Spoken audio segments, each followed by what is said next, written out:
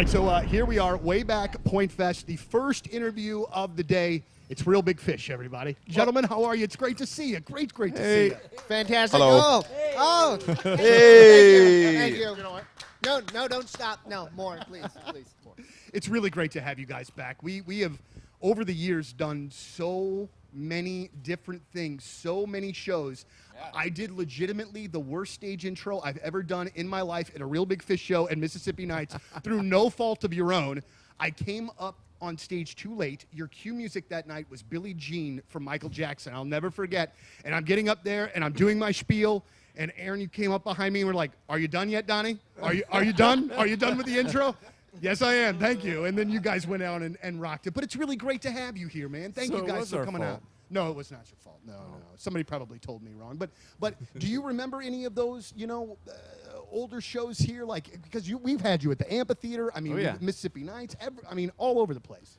I was just telling you guys a story about first time I tried like really hot sauce. I wasn't into it back in the old days. But the singer of Smash Mouth at one of these festivals gave me Dave's Insanity sauce or something, and I was like... And that was here? I was here. My first time trying hot sauce. I don't even remember. Excited? I don't even remember you guys being... I don't remember you guys being here with Smash Mouth. Even. Yeah, maybe it was somewhere in Florida. I think it was Blues Traveler. All right. Yeah, it could have been. Who knows? Maybe it was the Spin Doctors that gave me... You know what? I will still... No, it was Gay Guitar. Wow. We are going deep an into the obscure 90s reference bands. of the 90s. I only know the Whoever You Are song. I have nothing else going on with Giggy Ta, even remotely. Marcy Playground. Would that have been funnier? Sex and Candy, St. Joe and the School Bus. There you go. Yeah, I could do the single game all day. All day. So, one of the things... Who sang that song? If you see K. And if you see K. What song is it? You die. I don't know. It's a 90s song. Okay. 90s. You said you know about the 90s. Well, I think I know a lot about the 90s, but I don't know necessarily everything. Okay. He does. All right. I really thought that we were going good places when the interview started. Now I'm questioning whether the interview started. Never a good sign. I was going to tell a great story about hot sauce, but I blew it. Yep. Too late. I mean, it was a good story, unless it was from Florida, and then maybe it lost a little bit of its thunder. I had so much to work with. Smash Mouth, hot sauce. There is a lot. Cats. I was going to ask you about how this band always has like the greatest horn section of all time, but now it does it. Yeah. You're right. Wondering that too. but Chicago can suck it. Yeah. The band, not the city. The band. I bought my dad a Chicago box set for his birthday a few years ago. He was like, I already got all these. Shut up. It was like a 6-discer, man. It was the most old school Chicago that you could ever want. And nice. he cherishes it. It's all the transit authority That's stuff. That's really cool. Yeah, but I never. That has been a band like my dad taught me so much about music, but that was one of those bands that when he put it on, I'd be like, oh no, this is not for me. But I think I'm wrong. Rock and Roll Hall of Fame band and everything else. Well, so you're like more of the Peter Cetera era, the power ballad. Okay. I'm going to tell you something, that there's nothing wrong with a good power ballad from time to time. Peter Cetera. The Peter Cetera song in Karate Kid 2 is pretty friggin' great. It definitely is. I mean, it really is a pinnacle part of that movie as well. Can you sing a little bit of it for us? I am a man who will fight for your honor. I cannot believe I'm doing this. That's a a Newfound Glory song. Yeah. Pretty much the same band. Screen to Stage album. Right? Whatever it's called. The long and short of it, all I wanted to do in this interview was tell you that I think you guys are fantastic. Cool. We're really stoked to have you guys here. Thank you very much. And you're just one of those bands that still when we do Way Back Weekends, the requests for beer and She Has a Girlfriend Now and Sellout is one that we still play. See, I told you we should put She Has a Girlfriend Now on the set list. Oh. It's not too late. We didn't play yet. We'll do it. I'm just saying that there would be people in St. Louis. It was either like She Has a Girlfriend Now or Blues Jam. We chose Blues Jam because it's a festival. We played a country jam the other night. People love hearing new stuff from a band that only has 40 minutes to play. We are so far beyond. Lots of time to play new songs and jams. I was at a show the other day, and the lead singer made the statement, "Hey, this is one of our new songs," and like I have never seen the turnabout to the bar and bathroom as I did. Like so much so that I felt bad and stayed in that spot because I didn't want to join the rest of the people that were rushing. I'm going to out there. say that right before beer. You've just composed a new song at sound check. And people are going to start walking. It's and then all of a 14 sudden, minutes long. Goes they come like back. this. Guys, again, thank you so much. It's great to see you. Real big fish, way back Point Fest. You guys are the best. Thank you. Yeah, Sorry about you. his shirt.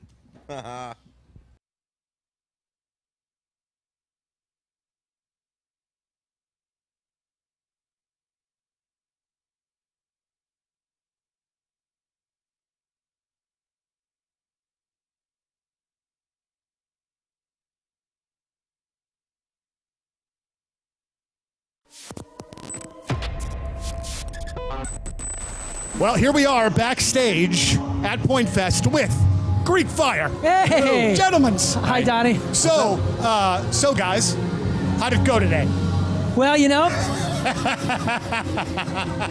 it went excellently. Yeah, man. You know why? Because so we had, just to fill anybody in, we had a bunch of technical difficulties, and it really wasn't anyone's fault, but a whole bunch of stuff was going wrong. But I tell you what, man, the St. Louis crews worked so hard. Everybody is friendly here. Thank goodness for Midwestern hospitality. You know what I'm saying? Yeah. Everybody did such a great job fixing it. We got it on. And honestly, it was a blessing in disguise because it gave a few more minutes for these seats to fill up. And boy, St. Louis was ready, man. Like it was such a good crowd. And opening the main stage can be very difficult. Yeah, man, that's tough. That's a gig can that be- some people don't necessarily want. Yeah, me neither. And but you know, I do my part. Yeah. And we were like excited for the challenge because opening the main stage, you know, a lot of people, even when they're like ready for a show, you got to pace yourself a little bit. Yeah. 5 o'clock's a little early to be, you know, going wild. Yeah. But dude, I thought they brought it, honestly. And it was a blessing in disguise that there was a little trouble. We started a little late, cut one song, that was it, and had an excellent time. I don't know about you guys. Yeah, it felt great to me once we got going. But as you guys, and correct me if I'm wrong, but being in bands and going through the, you know, the come up, as it were, you have to kind of learn how to deal with freaking crazy crap going yeah. on Yeah, probably you gotta roll fairly with the often, punches right? and keep your head on the swivel. So, Which yeah, would be a tough thing to goes do wrong. because I'd get pissy and want to walk out the door. Just for me personally, that's how it would go down. I think you handle it the best. Yeah, best thing to do that I've learned is just step back and focus on playing, keeping everything together in your own head, and then you can get to that point eventually where you get a little looser. But sometimes it can be pretty tough to this center ain't- yourself this when you're ain't on our first on a rodeo. weird stage with no sound and whatever happens. I don't know. Yeah, this ain't our first barbecue. This ain't our first rodeo, and we've had many of mishaps happen and that kind of stuff. And honestly, for a band like ours, for the most part, that kind of becomes some of the fun of it. It kind of takes out some of the monotony, especially if you're on tour. It gets a little Groundhog Day if the crowds are sort of similar. Obviously, hometown here, we want to do our absolute best and give it our all and go home with broken bones and you know what I mean? Yeah. But yeah, you got to learn to roll with the punches. If you don't, if a band doesn't roll with the punches, you know that they probably don't deserve to be where they are because they got there a little too fast. Sure, you know what I'm saying? absolutely so. Musically, what's going on with you guys? What's down the pipeline is what I would like to know. New 2SG's coming up. Say it again. We got some new 2SG coming. I have pushing heard the that 2SG. rumor. Hey, listen, it's all right to cross promote. Whatever we gotta do, man. Whatever we gotta do. We're going to be opening for the 2SG really soon. And, I mean, he's been busy with Cabo stuff. He's been busy with 2SG. We've been busy with Greek Fire stuff. We just did a new video for one of our favorite songs that we've ever self-produced and written. It's called Coming Alive. That video is live. So that'll be working itself into more sets. We have music that is done, that is either mixed or ready to get mixed. So we're kind of pacing ourselves and making sure we do it right, and we're not just putting music out to put out music. We want the support of stations and fans, and when it's like go time, we are ready for go time. Right. We are ready. We just waiting for the right time. Waiting for a few more pieces to be set. Hey, real quick, I want to ask this. This came to my mind as we were talking. Is there more pressure when you're playing at home? And I don't want to say less fun because I know it's fun. I don't mean it that way. But are you a little more like sort of locked in when it's at home, or is it more freewheeling, or how is that? That has changed over the years. for me, it used to be like way more fun back in the day, but also so much more stressful. Mostly because you got 150 family members that you don't talk to. They're like, yo, you're getting me front row, right? And I'm going to meet Donnie Fandango, right? And I'm going to hang out with everybody. Right. So you got to deal with that a little bit. But all kidding aside, there is more pressure, I think. I think so. I agree too. Yeah, because when you look out in the crowd and you see so many faces you know, you see your family, it's like it just kicks a different gear in. Yeah. You know what I mean? It's absolutely. the monotony thing. Yeah. You know, it takes a little bit of that out. It's a little more special. 100%. He's our chill. He's our temperature gauge. So is it cool for you? I like playing in front of the hometown crowd. It's a lot different than playing in front of other people because a lot of these people have seen us like 20 times, and you see those faces all the time, and you're just like, oh, hey, cool. Yeah. And you, like for me, I can just kind of look down and I'm like, oh, I feel a little more safe here. Gets a little comfort. Especially in shows like tonight when things kind of start to go wrong, you kind of get like a little comfort. Yeah, there's some great faces. It's like, oh, point them out. This is one of those days having this job where I get to be on the peripheral of all of the bad stuff happening, but don't have to actually touch it. So I just get to like feel sorry for everybody else as they're going through it. You know what I mean? Knowing I can't help, but just trying to stay out of the way. Yeah, that's par for the course for any festival, really. But Point Fest always brings such a different tone to the mix because the crowd is so consistent. Other radio stations in other markets and other cities, they'll do their Point Fest, right? But it's kind of a different crowd each time because it's whatever band is coming. But we have die-hard Point fans because the station is so rock solid. And I know that I preach about that and I say that and it sounds like I'm a homer and I'm just saying it because they're paying me, which is true. But at the same time, no. Truly, we have such diehards here because we have such a unique station in this city. And I hope people don't take that for granted and understand that Chicago doesn't have that. Denver doesn't have that anymore. Salt Lake City, even New York and LA don't have that anymore. Man. So when we play a show like Point Fest, yeah, it's comfortable because we're seeing familiar faces and all that, but these people have supported us for years, 11 years for this band now, or 12 years. So these people, they know the words better than I do, so I better deliver. There is much more pressure, and I push harder, and I throw my voice out, and I pull my quads more for St. Louis than I do for other cities, for sure. So, do you don't forget words, do you? Yes, every show. You do? Every show. Are you do. kidding? That's a common Like thing. damn lyrics. When are you going to get the Michael? Do you remember words? By the way, every one of these bands does that. Most of them have. I didn't mean to single you out that Oh, way. no. Is that you didn't? No. I just remember the first time I saw REM and had Michael Stipe came out with a book like this. Yeah. And I couldn't believe that dude didn't know the words to REM songs that I knew. Yeah. So it was just just kind of a weird thing, you know? Yeah, no, it's for sure. And like the nice thing is technology has really helped out singers because there's what do you call those things? Teleprompters? Yeah, Like your favorite. They're called bands, iPads now. Yeah, Your favorite bands are using iPads or teleprompters that are kind of hidden in strategic places. Like everybody from. Well, maybe I shouldn't out those bands. Yeah. Everybody, except for us, we don't have that kind of money yet. Not yet, anyway. Not yet. No. By the way, can I borrow some money? No. Oh, okay. No, man. I love you to pieces, but we do the same job. That's true. Neither one of us make any money. Stop. Listen, guys, thank you so much for taking the time. I know it's been a hectic day, but thank you for making time for us. We genuinely appreciate it. And you guys sounded great, as you always do. Thanks, brother. You do, too. Thanks. You look better than usual. I'm just sweaty. Dude, I'm a mess. You look so sharp, dude. New Jersey. It's New Jersey Day for Donnie. I'm a disaster. It's Greek Fire. We're backstage at Point Fest. Thank you, boys. Thank you.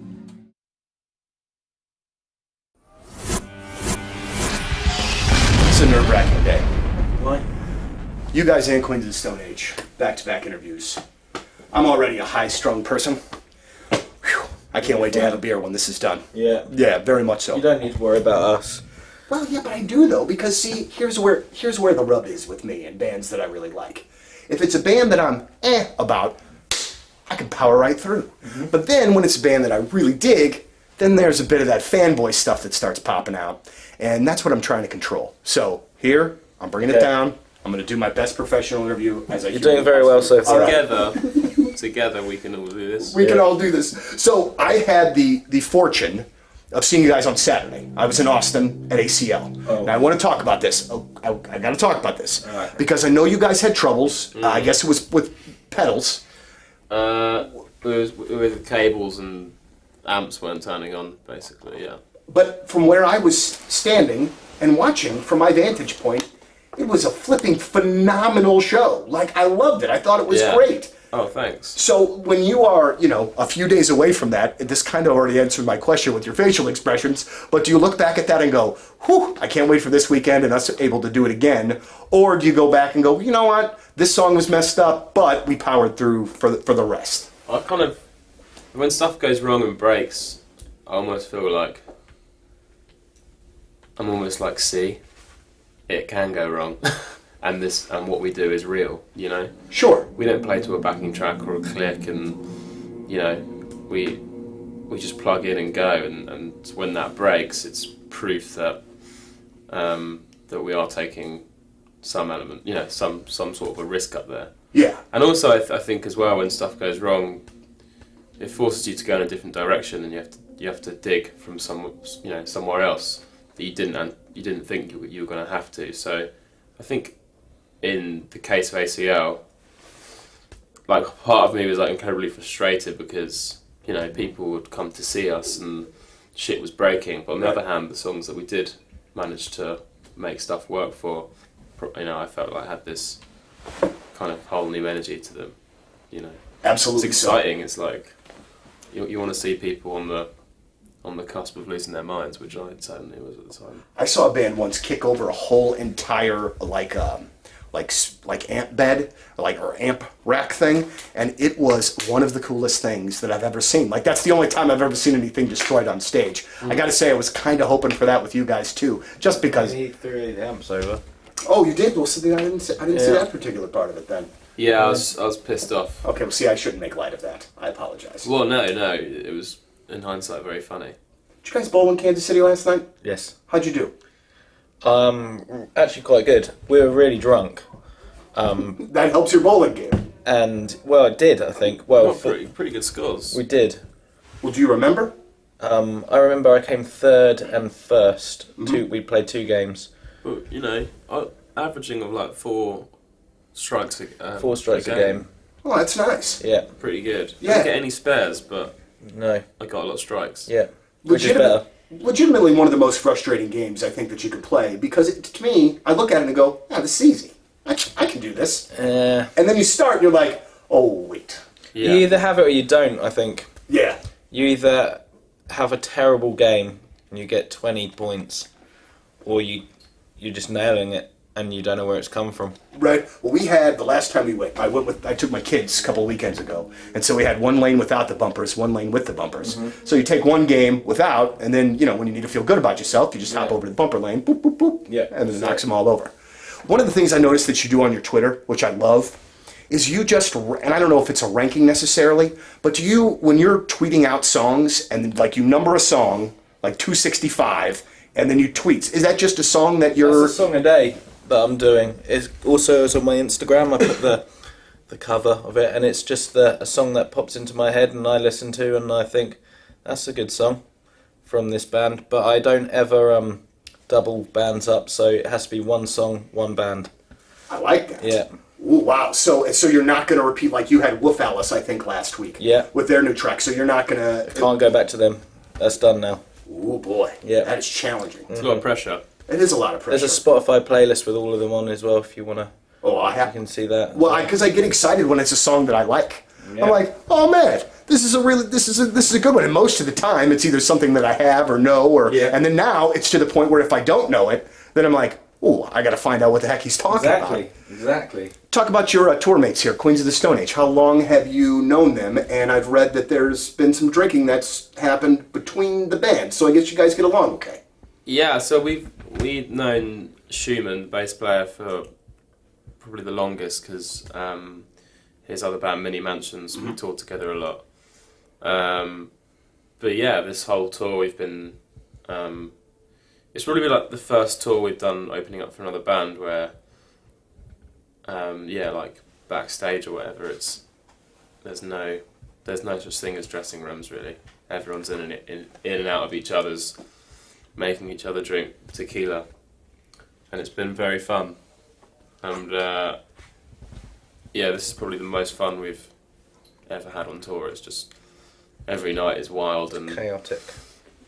It's inspiring for us to get to watch one of our favourite bands play, and get to drink with them, and the crowds for us as well have been amazing.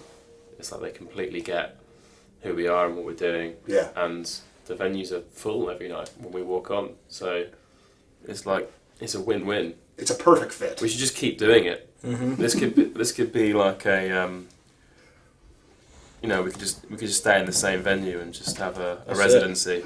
Very good. Very good. I mean, maybe so. It could be a musical at one point. Tourist attraction. Yeah. A musical even. Yeah. That's nice. I like musicals. Some folks don't, but I do. One last serious question, and then I'll let you guys go. So last record you guys toured, 2.5 years. It was nuts. Like every time that I saw another leg get announced or another tour that you were added to, I was like, I love these guys, but these poor guys, my God, I can't imagine how bad you want to sleep in your bed. When you finally got home, what did you do? Sleep right. For a bit, yeah. I mean, I think that was our first experience of like having a post-tour come down, really, because those 2.5 years were life-changing for us, and yeah, it's not until you stop that you kind of have time to take it all in, I guess. So it's pretty intense to turn that tap off and go back to normality.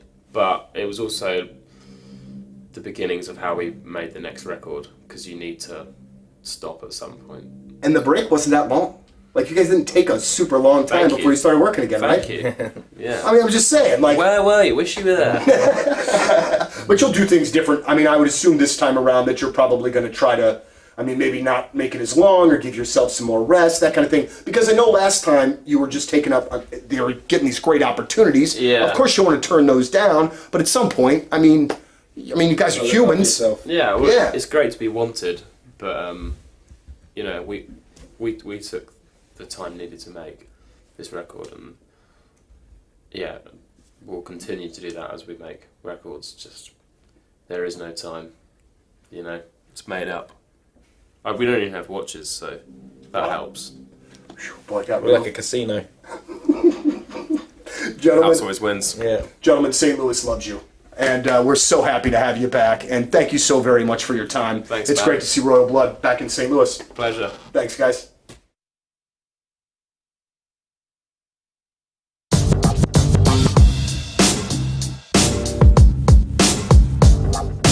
All right, so the lead-off interview for Point Fest 2019. My guy Claudio from Coheed and Cambria. How you doing, man? Thank you so much for being here today. Thank you for having us. I believe the last time that you were here, and I so wish that I could have talked to you while that it was happening. Coheed was playing a show at the pageant, and oh my gosh, the hubbub about your hair was on that day, man. Like it was so fascinating to watch some of your fans completely lose their minds about that. And I'm curious from your perspective because, I know that the music is so important and everything that goes involved in this is such a big deal. And the hair thing to me seems like it would be something that you would be a little uncomfortable with as far as like the direct attention of it all. How do you take it? Do you just think it's kind of a goof and move on with it? Yeah, absolutely. I mean, I was just having a good time. Doing this for a living, you don't want to take yourself too seriously. And I know that that's something that a lot of people think with Coheed and its whole like concept and it's just so. Hey, good morning, everybody. Hello. Oh, that's very loud. I'm sorry. My apologies to the people of St. Louis. Oh, you all tired this morning? Oh, daylight saving. Still asleep. No. I set my clock forward 2 weeks ago. My little kid. Like you know what? What? Yesterday, so what? The clock went forward Sunday morning at what? 2 o'clock or whatever. Okay, so 2 became whatever. 4? No, it became 3. Oh, I'm sorry. 2 became 3. Oh, man, I jumped 2 hours. Damn it. You did good. Yeah, you got to reset those. Yeah, got to figure that out. You know what you do? You just don't set an alarm for Sunday and just get up whenever. Yeah. And it's fine. Everything was fine. And everything was fine. And you got to go downstairs. You got to change the clock on the microwave. And the stove's got a clock, so I had to change that too. And everything was fine. Very good. Everything was good. You feeling good this morning? Yeah. I feel the same as I do every Monday. I feel a little bit more groggy. Get out of here. I do. I went to bed last night at my normal time, which technically should have felt like 7:30 instead of 8:30. Mm-hmm. And I went right to sleep, and I woke up and Got the same amount of sleep. I got the same amount of sleep, Mm-hmm. and I'm fine. But for some reason, it's like the placebo effect. And you're good. Yeah, today is a day. There's supposedly more accidents, more heart attacks. Oh God! Yikes. Our circadian rhythm's going to be all messed up. It's going to take us a couple days to get adjusted. Sure. You be We're careful. all adults I here. know. Come on. It's not that tough on us. Good. We're good. I agree. Did you have a nice weekend?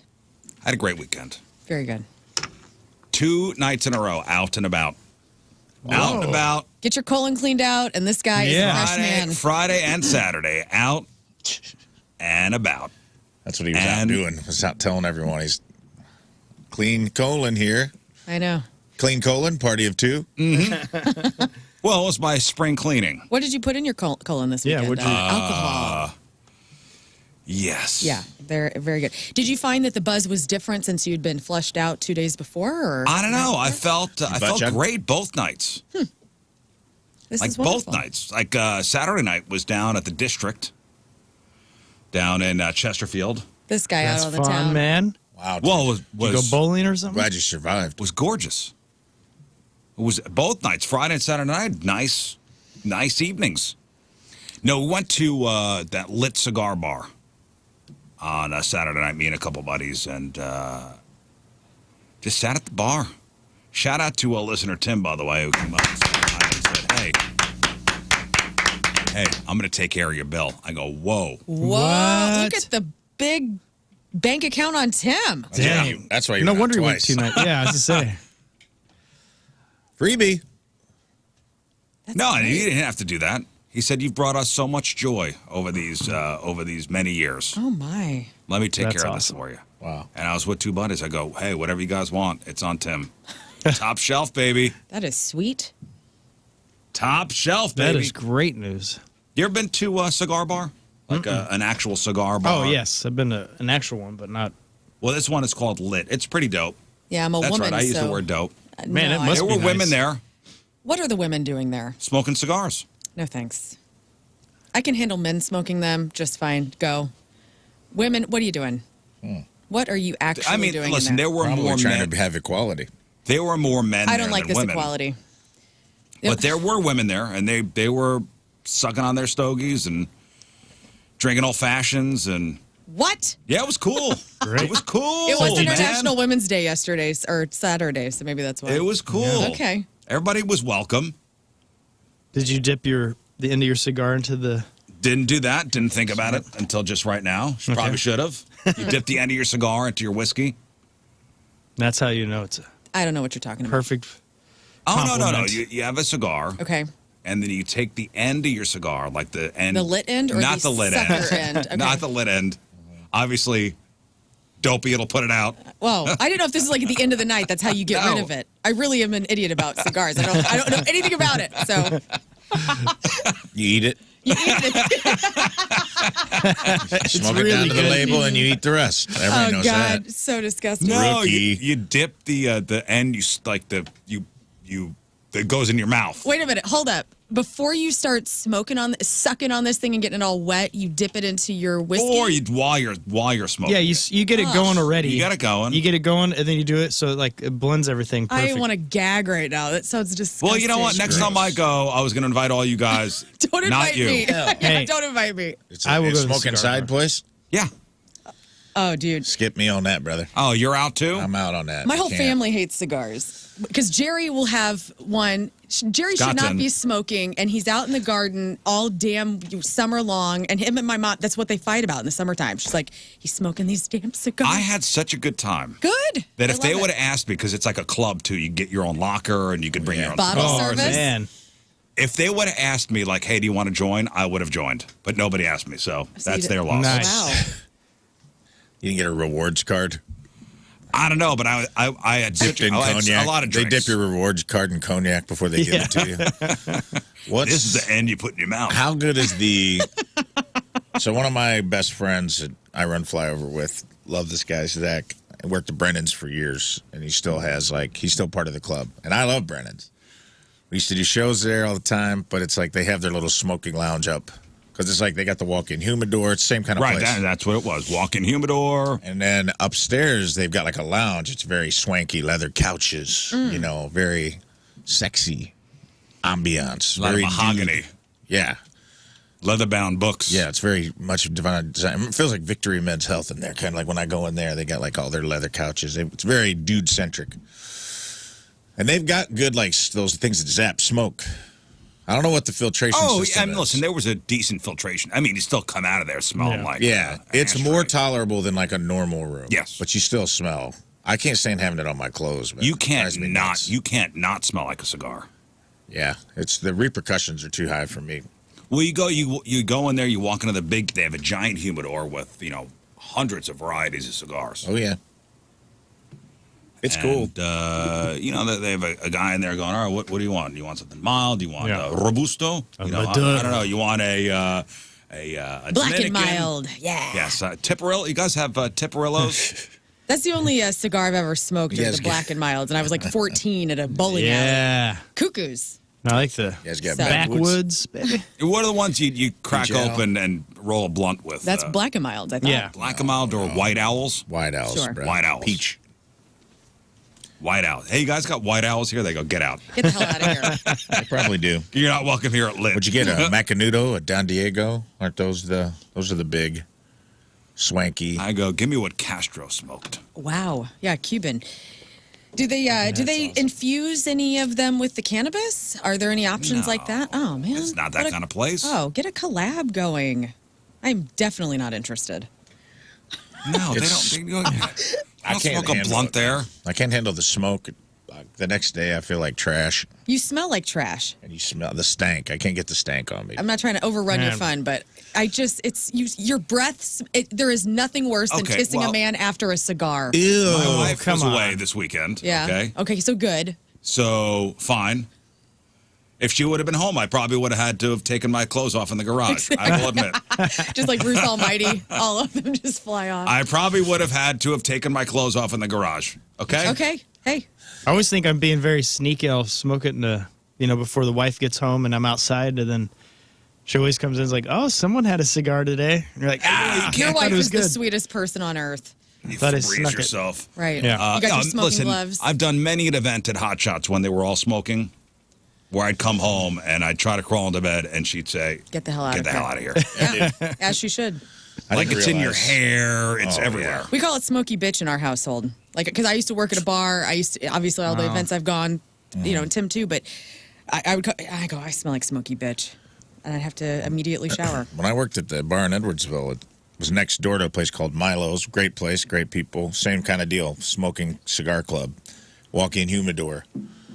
And they would let the guys, this was right across from the courthouse, so it was all these like judges and big-time businessmen, lawyers and whatnot, just puffing that they had to finally be like, please don't smoke cigars during the lunch hour from like 11 to 1, because they'd all come over for lunch and stink up the whole restaurant. And then you didn't realize how much you stink because you get used to it. Yeah. And then we cleaned the restaurant after the no smoking in Illinois went through, and there was like a white pole in the middle of our restaurant. I was scrubbing it with bleach, and as high as I could reach, it started to look like a cig because it was like white, and then the top was just like yellow. I mean, as yellow as Scott's shirt. It was disgusting. I'm like, man, I'm just walking around in this for 10 years. And then you just don't realize how much. My roommate smoked, and I moved out, and I went back and got some clothes. And the man threw them in my car, and I was like, damn, I was walking around just smelling like that. Because you get nose blind to it. Yeah. Oh, yeah. Yeah, when you're in there, you don't really... You probably smoked when you were, like, college, right? Or like when you were first out in your own apartment. Yeah, you get used to it. You just stankin' like a box of Camels. No, but even when we left, I was like, ooh, man. It's strong, huh? Ooh, let's get a hot dog at Steve's. Oh, yeah. All of the phallic-shaped things in my mouth, please. Let's get a hot dog out of town. Give me a hot dog. I suck on everything. Man. Well, I got home. My buddy Dan drove me home. And stopped by Quick Trip, got a Tornado. No. What are they called? What are those called? What are those called on the rollers? I thought they're called Like a tornadoes. roller dog? Yeah, I know what you're talking about. And my son's like, Chiquito. yeah. My son's like, where the hell were you? Dad, you smell different. You look He different. goes, you're drunk? You're in your underwear smell in good. the garage. You're drunk? I love it for you. And you smell I like do. an ashtray. Like, you want chicken cutlets tomorrow? He's like, hell yeah. If you do, you better shut up. Yeah, you look like you coming out of the colonoscopy video. Yeah, Why are you this is eating a my corn room. dog in the garage? I'm trying to finish where I started. Don't tell your mother. Don't tell your mother what I've done. Don't tell your mother. Everything cylindrical is going in my mouth Yeah. tonight. No, but it was fun, and honestly, they're not a sponsor or anything like that, but it was a fun experience, and going there with a couple fellas, That's perfect. having some old fashioned, sitting up there at the bar. That was Friday or Saturday? Saturday. You went on Friday night too? I did. I'm so proud. Big Look at baller. you go. Man, this is I awesome. did. No cigar night? No cigars. Friday night. Listen, my wife was away. Clean colon. Scott Daniel did play. Let's Nice. hit the town, guys. Hell yeah. Show everybody that colon. Let's hit the town. Well, you know what? Yesterday, I'm out walking the dogs and get a call from Mercy on Sunday. Yeah. I'm like, Not oh good. God, I'm seeing Mercy Hospitals calling. You know, I had 2 little polyps that I had to remove, and was going for pathology, and I'm like, oh man, it's never good news when they call on a Sunday. What they say to you? See you in 10 years. You're clean. Dang. Those pipes are buddy. clean. 10 years. 10 How years. good is that? Man, you got a 10-year reprieve. Yeah. Good on you, brother. Yeah, the doctor goes, You're awesome. I'm overdue. First he goes, hey, it's Dr. Clanahan. I guess you're not working. I go, it's Sunday. It's Sunday. No, I'm not working. He's like, I am, no. And he goes, hey, good news. Good news. You're all good. See you in 10 years. I go, all right. And to think about that is wild. Mm-hmm. So the next time I go see this guy is when I'm almost 57 years old. Right. That's great. That's really good. Right? Your children will be possibly graduated from college. And you'll be downsized and living possibly in Florida. You don't know. You might, Oh you my might be in God. Boca Raton next I'll time. be. you get I should your ask the butt doctor. scoped. You know any Boca colonoscopy guys? Yeah. Yeah. What is I that, got a an good one down endo? there. I don't know. What is their official title? You know any up the poop shoot scope guys down there I know in many. Boca? Because that's where I'll be, Yeah. doctor. That's great. No, that was good. That was good. But honestly, when you get a call from your doctor on a Sunday, you go, ooh, man. You know what I don't like? Like I'll go to my lady doctor and they'll do like PAP and sometimes you get a call back if it's like abnormal and or whatever. They say, hey, if you don't hear from us, everything's good.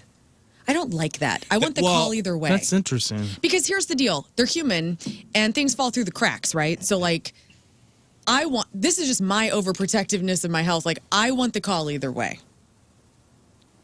You don't Well, not feel the everybody's same? a psycho. Well, true that, but I feel like what if somebody it's their thing to call me and and they get busy or it falls and they don't do it and I have like cervical cancer. Well, if you go, hey, why don't you call me either way? And they're like, okay. Yeah, no, I do. Yeah, jeez. Yes, I'm high maintenance, but you know what? I pay a lot to be here. Hello. I agree.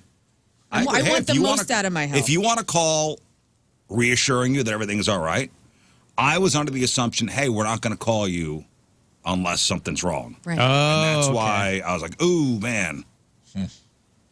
Sure, and Tricked it's a you. Sunday. Yep.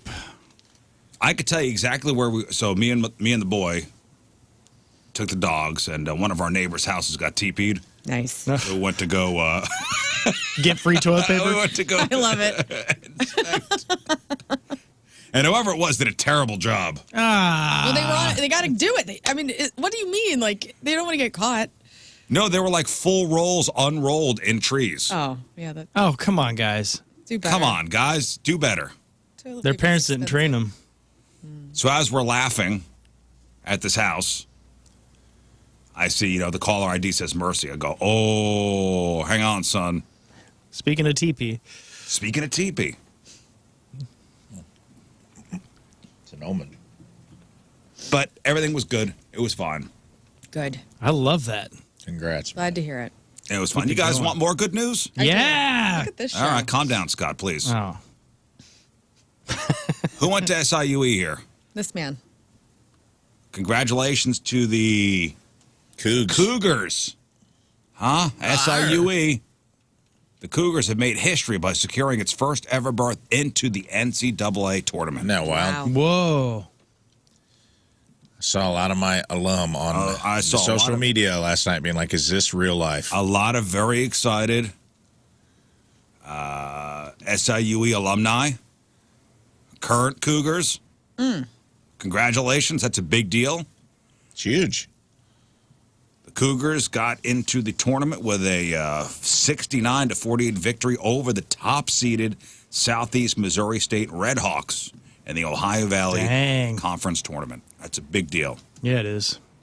So SIUE has been a Division I program for 17 years, and this is the first time into the big dance. Yep. Party at Cougar Village. Whoa. That's a huge deal. So congratulations to all you SIUE alumni, current students, players. We're all counting on you. Mm-hmm. Congrats, man. That's huge. Whoa, I didn't know that. Yeah, that's a big deal. While you were a student there, did you go to any of the games? Were you involved in any of the sporting activities? I wasn't super involved in sports there. My sports career had long since been over by then. But I went to games and stuff. I went to a couple of games. I think I want to say they just went D1 when I moved there. They'd been D1 for like a year. So they were Right, so starting to 17 play. years. They've been D1 17 years. So Yeah, so let's I do the got math out there. of grad school in 2014. So that's 11 years ago. Yeah. So I would have started undergrad there probably, God, when did I move here? Moved here in 03. So yeah, the math is mathin'. Would have been right around then. Right around that time. So yeah, I think they were making Put while that I was going to SIUE school there, degree they to made work the with flip. that math. Huh? Put that SIUE degree to work with that math. Come on. Yeah. Math that out. Beep, boop, boop, boop. I want to say 06 is when they. Does that sound right? It's 20 years ago. Sure, yeah. Mm-hmm. 06, 08, 09. 19. That's right in my heyday. Yeah. Of SIUE. So I know Selection Sunday is coming up this Sunday, where they actually put the brackets together, and so we'll see, where they fall and what time they're playing and stuff like that. But congratulations to SIUE. That's awesome, That's a man. big Wonderful. deal. you know who's a SIUE basketball alumni? Who? The Big Show, the wrestler. Really? I believe that was always the big talk of the town when I went there. Was The Big Show was an SIUE basketball player? Dude's huge. Yes, his name is Paul. Let's see what the Big Show's real name is. He was a bouncer at a place called Rusty's in Edwardsville for a long time. He's from this area? Holy Or smokes. at least know went if to he's school? from Or at this least area, went to but- school? Let's see if this is an urban legend or true. Right, Big played Show. college basketball at Wichita State University before transferring to other schools. Oh, other schools. I believe we are going to fall in the other school schools. category. Hey, that's pretty neat. All right. No wonder the rumor was made up. Other schools, unverifiable. I did see this story. Speaking of school sports, you see the story at the. This is at the Virginia High School League Class 3 State Indoor Championships. A Virginia high school track and field star's attempt to get into first place during a race led an opponent to hit her with a baton during the race. Oh, my dang. gosh. Tanya Harding style? Like, no, this was so it was a relay race. Damn. Like on purpose? Oh, yeah. Wow. Oh, my gosh. Oh, yeah. According to Brookville High School junior Kaylin Tucker, she is still waiting on the opponent from IC Norcom High School to apologize. So this was in the 4x200 meter relay final last Tuesday, and there's video footage. So Kaylin's in one lane, this other chick from this other high school is in the next lane, and this other chick with the baton just clocks her, boom, right in the head. Found it. Paul Wright, 92-93 men's basketball, SIUE. Look at that. The Big Damn. Show with the crew cut. Looks like it was taken Wow. in the 50s. I never knew that. There you go. Now you know. It is a true thing. I guess it does help you run faster whenever there's people with weapons behind you. That is true. Yeah, you run away from them. Yeah. No, this chick smashed this other chick in the head. Damn. During the race. Again, it's all on video. Judges immediately disqualified that whole team for quote contact interference. Gave the chick a concussion. I would say. Concussion symptoms. She's still dealing with headaches. Possible skull fracture. That's terrible. Yikes. So she got her good. Whoa. I'm with Scott, though. I mean, I would run faster. Yeah, knowing but there's also, weapons. you're already running, so maybe you aren't really seeing what's behind you. I'll be You're honest ready with for you, it. it'll make these track meets a little more exciting. It would, because they're already, those things would be fun. They just whack each other with those. That's a great idea. It'll make these things a little more exciting to go to. Yeah. I might watch the Olympics now.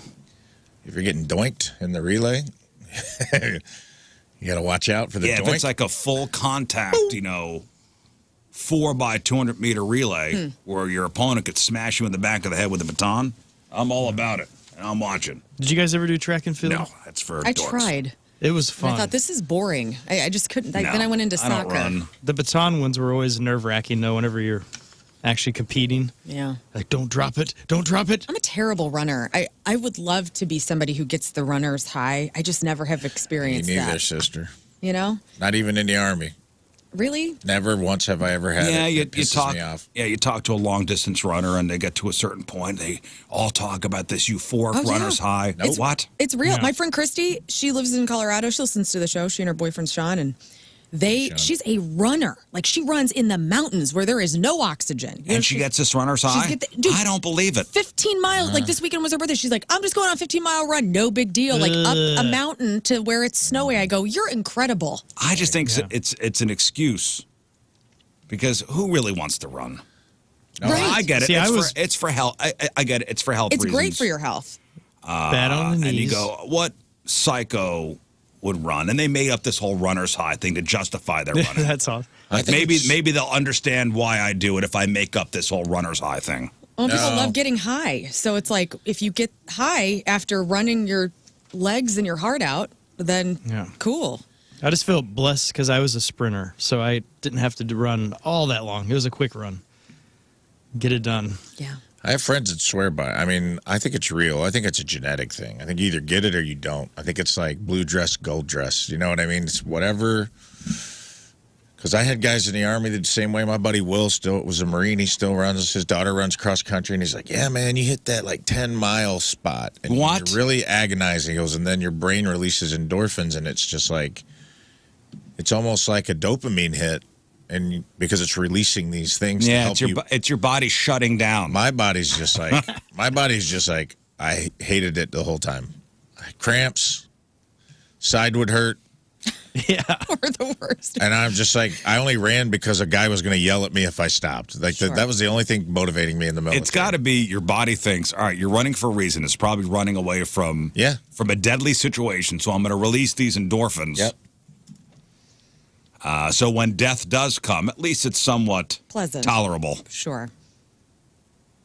That's what it is. I was, when I used to play baseball, I'm a skinny kid, probably looked fast, was not. You didn't play sports? No, I did. I played baseball, but I baseball. was very, very, very slow. What position were you in I was baseball? at second baseman. Very cool.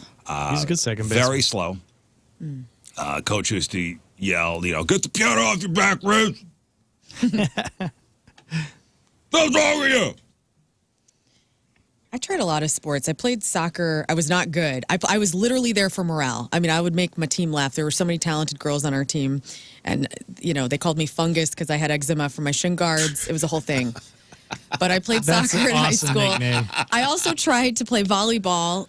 And I was actually very good at volleyball. I could jump really high and smack the crap out of something. So that was good. Did softball, was center field for a while. That's good. I love playing sports. I know I don't like talking about it. them. Put a fast person in At center. Oh, really? Oh, well, I think they just felt Yeah, bad listen, for me. I liked playing sports as a kid. I was not, I wasn't the worst, nor was I the best. I was, maybe somewhat towards the middle bottom. Yeah. Like a middle bottom. You were mid. I was mid, but the low to mid. Okay. Like low mid. Low mid. Me too. We played sports all the time in the neighborhood, you know, throw the football around, you know, play stickball, go down to the park and, you know, do whatever. You know, played some organized sports as well. Tried soccer, didn't like it, a lot of running. See, that's the thing. I liked running, chasing something, or like checking somebody. That was fun. That was fun run. But then I look at my children who are very athletic. Like my son is very athletic. My daughter's an incredible athlete as well. And my wife was a great athlete. So thank God they didn't really get any of my... Genes? Mid-level. Yeah, my genes. low to mid athletic genes. They got the good stuff. What did Meals play? She played hockey. Oh, that's awesome. And she was a figure skater. Oh my God, really? So that's where your son maybe gets his interest in that? I was talking to one of my buddies who lives out of town who listens to the show. He's like, is Riz really into hockey? Like his family sounds really into hockey, and I didn't realize Amelia Russian was. blood, dude. Yeah, I guess that's My true. son's half Russian. That's true. Yeah, Russian blood pumping through his veins. That's right. You better be a decent hockey player. But, I've been hanging out with my son, we hang out a lot, and you've seen me around my kid. My son and I have a good relationship. We do a lot of stuff together, and he's, he comes home from the gym yesterday, and he's sitting at the kitchen table, and he's cracking his knuckles. Mm-hmm. And I'm like, hey, you're going to get arthritis. I do that. I do right now. You're going to get arthritis from cracking your knuckles. And he goes, that's BS. Mm-hmm. He goes, that's old wives' tale. Mm. And it is, because we looked it up. No. Good. So it's cool to crack your knuckles? Yeah, the old cracking your knuckles too often. And that's something that is something that terrified me as a kid, because you're told as a kid, you crack your knuckles too much, and it's going to lead to arthritis. Mm-hmm. And it's just, I think that with these they're air bubbles or something that are in your joints, and it's nothing. It's harmless.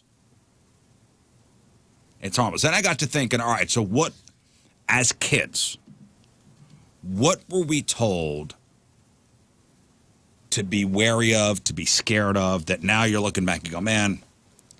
The John Mulaney bit about quicksand. Quicksand, yes. Yeah. We thought it was going to be a real big problem. Like I remember, Never Ending Story when the horse goes into the quicksand, and I thought to myself, I am never going to anywhere near where the sand is there. Yeah.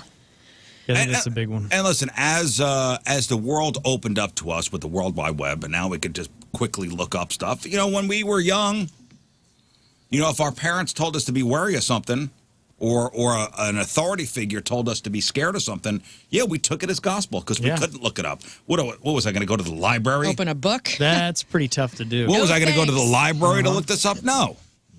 Did Go ahead, Scott. I was going to say, did taking candy from strangers, is that on the list? Well, that is probably still dangerous, Scott. Oh. But quicksand was a big thing that, we saw it in movies, we saw it in cartoons. Mm-hmm. We thought quicksand was all over the place. Yeah. Right. That we took a wrong turn, and boom, we're sunk in quicksand. Also very concerned about the tar pools in La Brea tar pits? Yeah, the tar pits. I really didn't worry about that, though. I worried about the Bermuda Triangle. Me too. That was a big boy one, yeah. Where is it? Where did the planes go, Lebowski? Like, what? No thanks.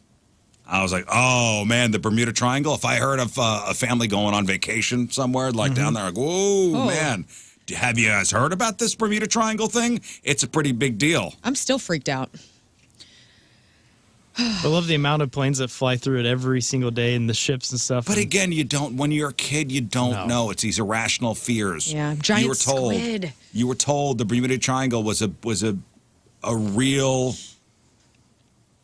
thing to be scared of. And then nobody said a damn thing to me in grade school about the Mariana Trench, which is the deepest point of the world's oceans. Yes. Yeah, in the Pacific. That freaks me out as a 40-year-old almost. Like, I can't deal with that. Just hold your breath. You can make it down there. What's in there? We don't know. Not all the way down. Okay, I thought of this other one here. Remember we were constantly told to stop, drop, and roll? Mm-hmm. When you're on fire. Even when you're not on fire. How often did that happen? Well, where you needed to have that point kind of just hammered in. Well, you look at Instagram, and whenever it happens to people there, they seem like dum-dums, and they just take off running instead of rolling. You're like, just drop and roll, you dork. You won't thought be a on lot more Instagram people anymore. were going to choke. With the amount of the stop, drop, and roll propaganda. Yeah. I was thinking, man, how many kids are getting lit on fire? Sure. Like same there thing. must be a lot of kids being lit on fire. Yeah. And are they around open flames? And are their clothes like very combustible? Mm-hmm. Well, speaking of that, what is it called whenever a human just combusts into flames? Spontaneous combustion. Yeah, that was another thing. Perimenopause is what it's called. Was a rumor that was going to happen to you at some point. Well, good. Sitting too close to the TV. Ah, yes. Remember the static on the TVs back in the 80s and 70s? Hold on. I want to say that the choking goes in with choking, this. yes. The Heimlich maneuver posters were everywhere. I never got to save anybody. I never saw anyone choke. I choked one time alone at home as an adult, but never as a kid. How did you not die? I did the thing on the chair. You threw yourself on the chair? Did you really? Yeah, man. Would you choke on? Oh, God. It's like a salami sandwich. Like with white bread. It was that sticky white bread, dude. I took a bite and was like, this is the best ever. And then it sucked down my throat. Started laughing about something, watching a show, watching a program. Sucked a big hunk of that, and it's just salami and white bread. And that ain't going nowhere, dude. Oh, and it turned into like just concrete in your throat. Oh, no. It was just me going, okay, cool. Calm down. Were you a kid? Or no, I was an adult. I was a full-on in my 20s. And you were thinking probably, is this how I go? Choking on a It's the salami funniest sandwich? way for a comedian to die. Is choking on like Choking on a salami sandwich. Oh, my God. I never lived that down. Sucking on a chili dog. So you did the Heimlich? Oh, yeah. On the chair? The chair lick. Yeah, dude, I was just like, it's like, you ever seen that Tim Robinson sketch where he's like, I'm fine. He doesn't want to admit he's choking at dinner because he's with a cool guy. He's like, you okay, man? He's like, what, me? Oh, no, I'm fine. I'm totally fine. He's like drinking water and it's falling out of his mouth and he's turning blue. And they're like, that's what I felt like. I was like, okay, you're fine. Man, I was trying to do so that. glad you didn't Have you die. ever had like this happens with a piece of ice sometimes. You ever sucked ice down your throat and gotten it stuck where you feel like if I just do a hard swallow? Oh, it'll melt fast. Yep. But this was like not ice. It felt like I that. feel like where I I've was had a couple close calls. I had a couple where I've gotten it like right here. I feel like it's right here in between my collarbones. I'm just like, I get it down, but And it's it a hurts. hard swallow and you can feel it. I have to do the deer stomp, like the doe deer stomp, whenever I take pills because for some reason, like if I throw a pill back, I have to slam my foot on the ground and I feel like it's taking the pill down because otherwise I'm going to choke on him. Because I'm really bad at that. I used to have to trick my throat all the time. So it was definitely lodged in there, and so you did the up against the chair. Oh, yeah, dude. Which With a chair. way did you go on that? I took the. Did it go I down? pushed the chair against the table and just like was just like throwing myself against it. And then What a panic. Okay. Yeah, the closest I got was. Did it come back out or down? Out. Came out. Man. Came dislodged and it worked. I will give the Heimlichs that. It did work. Did you finish chewing it? And I couldn't tell if it worked, like if it, who knows, man. I couldn't tell if it was like the blunt force of it or the fact that I was like bent over. I was getting after it though because I was like, this is it, dude. Well, you know There's the no one story home. of Dr. Heimlich, who developed the Heimlich maneuver, got to actually perform it on somebody when he was in his 80s or 90s. Yeah. Like before Dr. Heimlich died. Finally. He was at a restaurant and somebody started choking, and Dr. Heimlich was there. Can you imagine? That is the Like right the guy to guy. have. Yeah. The guy, the maneuver's named after. Which is better than the childhood method that my mom employed, which is to raise your hand above your head. Did anyone else's mom do that? No. And then hit on your back. If my brothers would, she'd raise one hand. Yeah, that's if you're like choking and like water goes down the wrong pipe. Yeah, she did it for everything. I don't know if that worked. That was the thing we learned before Heimlich was like raise your little brother's Raise hand your above hands. his head and shake. I had never heard that one. Yeah, I was having chicken before I got married to my wife Allison. I was at their house, and her mom made some chicken that was the driest bird I've ever had, and started choking, and it would not go down. And then her sister, like I couldn't even get words out, and then one of them noticed that I was choking. She comes and runs over, and she like confidently puts her arms around me, and then she's like, "Wait, how do you do it?" Oh no! And it made me start laughing because this is amazing. At what time you need it, and no one knows how. Nobody knows. And it loosened it all up, and somehow it fell out. And you're like, "All right, We have to learn. Yeah, that worked." We were out at breakfast once. It was at Three Kings when that was open in Baldwin or De Pere. Remember Three Kings in De Pere? Yeah. Remember on Michael's.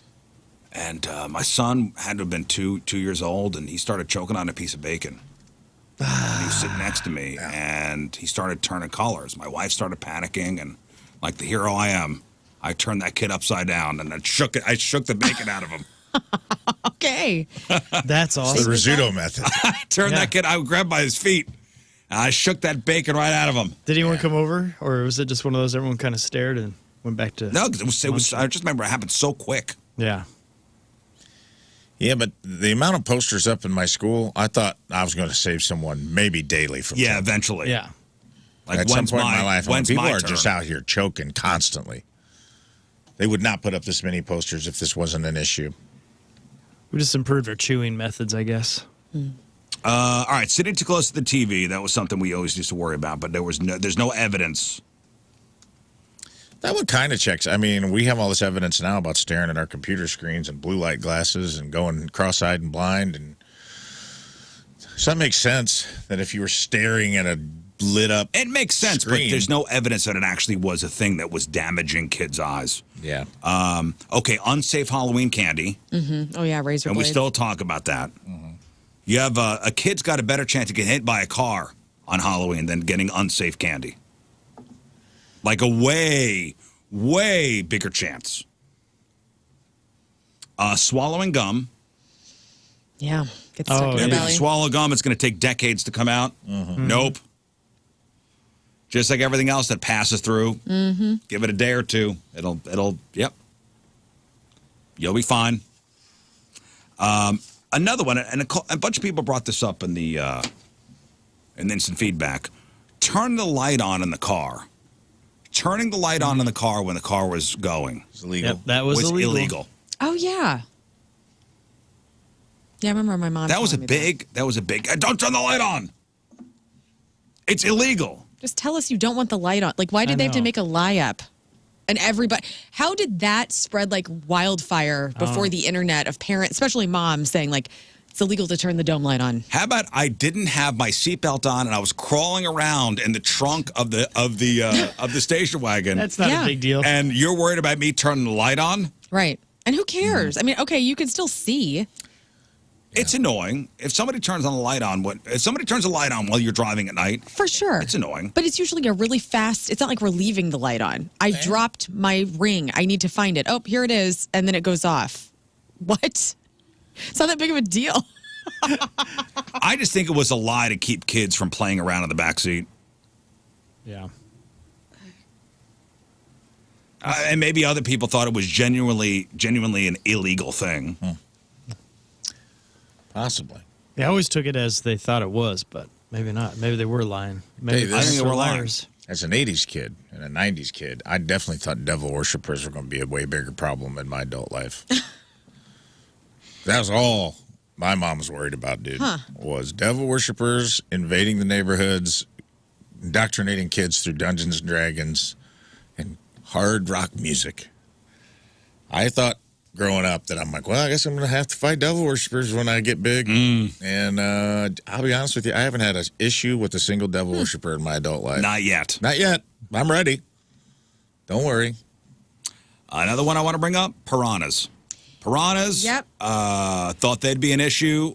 Never have I encountered one in a lake, anywhere. They don't live in I guess lakes. they're only... in the Nile, I guess right? they're only in South America. They'll find them every once in a while in our waters, and they try to destroy it as quickly as possible. Because people will release them for some reason. Like in the Mississippi? Like any fresh water, yeah. Just like, here we go. Let's put it in there. See what happens. Let's bring it to the. Is that true? Like, yeah. honestly? Yeah, I've seen that. In I conservation things. thought piranhas would be more of an issue. I know it is. They have not taken over the world like they planned on. Bad management. Swimming 30 minutes within 30 minutes after eating. Again, another lie. That's a lie. That's a lie. It's a lie. I've been robbed of a lot of pool time. I know. I know. Yeah, because you know what? It's just Ripped. parents don't want to watch you. That's what it is. It's an excuse for them not. It's an excuse for them to take a break. They want to which digest. I get. Yeah. Where did that start? Was that a way to get adult time in the pool? It's a way to either get adult time in the pool or please, I'm done watching you do cannonballs. Give me 30 minutes. Just give me 30 minutes. Let me just enjoy this Bartles and James without watching you. Okay? Yeah. Give me 30 minutes.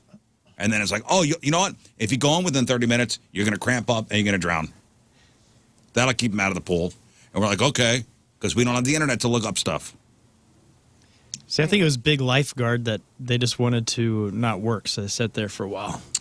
Showering during a thunderstorm. Yes, you. Now, this one's got, I actually legit. did look this one up. Yeah, but you know what the odds are? Yeah, I know, but still. It is possible to be struck by lightning, both walking around outside or standing in the shower. The odds are pretty much close to nothing. The odds are close to zero. Showering during a thunderstorm. Do you do it, though? Or do you just quickly get in? You're like, okay, I just got to do it real quick. Real quick. Swallowing fruit seeds. Mm-hmm. You want a watermelon growing in your stomach? You better not swallow those seeds. I remember I used to accidentally, it would happen, and I'm like, And then you panicked. yeah. Obviously it's impossible, but that was a panic that we were told, hey, if you swallow a seed. Yeah. Whether it be a watermelon seed, whether it be an orange seed,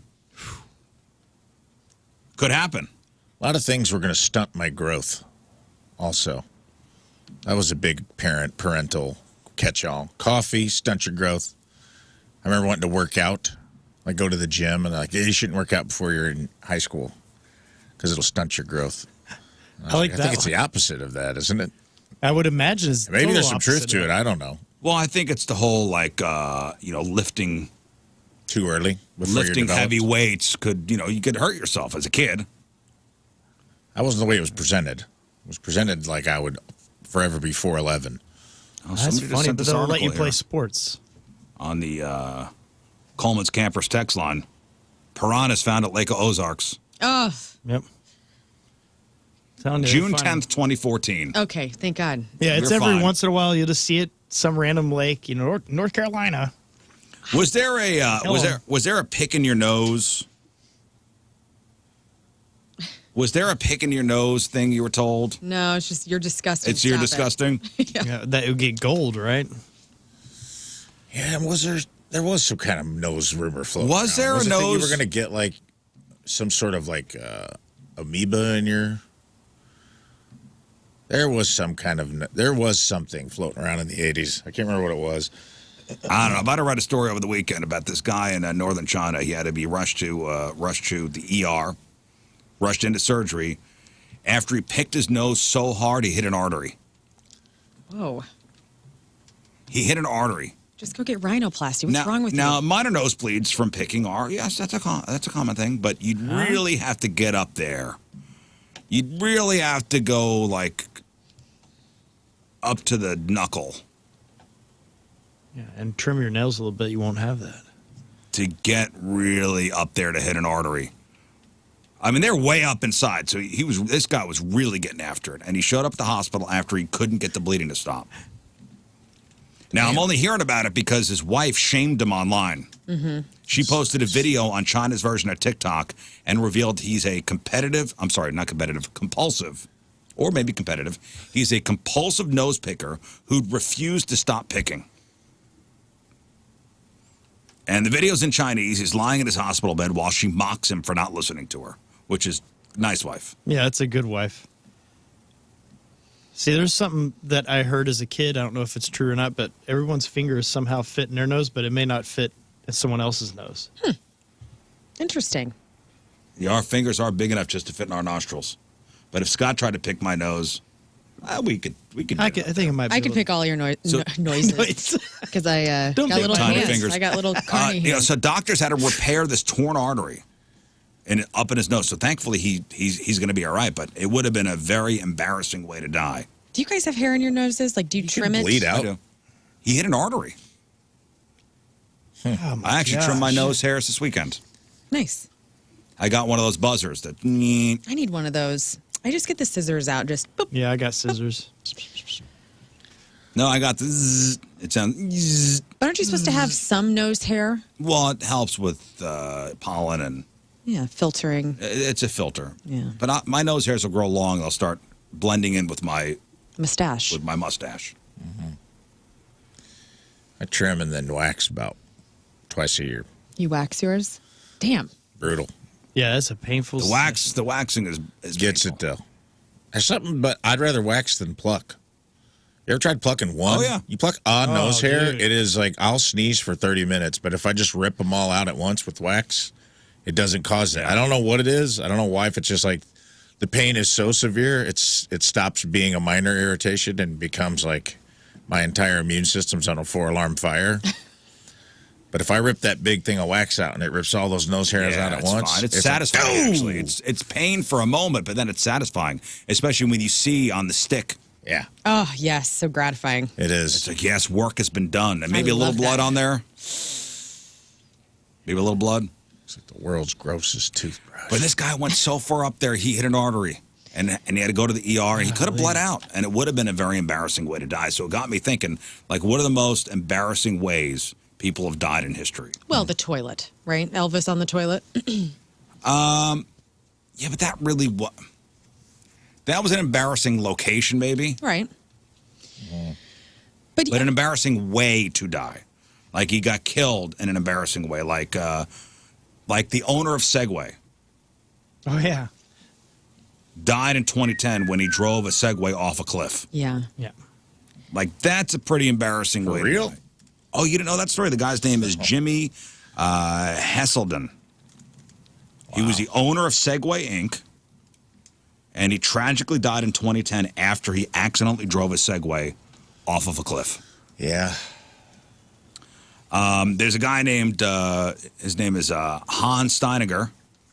He was a 16th century Austrian man. He broke his neck after tripping over his own beard, which was 4.5 foot long. Oh man. Back in 1975, a guy named Alex Mitchell laughed nonstop for 25 minutes while watching a comedy show in Great Britain, and he died of heart failure because he was laughing so much. Damn. That's a cool resume for that comic, though.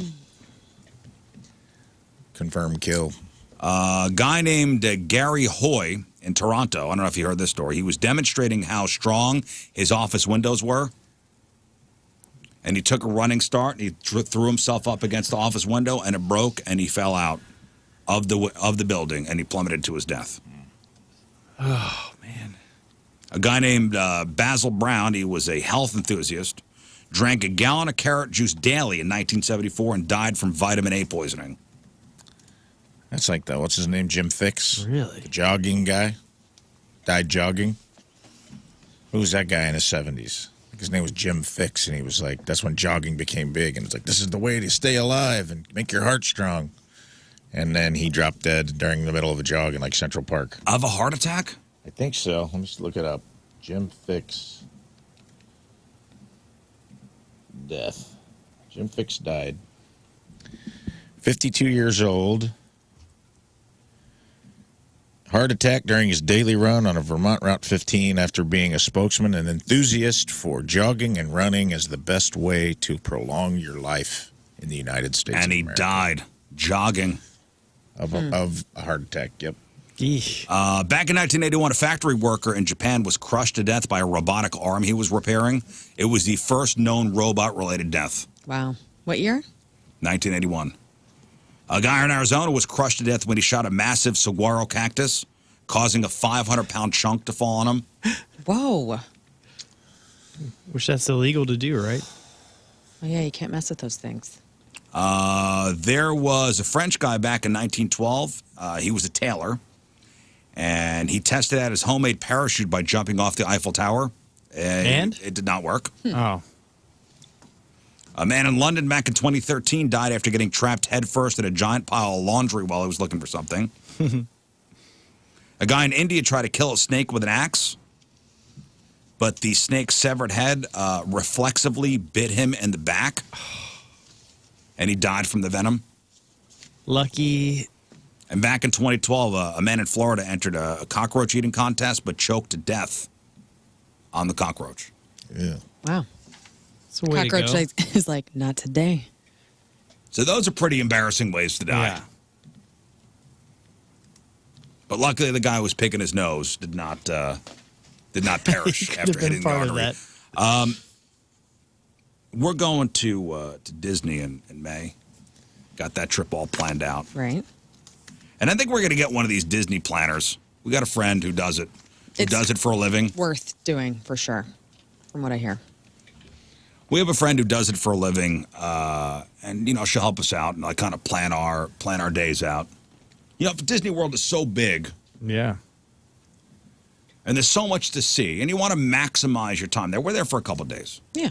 And you're not There's a lot of interested in parks. everything. You're going to be interested in certain things. Right, I'm interested in certain things. I'm looking forward to going to Epcot Center. I like to learn. You going to drink around the world? I would like to. Okay. But this is a scene out of a nightmare. This is at Epcot's Guardians of the Galaxy Cosmic Rewind. A Disney guest lost control of their bowels in the line, leaving feces smeared across the floor and walls. I am poot. I am poot. And I'm thinking, okay, we're going to be at Disney and we're going to be waiting in line. There's going to be a lot of lines to be waiting in. You didn't get the pass? You get the Disney colostomy bag? You're getting the colostomy bag and the pass. Let's be real here. But this has become a thing where people are losing control of their bowels because they're waiting in line for so long, and they don't want to get out. They don't want to get out of line to use the bathroom. So this actually happened at Epcot, and a TikTok video posted by somebody captured the moment as guests covered their nose, gagged, tried to block out the overwhelming stench, and yet they still waited in line. Nobody got out of the line. This ride's not going to ride itself, okay? Despite the literal human disaster unfolding before them, they refused to abandon their spot. Yeah. That's dedication. It really is.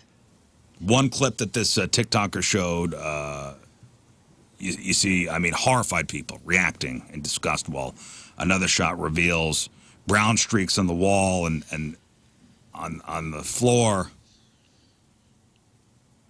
One user asked if this was a recent event, and the video's uploader confirmed this is right now. This is live. Man. I'm on Facebook Live right now. So is that dangerous for someone with a bag like that to let it get Who's that to full? say it's a bag? It's not a bag. This is somebody who lost control of their bowels. They did not want to get out of line. Okay. Well, they paid a lot of money to be here. Okay? This is the dilemma. What would you do? What would you do? I've paid $10,000 for the Fast Pass for the whole family is here now. Dad's lost control of his bowels. I'm not getting out of line. I am not getting out of this Star Wars line, okay? Yeah, apparently this is a thing that happens at Disney. The line for Avatar Flight of Passage was once so infamous for human waste that cast members nicknamed a section the Poop Hallway. That's right. Whoa. And actually led Disney to install mid-line bathrooms. See, that makes the most sense. Reports of guests relieving themselves in ride lines at Star Wars Rise of the Resistance and the Indiana Jones Adventure. That's also been a thing over the past couple of years. And for the record, if you're going to Disney, you can exit the line to use the bathroom and return to your spot. Good to know. But apparently some would rather risk an accident. Me too. That's why it's fun. Those seats, I bet they clean every seat after every ride. Ugh. Yeah, it's going to be fun. Hey, you get to enjoy that. Wear little shorts, by the way. So I'm looking forward to that. You going to do the matching family shirts while you're there? Of course, you know. My mom can make those for you if you want those. Oh, yeah? Oh, yeah. She can customize them and everything with her Cricut. Aw. She would love to. Just give me the word. Oh, man. Maybe I should just do it and not tell my family What and go, if hey, we this is put what Your we're wearing. kids would your love it. face, just your face, your cartoon from the show, and we'll put little Mickey Mouse ears because we can steal it on Cricket, and then the whole family has to wear your face. See, that'd My be a summer gift to blessing. your family coming up. My son's already worried about going as it is. Why? He's like, I don't want to go. He's trying to be a cool guy. 15 makes sense. He's going to be, he'll be 16 then. Tell him about the babes, you know? Yeah, dude, There's it's gonna so be other fun. You go stand in 15-year-olds. lines and you watch the gals walk past while you're standing in line for hours, not do anything, and you get to ride like 2 rides the whole day, and then you go back to Well, the we're hotel. going down there really for a cheer competition. That's why we're going, because it's the nationals. You know, my daughter's team made it. That's why we're all going. I'm like, dude, man, there's going to be all these like high school cheerleaders there. Yeah. Dude. Great people watching. Get him you guys can get matching lightsabers. We could. Have him wear his hockey gear so that he looks really cool and the girls will want to talk to him. Hell yeah. I'm like, we're going to have fun.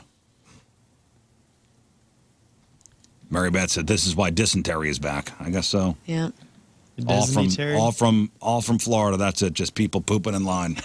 And headed west, you know? Hey, before we hit the break, before the first break of the morning, I thought maybe some shower thoughts to kind of get the juices flowing. Let me turn the shower on. Okay. Everybody hop in. 40 there. You don't need to make the sound effects up because it's already going on, Scott. Thank you. Well, that's my foot No. stopping. It's weird being in the shower. Splish splash. All right, shower thoughts. As a child, you can't swear because there's adults around. Mm-hmm. As an adult, you can't swear because kids are around. Strange. Yeah, that's awesome. The letter X is used more in math than in the English language. If a pregnant woman goes swimming, she becomes a human submarine. 8 hours of sleep per night sounds fine, right? In fact, that's ideal. 8 hours sleep per night sounds good. But that means 2,920 hours of sleep per year, which means you spend 121 days per year asleep, which sounds insane. Sounds awesome. 50% of the word Canada is the letter A. That's the old joke. That's why you know they're Canadians. C-A-N-A-D-A. There should be a mute button on the microwave that you could use when making a late night snack. And agreed. Yeah. Hard agree. Why did Cinderella's shoe fall off if it fit perfectly? Good idea. Yeah, good point. Maybe she ran away and her slipper fell off. Right. Well, that's If it was just the right fit, why'd they fall off? Sitting on a warm toilet is both comfortable and disturbing at the same time. Yes. The Swiss must have felt pretty confident in order to put a corkscrew on their knife. Clearly, they'll be celebrating something. If tomatoes are fruit, does that make ketchup a smoothie? Ew. If you drop soap on the floor, is the floor clean or the soap dirty? Soap dirty. And if you buy a bigger bed, you have more bedroom, but less bedroom. Wow. Wow. I like it. Yep. Very good. California King, let's go. All right, thank you. Let's do this. I know, Ray, if you were thinking about getting a king-size bed. Oh, yeah. Upgrading. So you'd have more bedroom, but less bedroom. In case I need to explain that to somebody again. Today's Team Riz Member of the Day is brought to us by Hot Shot Sports Bar and Grill, the official sports bar of the Riz Show and home to St. Louis sports fans since 1990. From Arnold, Missouri, Nikki Ramirez is our Team Riz Member of the Day. Nikki's been both a Riz Show and Point listener for many years, has even introduced her kids to the show within the past couple of years. Loves the different points of view and how the show always provides her with much-needed laughter during her morning commutes to work. Excited to become a Team Riz member and hopes to meet the Riz gang at future Point events this summer. Hey, come out to Point Fest. We'd love to meet you. Yes. Nikki Ramirez from Arnold is our Team Riz member of the day. Get super sweet Team Riz member of the day soccer jersey. Get yourself signed up 1057thepoint.com/Team Riz. All right, we'll take a break. We'll come back with Crap on Celebrities. It is 7:08. It is Monday. First look at the traffic and weather. Learn coming at you. And it's brought to you by Golden Oak Lending. Do you need extra cash? Golden Oak Lending can convert your home's equity into cash in as little as 14 days. Let Golden Oak Lending cure your blues. We have a crash on southbound 270 at Manchester. The 3 left lanes are closed. Only 2 are getting by. So if you have an alternate route, maybe take that right now. Your weather today, gorgeous. It's going to be sunny, 72, low around 40 tonight, and currently 40 degrees as that sun is barely up at 7:08.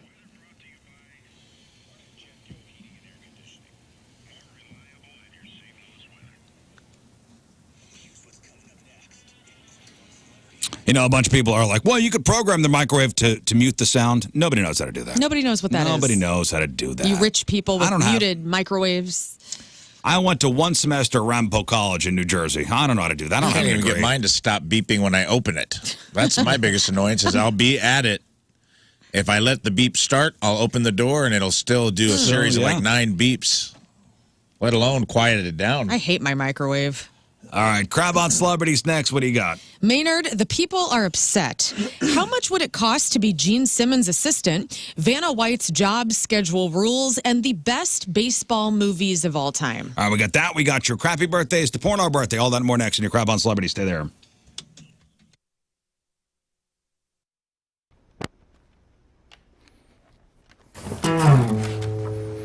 Everywhere you look at me, you can see I'm in a brace. Yeah, you got a giant halo right there on your face. And anytime I look at you, girl, you know it's true. Yeah, you got a giant halo right there on your face. Hello, hello, hi. Howdy, hello, hi. That was Beyonce's Halo.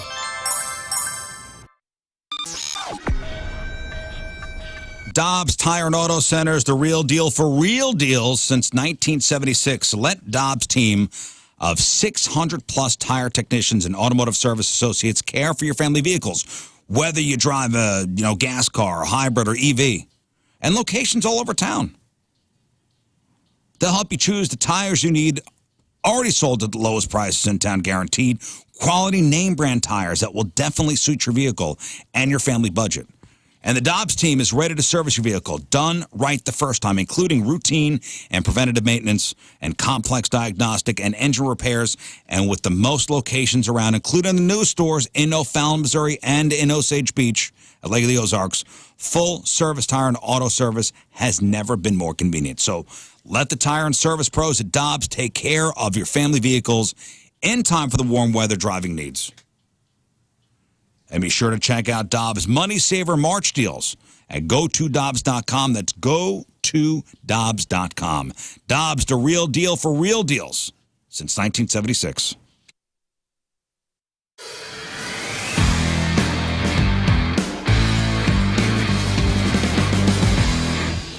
Aha! Welcome back to the farm. So today's a special day because I got Mark from Colonel Landscaping here. Hey, Mark. How's it going? So Mark brought us a gift, the gift of a tree. So Mark, what does this symbolize? What is this tree? What do we call this? So this would be kind of like a statement tree. A statement tree. Or a memorial tree sometimes. Moving on to a new piece of land, you put this thing in there, it grows along with you as you grow with the land. Well, a memorial would be like if I died and then you plant the tree. So we'll call this a statement tree. Statement tree. So this is a statement tree courtesy of Mark and Colonel Landscaping for Riz Farms here, which will be put up in front of the house and it'll be on the farm for forever. Yep. All right, so Mark, what kind of tree is this? This is an autumn blaze maple. So it's going to get beautiful fall colors. It's a relatively fast grower, so it's going to get nice and big, give the house some shade. Oh, awesome. So we need to put this into the ground, which I've never planted a tree before, so... Oh, you're going to get your education today. Oh, nice. So let's get it off the trailer. All right. And into the ground. Yes, sir. And how much does this thing weigh? Probably about 200 pounds. Good thing I got this cart. Let's load her up. All right, Mark, let's do a tree raising ceremony. All right, here we go.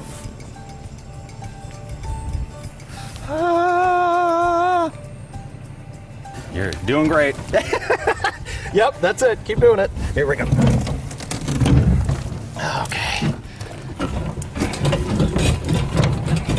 Here we go, down a hill, down a hill. Yep, now up. Up a hill. This is actually going to be the hard part. Ready? Yeah, 1, 2, 3. Wait. Victory Men's Health. Guys, I talk about it all the time. Listen up. It's March 10th. 'Tis the day. Spring has sprung. We've sprung forward. Well, spring your butts into Victory Men's Health and get yourself taken care of. There's still time to get your health back in 2025, and Victory can be your secret weapon. They have 4 locations, one in East O'Fallon, one in Sunset Hills, and one in Town and Country that King Scott Moon and I all go to. Pick one, schedule yourself an appointment, go in there and get your blood drawn, and let them come up with a customized treatment plan that's right for you. They have everything from peptide therapy to TRT, ED therapy, weight loss therapy, red light therapy to help you with collagen, help you roll back the clock. They got everything you could possibly need. Plus, if you're over 35, they check your PSA with every blood draw, and you should be getting that done anyway. And you know how near and dear to our hearts that is here at the Riz Show. So, don't wait. There's still time, man. By the end of the year, you could really be rocking and feeling like 10, 15, maybe even 20 years younger. And it's all about investing your time and investing in yourself. So don't wait. Go to victorymenshealth.com for more information. Go right now. Pull over, Frank. victorymenshealth.com.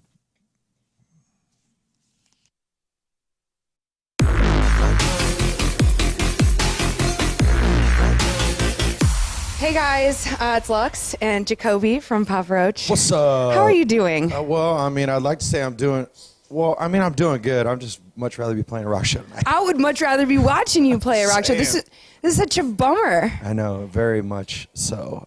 We just got the news like an hour ago, and I was like, I mean, what am I gonna do? We did all we could. I'm here to rock. I'm here to do my gig. You know what I'm saying? And it's Mother Nature is just not having it today.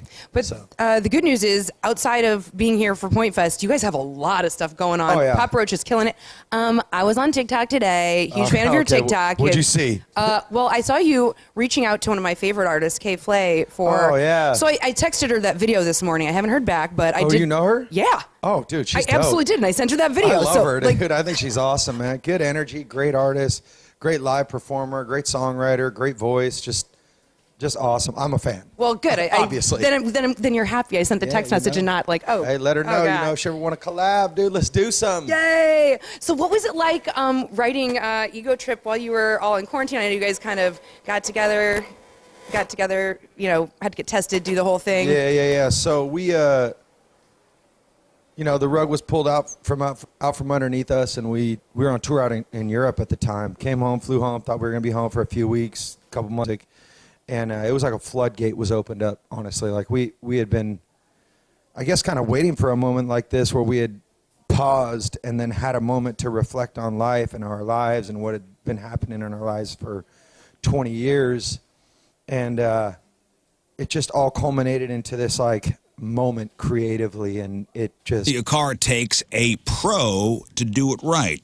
Talking about my buddy, the Auto Loan Pro. Now, life could put good people in bad circumstances. Instead of just selling you a car, the Auto Loan Pro is going to help you get your life and your credit back on track with a professionally guided approach to getting approved. Here's how it works. At Auto Loan Pro, they're going to guide you through each step with a customized game plan to maximize your qualification chances and secure you the best rates. From evaluating your credit to finding the right car, they offer a seamless process designed for long-term success. Yeah, he works with over 50 different lenders to get you the very best financing. Little to no money down. He's going to work his ass off to get you the best rate possible. So head up autoloanpro.com. That's autoloanpro.com. Download the playbook to success, and let's get you into a vehicle. Financing a car, there's one thing to know. Choose the Auto Loan Pro. Autoloanpro.com, autoloanpro.com. Okay, so let's go over Rafe's bucket list. Okay. So these are all the things Rafe would like to achieve. Please tell me you don't have Dropkick on there. I do not have Dropkick on there. How about receive Dropkick? It's on there now. Might as well.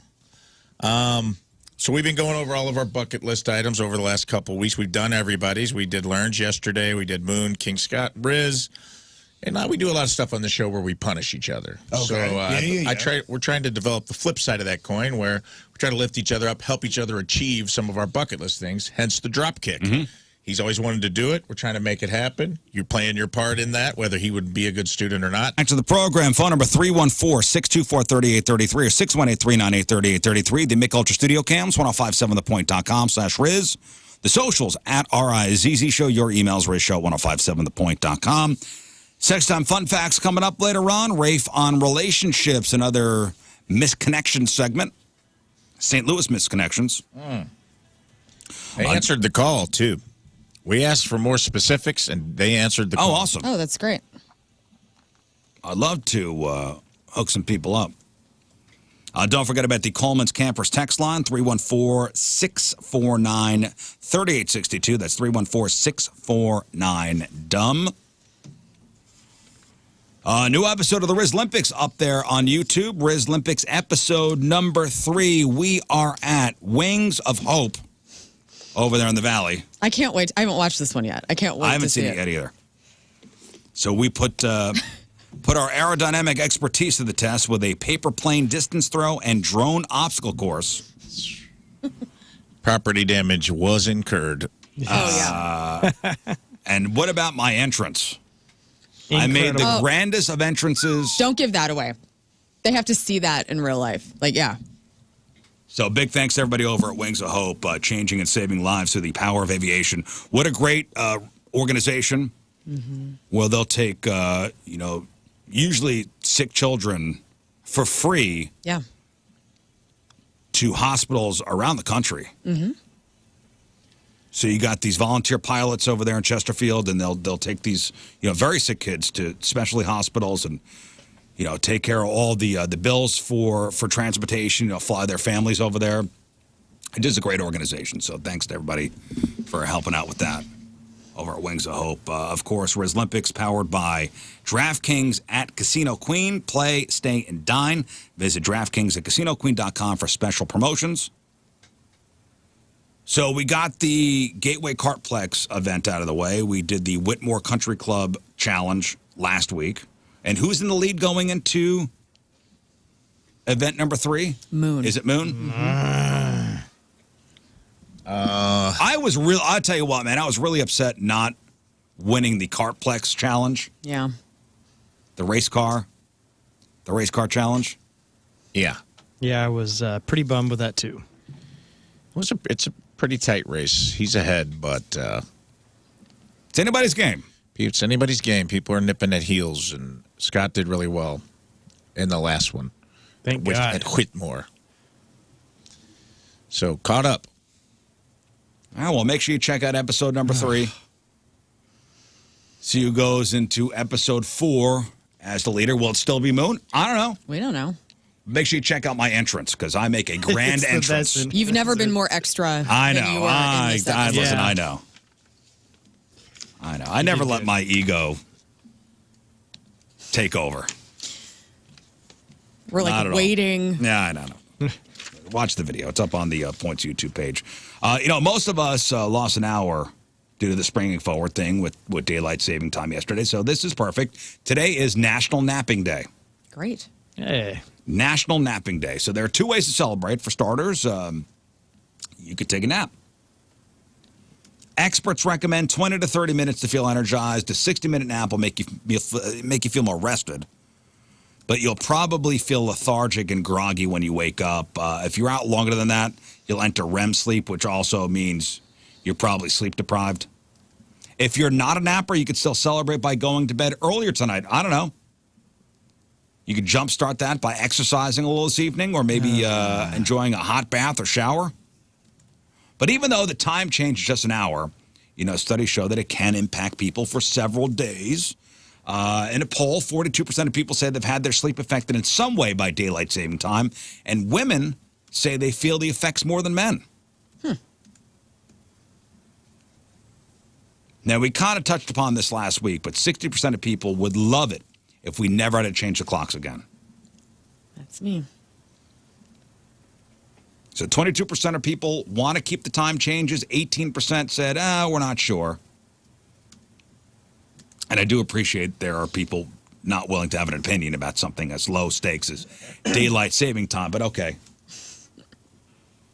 That's fine. So the American Medical Association and the American Academy of Sleep, they say, yeah, it's time to do away the time switches. But they say sticking to standard time year-round aligns better with human biology.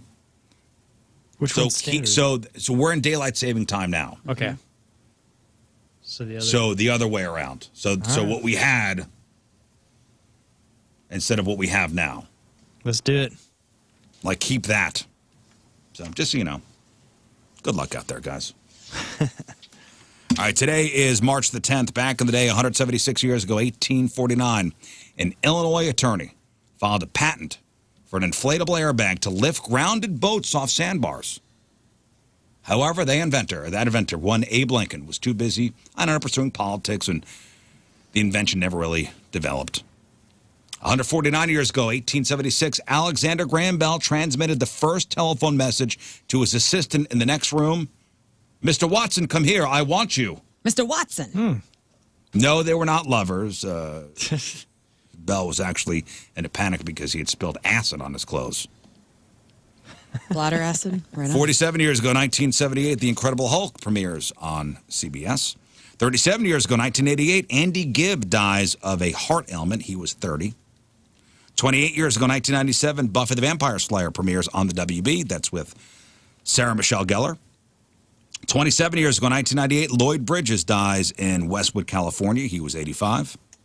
22 years ago, 2003, AC/DC, The Police, The Clash, Elvis Costello and the Attractions, and the Righteous Brothers inducted into the Rock and Roll Hall of Fame. 18 years ago, 2007, the great Richard Jeni, comedian, dies by suicide. His family said he'd been diagnosed with clinical depression and bouts of psychotic paranoia. 15 years ago, 2010, Corey Haim dies of pneumonia at the young age of 38. 10 years ago, 2015, Pharrell Williams and Robin Thicke ordered to pay $7.3 million to the estate of Marvin Gaye for similarities between Blurred Lines and his song Got to Give It Up. And 4 years ago, in 2021, Mariah Carey files an application to trademark the phrase Queen of Christmas. And that gets denied. And that's what happened back in the day. All right, time to find out what's going on in the world of music and entertainment with your Grab on Celebrities. And we start with this. Tool's first ever Destination Festival took place over the weekend in the Dominican Republic, and it appears that the band was booed at the end of the second show because it's not living up to its promise of having two new unique sets, similar to what Metallica did with their M72 tour. So Tool in the Sand Festival was in Punta Cana on Friday. They were there with Primus, Coheed and Cambria, Mastodon, and many more. Friday was great. People loved it. Great set. They did Schism, Stinkfist, Vicarious. Well, they only played 10 songs. 10 song set. On Friday night, which, okay. Fine. But hey, if I'm I'm a huge Tool fan. I've come to Punta Cana for Tool's first ever music festival. Fine, I get Friday night, 10 songs. Okay, each song is like 20 minutes long. Okay. Yeah. But hey, I'm looking forward to Saturday night. I've come all this way, huge Tool fan, remember? For a totally new set. They get up there, they play the exact same set. Video footage posted on Reddit seemingly shows fans booing the band, screaming F you, flipping them off. Well, and you know, they didn't play the exact same set. They played a lot of songs they played the first night. And so it was a little different? A little different, but they did repeat songs. And people were very upset. In fact, flipping the band off. Hilarious. Does Maynard care? No. It's interesting. I don't know. Why would you be upset? Why would you be upset? What do you mean, why would you be upset? If I was promised... Well, they're still playing different songs, but they play a few of the classics. They were promised two unique sets. Okay. And when Metallica, when they were here a couple of years ago, they played one set on the Friday and an entirely different set on Sunday. Okay. 0 repeats. Right. And that's what you'd expect when you go to Dominican Republic. Well, if that's what's being promoted, you would think that's what's happening. Promoted. That's a bummer. It is a bummer. Mastodon's co-founder Brent Hines has left the band after 25 years, and I guess it was a mutual thing. The band says, we're deeply proud of and beyond grateful for the music and history we've shared, and we wish him nothing but success and happiness in his future endeavors. His now former bandmates wrote on social media, we are all still very inspired and excited to show up for fans in this next chapter of Mastodon as we move forward. You like them? I do like Mastodon. In fact, I saw Brent Hines walking across Del Mar I haven't seen Mastodon in a long time, but the last time I did, they were at the pageant, and he had such a unique look. He's, you know, Big real beard. tall, like red hair, I believe. And Did he have the big beard? I don't think at this time. No. He didn't. No, he's not. No, not the big bearded. He's guy. not the big bearded guy. He's the tall guy in the band. But yeah, I like Mastodon, and I like him, so I don't know what's up, but I guess it was amicable. This is really sad because I hope to go see a band at the Sphere in Vegas. It is a destination concert for me, much like Red Rocks and the Gorge. And I hope it stays open because the Sphere in Vegas has revolutionized the concert experience, as we've seen, and Moon talks about it all the time. But they're facing financial problems after opening its door less than 2 years ago. So building the Sphere in Vegas cost $2.3 billion. After opening in September of 2023, that makes them have around $1.5 billion in debt as of now. Okay, so analysts believe that the shine of the Sphere has worn off, and that it's caught itself in appealing to a very narrow range of these bigger selling acts who demand a high ticket price. But if they don't expand out their entertainment options to like sporting and movie events, they could see them fall on their ass because they're just not making enough money. And this is interesting because if you think about U2, Dead and Company, and Eagles, these are the three. Well, Kenny Chesney's got a thing, right? Is it Kenny Chesney's going in? Kenny Chesney. And he's doing a residency. So they built this thing thinking it's going to be a residency destination type of tour rather than having just a one night of. Fish did a couple shows there. Yeah. Which sold out immediately. So they need to have bands that are Sphere worthy. Well, who is that? Like we've talked about Tool before being there, like a visual band. I would love to see Roger Waters go to the Sphere. But who else? Like Lady Gaga, Nine Inch Nails. What's a visual band that would do well? Yeah, but even like Nine Inch Nails only has like a niche audience. Not like U2, mass appeal, where they could do, a month and sell out every show. Right. Yeah. I don't know if the Killers would sell it out every night, but they would have an awesome. That's a big one. Yeah. Or Coldplay would be really good too. Coldplay would be great. I think maybe that would be the next band that could do, 3 weeks every show sold out. I mean, the Stones. The Stones would be like sold out, guaranteed sold out every single night they were there. Right. That's what they need. They need somebody that's a dunk. But that's a limited list still. I mean, because once you do a residency at the Sphere, you're not going to do it for many more years. You don't want to do it too often. You want to stay there for a couple of months. I think when there are no bands there, I remember they did a UFC pay-per-view there. So they did a sporting event. They did a live sporting event inside the Sphere. I think when there's no bands in there, they do like a nature. It's like a nature kind of experience. Yeah, like a submersive type of thing. If they could get Fleetwood Mac, if they could get them back together to do a Sphere show, man, that would be huge. Yeah. Or what's remaining anyway. Same thing with Metallica, I think would crush. Metallica would do good. Yeah. If they did a Metallica one, that would be awesome. Well, I hope it doesn't close down before we all get to experience it. That'd be wild. That would be wild, and what a waste. Faster Pussycat singer Tammy Down has been cleared of any wrongdoing in his fiancée Kimberly Birch's death last week. The Hollywood Reporter says that the video from the Royal Caribbean's Explorer from the Seas shows Birch jumping off the ship on March 2nd. The Explorer of the Seas is registered in the Bahamas, which gave jurisdiction to the Nassau police, and they reviewed the ship's video, did an investigation, which cleared the lead singer of Faster Pussycat. Just awful. Just a terrible thing. He was in an argument with his fiancée, and then she jumped off the ship. Yeah, I read an article with Ricky Rockman. Remember him from Headbangers? Well, I guess they were like best friends. And he said they had a very complicated relationship. Sure. A lot of turmoil. A lot of turmoil, tumultuous relationships. That's very sad. It is very sad. Obviously Taylor Swift would sell out that dome. Oh, yeah. That Sphere for years. Yeah, she could just be. That's how they're going to get their money back. Why haven't they booked her? But I mean, she just came off a tour where she made like $3 billion. Why would she? She can do whatever she wants. I don't know. Save the Sphere, Taylor. Let's go. She loses money going into the Sphere. Guess how much it would cost you to become Gene Simmons' personal assistant and band roadie for the day? Wait, so I'd have to pay him? Here's what you're going to do. Here's a good Here's deal. what it is. You get to meet with Gene and his band to go over the band's day of show schedule. Position on his team crew for the entire day. You get a crew member shirt, a hat, a VIP laminate. You get to eat with Gene Simmons.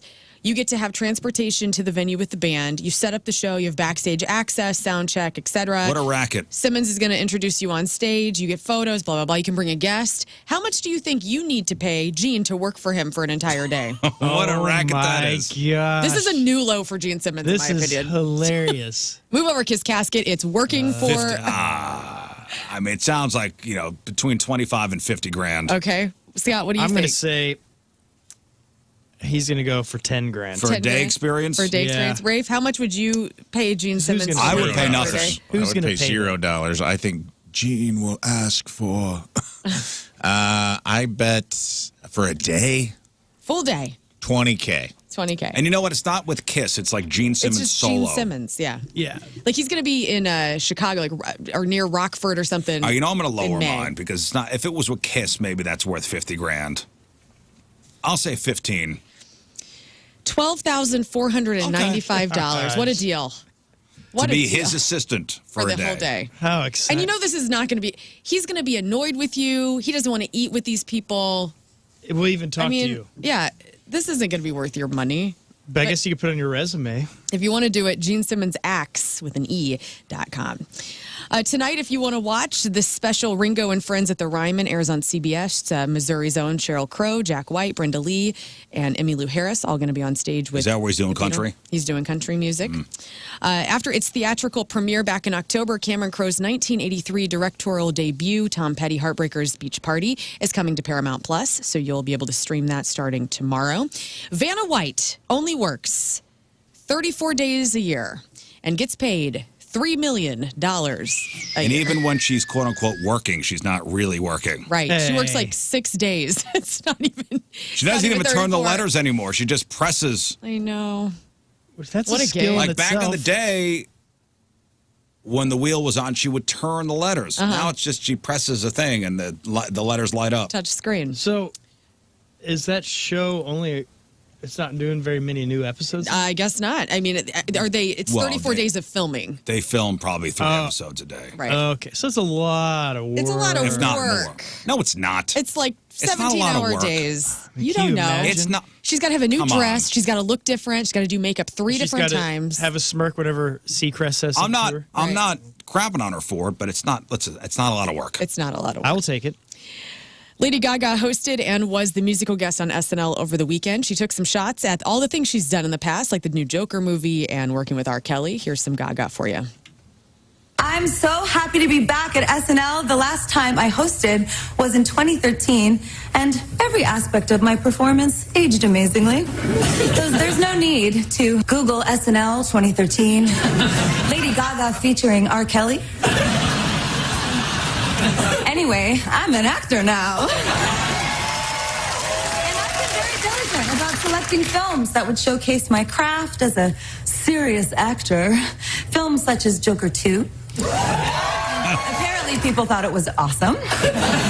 Joaquin and I even got nominated for a Razzie, which is an award for the worst films of the year. So we won for worst on-screen duo. But joke's on them. I love winning things. I respect everyone here so much, so tonight I promise to act, to sing, and to not do Joker 3. Taking some shots at herself. She's got a new album out called Mayhem, and it's really good. If you haven't heard it yet, check it out. Martin Short and Meryl Streep attended this weekend's SNL together, so people think they're possibly dating. This is like the second time. I don't remember if it was the Golden Globes or some other award show or some other Hollywood moment that Meryl and Martin Short were seen together, and people are speculating, like, you know, what's going on? Either they're really good friends or possibly something more. They swear they're not dating, but they're certainly spending a lot of good time together, showing up to SNL in the same car. But I gotta say, I would be 100% on board with that couple. Meryl Streep, Martin Short. Let's just give the people what they want. Think about their babies. Sex tape. Yep.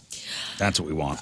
Gene Hackman, guys, this news over the weekend about what actually happened to Gene Hackman and his wife is just completely unsettling. So Gene Hackman died on February 18th, a full week after his wife Betsy had died, according to the New Mexico's chief medical examiner. That's the big news out of it is he died after. Right. Yeah. Like not right after, but a week after. A week after she had died. It's awful. So They say the 95-year-old actor died from heart complications and his Alzheimer's disease. His body was found collapsed in the home's mudroom. His wife likely died a week before from something called the hantavirus, which is described as a rare type of virus that is spread by rodents. And investigators believe that he continued to live in the house with the body of his dead wife for a week. And they also believe, obviously, the Alzheimer's contributed they probably to this. think he didn't have any idea. He didn't have any idea what was going on. Terrible. Man. My first thought, where the hell are the kids? I know they're grown, but it's like, I guess maybe they were estranged or they were reclusive. We talked about this in the office. So we think, where are his kids? His kids are not like our age. His kids are in their 60s and 70s. Yeah, he's 95 or was 95. I don't know about the whole checking in process, how it went with Gene and his wife. So this hantavirus, you get it from rat droppings. Mm-hmm. They had a big, sprawling estate, and they did a lot of outdoor stuff. So she probably got it from handling something. She died. They had just picked up their dog from, I guess the dog had surgery. So that's why the dog was in the cage. Oh, okay. So the dog perished because the dog was malnourished and dehydrated. It's terrible. Jeez. So she died. He had advanced Alzheimer's, they're saying. So he probably had no idea. It's so terrible. Just what a terrible way to go. Everybody involved. The virus, the in the cage, and then the Alzheimer's, just not knowing what's going on. Just disaster. Robert Pattinson's Mickey 17 has dethroned Captain America Brave New World 3 weeks in the run for box office. It wasn't a huge win for the sci-fi comedy, though. It only earned about $19 million in its opening weekend, but I still think it looks kind of cool. James Cameron says the next Avatar will be longer than the last one, which was only 3 hours and 12 minutes. So prepare yourselves for that. What is this? This is the new Avatar that he's going to be releasing. Oh, by the way, it's hantavirus. Not Hanta. Hanta? We're in the Midwest. We say hantavirus. Whatever. And finally, with baseball season just weeks away, the home opener here in St. Louis will be March 27th. The Hollywood Reporter put together the list of the 10 best baseball movies. Somehow Major League isn't on this, nor is The Sandlot or Naked Gun, which would be on every baseball list. So Sandlot is not on there, nor Major League, which is... So is this like... Is it all serious movies? Okay. Yeah. They're pretty serious, yeah. So it's got to be like a Field of Dreams. Field of Dreams. Yeah. Field of Dreams. No. Okay. No way. Okay. A League of Their Own. League of Their Own is number 6. Of course. The Natural. The Natural is number 5. Excuse me. Give me Bad News Bears. Mm-mm. There is Bull Durham. Bull Durham is number 3. There is Perfect Game. Perfect Game. No. Another Costner movie. Angels and the Outfield. No. 42. The Rookie. Mm-mm. Of course not. 42 is not on there? No. The Babe. No Babe. 60, 61? Mm-mm. No numbers. Okay, so 8 Men Out is not in there. I'm sorry. No, 8 Men Out. It's Okay, number good. 1. Oh, 8 Men Out is a great movie. That's a Really? great movie. That one's awesome. I would not put that as a number 1 baseball. It's a great movie, I've though. never It's a heard good of 8 movie. Men Out. Oh, that's Shoeless Joe Jackson, Ray Liotta. Yep. Oh. Which he got to play That's twice. the Black Sox scandal where they were caught gambling on the World Oh. Series. They were So banned. he's played from that character baseball. twice, which is pretty cool. What are we missing? What number? There's a Japanese movie called Boiling Point. Oh, what about Mr. Baseball with Tom Selleck? Yeah. No Mr. Baseball. Number 2. There's a couple of, there's one movie. Number 2 is a movie I've seen with Brad Pitt. Oh, Moneyball. Moneyball. But then the rest of these I'd never heard of, which doesn't mean anything because I don't watch these kind of movies. But The Pride of the Yankees. Oh, great movie. Number 9. That's about Lou Sugar. Gehrig. Sugar from 2008 is number 8. Bang the Drum Slowly from 1973 is number 7. And the last one on this list that we didn't get is Fear Strikes Out from 1957. Okay. Dumb list. All right. And no Major League, nor Sandlot. They wanted That's- just serious stuff here. All right. Thank God. Celebrity celebrating a birthday today. Justin Herbert, who is the Los Angeles Chargers quarterback, is 27 today. Bad Bunny is 31. Carrie Underwood, 42.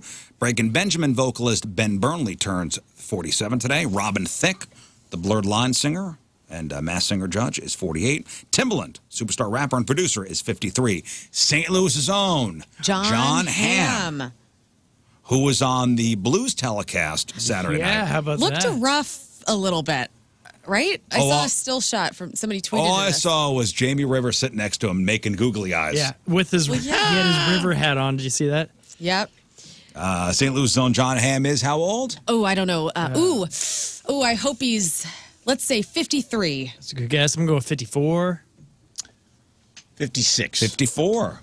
Oh, wow, you know well so done, much about Scott. John Hamm. I know a lot about John Edie Hamm. Brickell. Hamhead.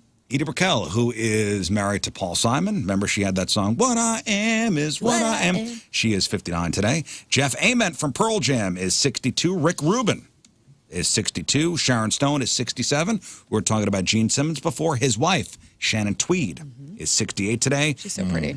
Tom Scholes from Boston. Is 78 today. And Chuck Norris. It's his birthday today. And how old does Chuck Norris turn? Give me 81. 150 years old. 81, 150. Chuck Norris's birthday celebrates him. That's right. Yeah. How old is Chuck Norris? 100 years old. 100 years old. He is 85 today. Happy birthday, Chuck Norris. All right, today's porno birthday, which is being brought to you by Patricia's, where fun and fantasy meet, is Mickey Lynn. Today's birthday girl has been in 240 fine films, including Anus the Menace, Beaver and Butt Cheeks, The Butt Sisters do Hawaii, and a foreign film called Chateau du Cheeks.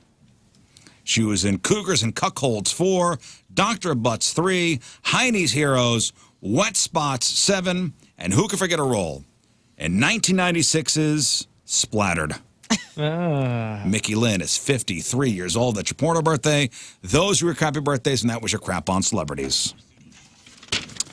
All right, we'll take a break. We'll come back with this week's Sexy Time Fun Facts. We'll start with this one. If your partner says this 6-word phrase, it means you're about to get dumped. Oh, no. And I'll tell you about the week-long orgasm retreat, which I think is a scam, but okay. Fire Festival? It's, Yoni Festival. It's Yoni Festival, 746. And people have to look that up, Rafe. Look that up on your own time. Traffic and weather, Learn coming at you. It's brought to you by Golden Oak Lending. Do you need some extra cash? Golden Oak Lending can convert your home's equity into cash in as little as 14 days. Like Golden Oak Lending, cure your blues. Stalled vehicle westbound 44 at Grand. All lanes are open. Eastbound 70, an accident at 270. The left lane is closed. Left shoulder is closed as well. 2 lanes are open, so be careful. And your point weather, 72 and gorgeous. The sun has arrived. 40 tonight. Right now, it's 40 degrees at 746.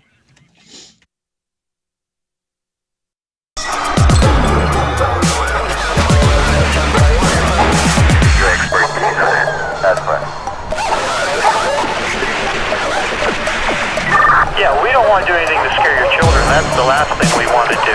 We don't want to scare anybody.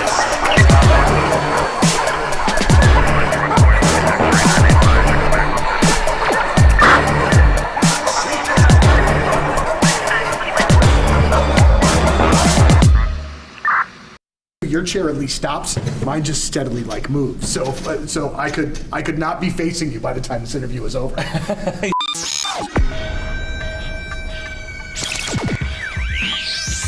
Anything in your house is an investment, right? I mean, you want to make sure that it is done well, efficiently. You don't want to be wasting any time, wasting any money. You want the product to be a quality product. You want the people to be professional. You want to get your money's worth. Well, guess what?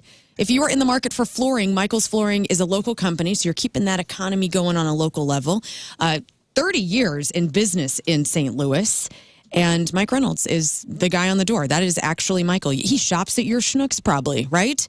So why not go to Michael's for all of your flooring needs? They have 3 locations, St. Peter's, Dardine Prairie, down the street here in Creve Coeur on Olive. And they have everything that you need for every type of flooring that you can come up with. You know, maybe you have no clue. Maybe there's a room in your house, like the laundry room. Like, what kind of floors do you put in the laundry room? I don't know. Maybe you want hardwood floors in there. Maybe you want carpet. Maybe you want tile or stone. I don't know.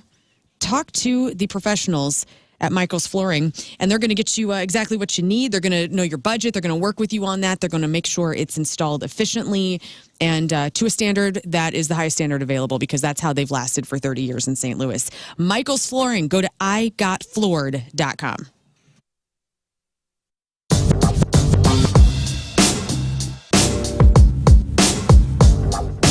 Backstage at Point Fest, and I'm completely honored to be joined by Ed from Live. This is one of my childhood dreams, to always talk to you every time you're in town. Well, thank you very much. Appreciate that. Been following you. I was telling your tour manager, I've been following you guys since, and I'm sorry if nobody out there cares, but I'm going to walk down memory lane with you. MTV 120-minute tour, Springfield, Missouri. Oh, yeah. Shrine Mosque, I think is what it was. I think so. It was our first tour.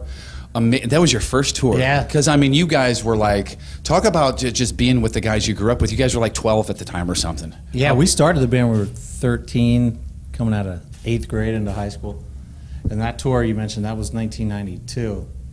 So that was our first road experience with Public Image Limited and Big Audio Dynamite and Blind Melon. Yeah, that was amazing, and that's one of those. That's like obviously the first time I saw you, but even more creepy. I have a Public Affection CD.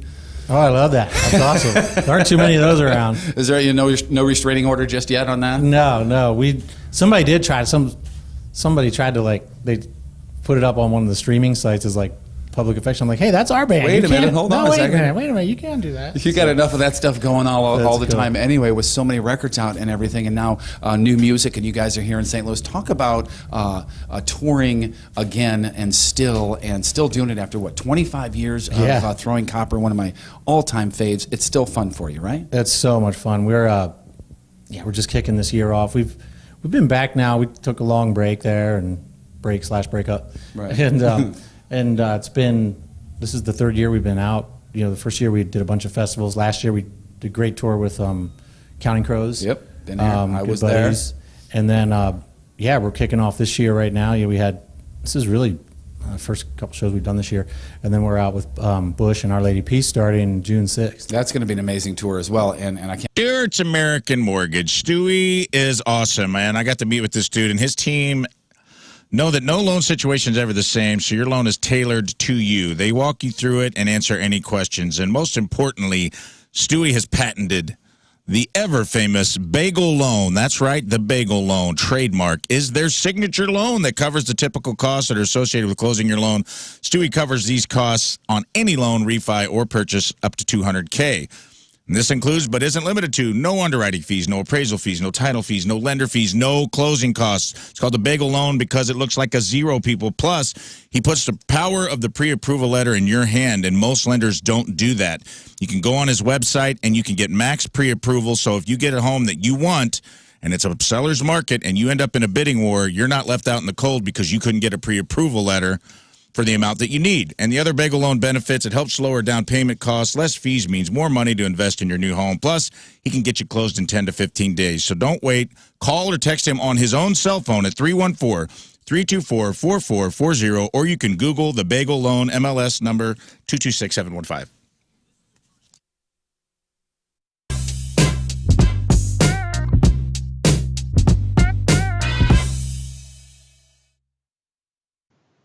How are you, everybody? Donnie Fandango, and I am very lucky, and I know I'm nervous because my hands are sweating like crazy.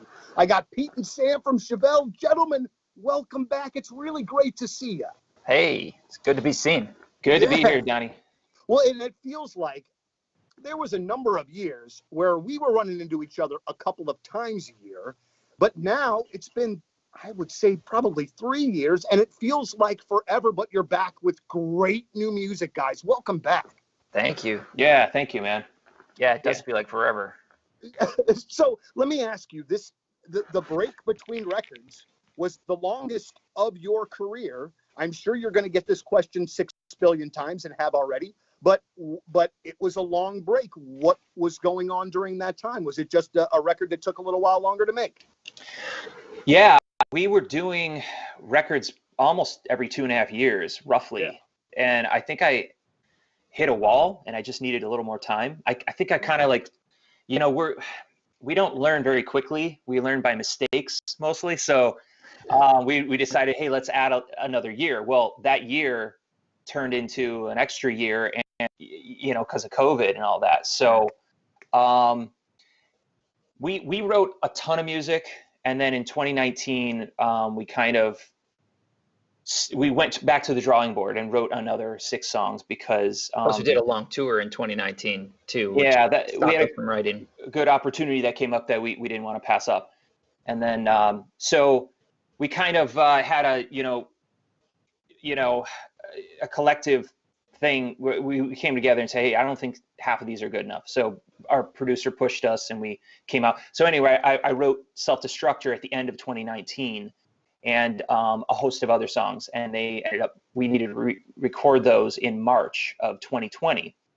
That was right when COVID was kind of hitting, right? I guess everybody has their own time frame of that. But for us, we were in LA and it was March 5th and it was really starting to crack down in LA. And we finished the album up and then skedaddled back home March 18th. So yeah, then it turned into, we were like, okay, so when do we put the record out? Let's hold for a minute. And then we got into the summer and we were like, Sam and I are freaking out. We're like, let's just put it out. So we've been trying to put this album out since summer of 2020. Cleaning. So you cleaned out the garage finally, or you got a piece of property and you finally clean that up. And you got all this extra scrap metal. What are you going to do? You're going to throw it out? It's going to wind up in the landfill? No, you're going to recycle it. And you're going to make some money in the process. You're going to bring it down to Scrap Mart Metals. Scrap Mart Metals, you got 3 locations. Valley Park, right at 141 and 44, Jonesburg and Peevely. Clean, safe, and convenient. In fact, little old ladies go to Scrap Mart. I know there's a convent near the Valley Park locations where the nuns, they collect cans and they bring them down to Scrap Mart. But, yeah, they'll take everything from copper wire to brass to stainless steel, aluminum cans, batteries, electric motors, steel, cast iron. Contractors, make it easy on yourself. Take the dump trailer, bring it out of Scrap Mart. They'll weigh it for you. They'll give you money. Even drive through on that scale and collect your cash. Scale weights are visible to you. Everything's on the up and up. They've been doing it since 2011. Recycle smart at Scrap Mart Metals. ScrapMartMetals.com. ScrapMartMetals.com.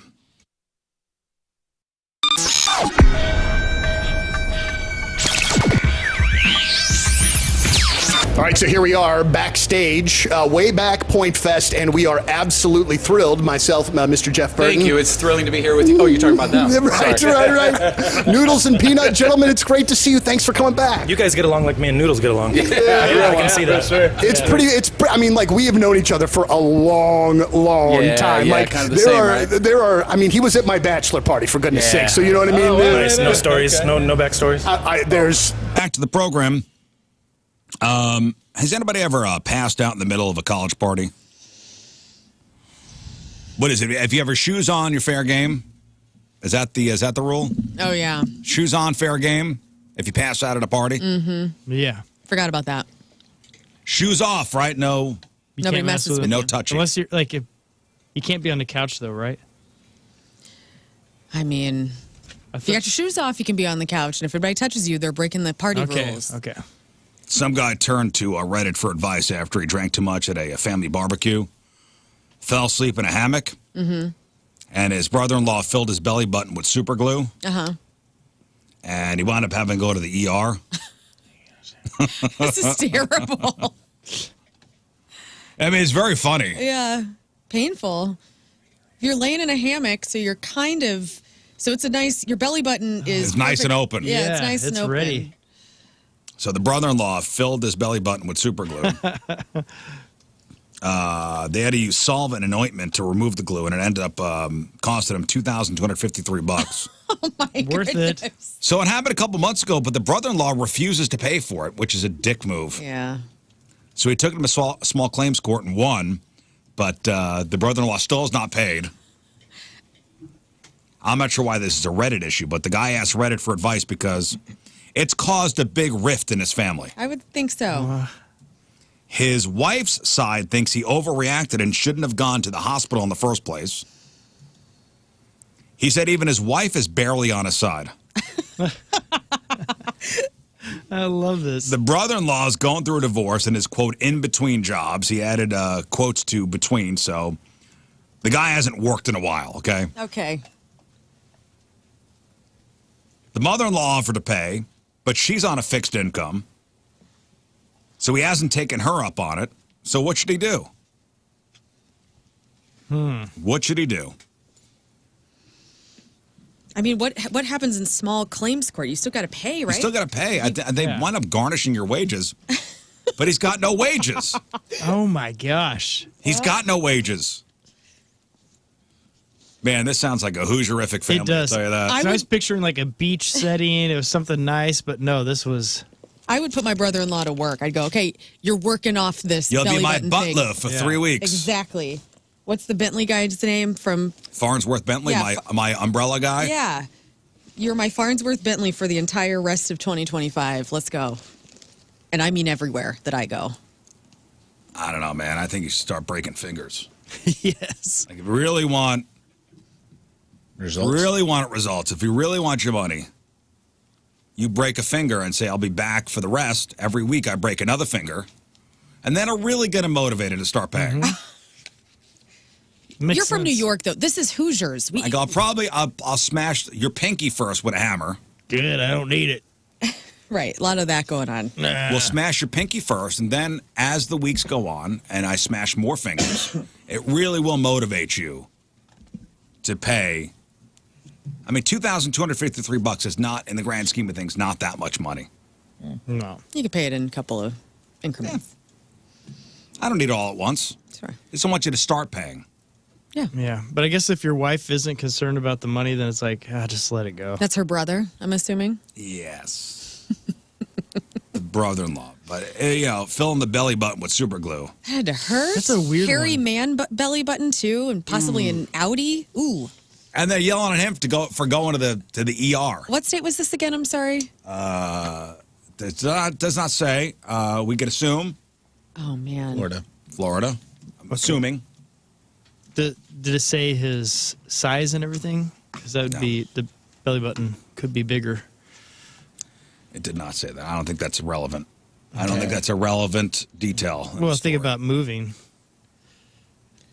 You got a big beer belly. That could be a lot of glue because that belly button gets cavernous after a while. It does. That's what I mean. In a hammock, it's a shot. You do little belly button shots.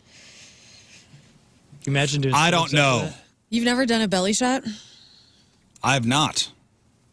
Oh, man, do one this weekend. It sounds gross. It is gross, but it's like a rite where of you passage. put a shot on somebody's stomach and No, you put the actual alcohol in the belly That's button. what I'm saying. You suck it out. Your buddy, you get your buddy up Gross. there, you put it on his belly button. Yeah, good times. Yeah.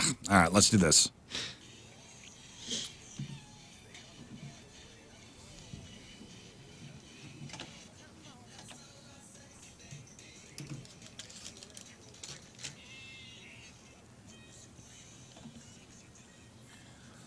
All right. Oh, by the way, yes, Ray Liotta was not in 8 Men Out. Oh. It wasn't him? Yes, he was. He just wasn't Shoeless Joe Jackson. Was he? I was looking I at thought he the, was shoeless. I believe he was in. I don't think he was in 8 Men Out. I'm looking at the cast. Oh, man. Maybe you're right.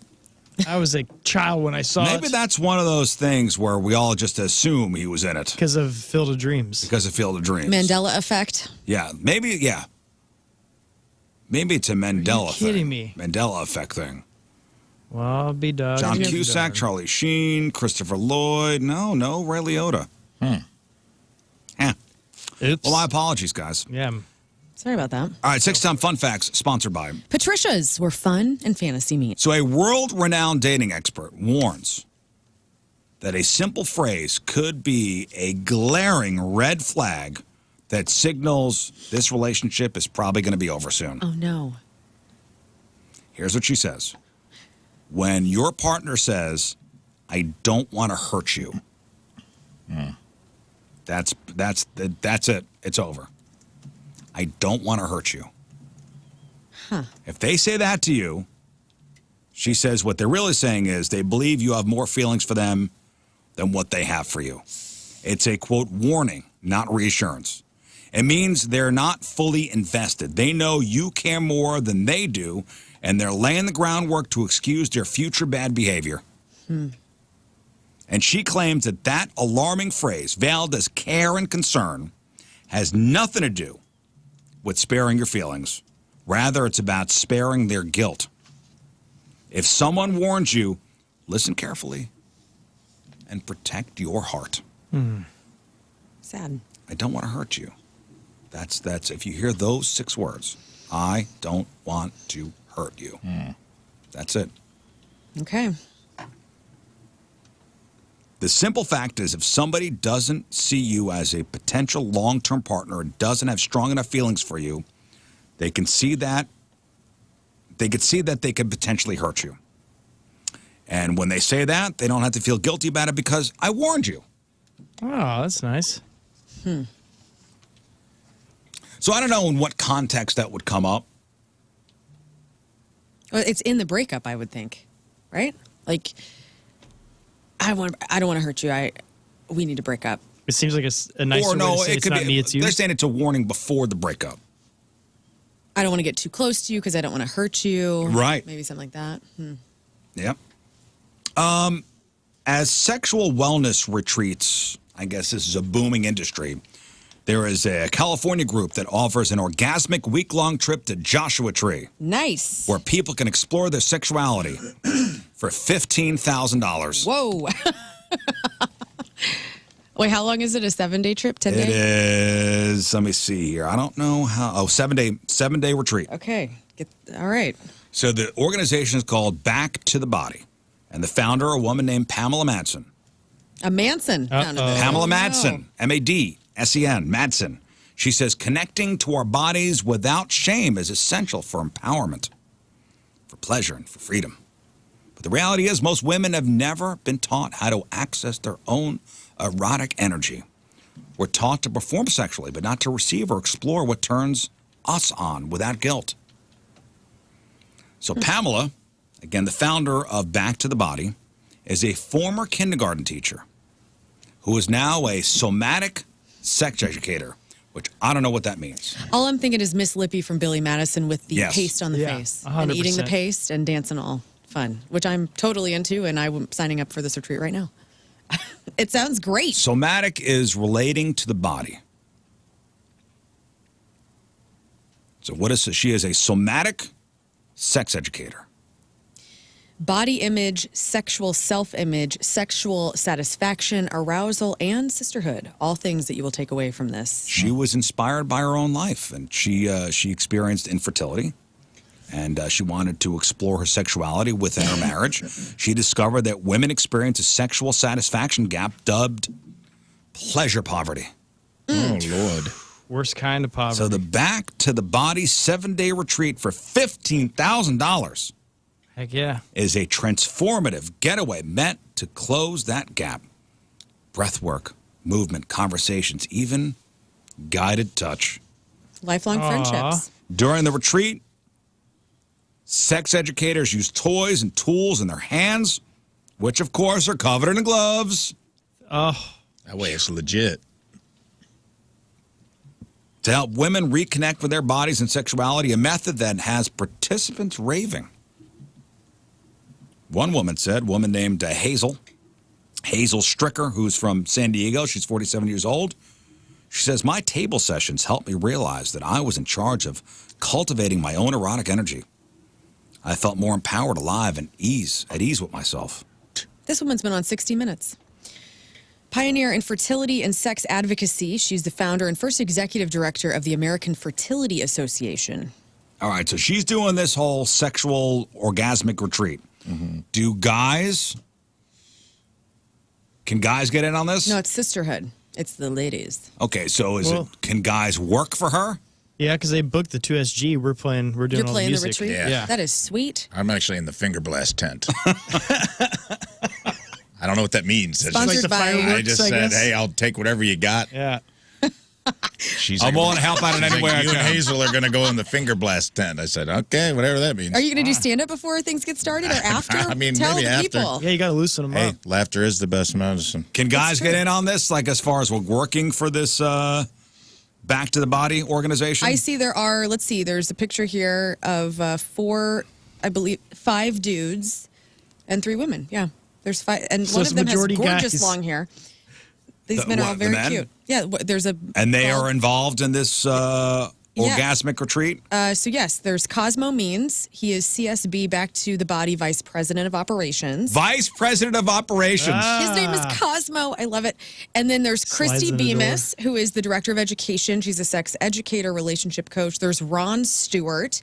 He's co-founder, certified sexuological body worker. What's that? Get out of here. We all knew Ron was doing the body work. Also, another guy named Court Vox, who is very attractive, founder of the Body Vox, sexual educator, surrogate partner, intern. Are these all good-looking fellas? They're okay. They're all white dudes. Whoa, whoa, whoa. Surrogate partner intern? Sounds like Court's doing some of the banging. Well, he is a father, he's a son, a lover, and a compassionate friend who loves traveling, fine dining, dancing, laughing, fantastic embodied sex. God bless this man. So basically... Oh! He's a pimp. So basically... Gigolo. No. Ladies Fool are around spending with whoever. $15,000 And getting with this to go out to bald, Joshua bearded guy. Tree. Yeah. To have orgasms with these dudes. Wow. And we're paying for it? Well, it's sisterhood. Uh-oh. Get out of here. Sisterhood, This my looks ass. crazy. I mean, there's so many of these retreats popping up. Like, I've been wanting to go. Like, Tim and I actually went to a meditation retreat one time, and it was excellent. And so I'm all about the retreat. Get me out of here for 10 days, and let's. But if you told Tim, hey, I want to take $15,000 and go to Joshua Tree for 7 days for an orgasmic retreat. Yeah. It's a sisterhood thing with dudes. Yeah, with majority dudes, with not hot-ass majority Court, women. It's Vox. more dudes It's than women. majority chicks, but also Court and Ron. And Ron. will And be there. Cosmo Means, who's a also guy very named attractive. A guy named Cosmo or Cosmic? Cosmo. Yeah, he slides in the doors every time. Let me tell you this, Cosmo, it's not easy to find and vet the best practitioners, and we are literally reaching out around the world to bring the brightest stars to the somatic body work back to the body. Cosmo Means is a certified somatic sex educator and sexuological body How do you worker. get certified in that? I don't know. It's Who's easy. doing the certification? Good And he's question. cute, Ron. too. It's called self-proclamation. Ron is certifying you.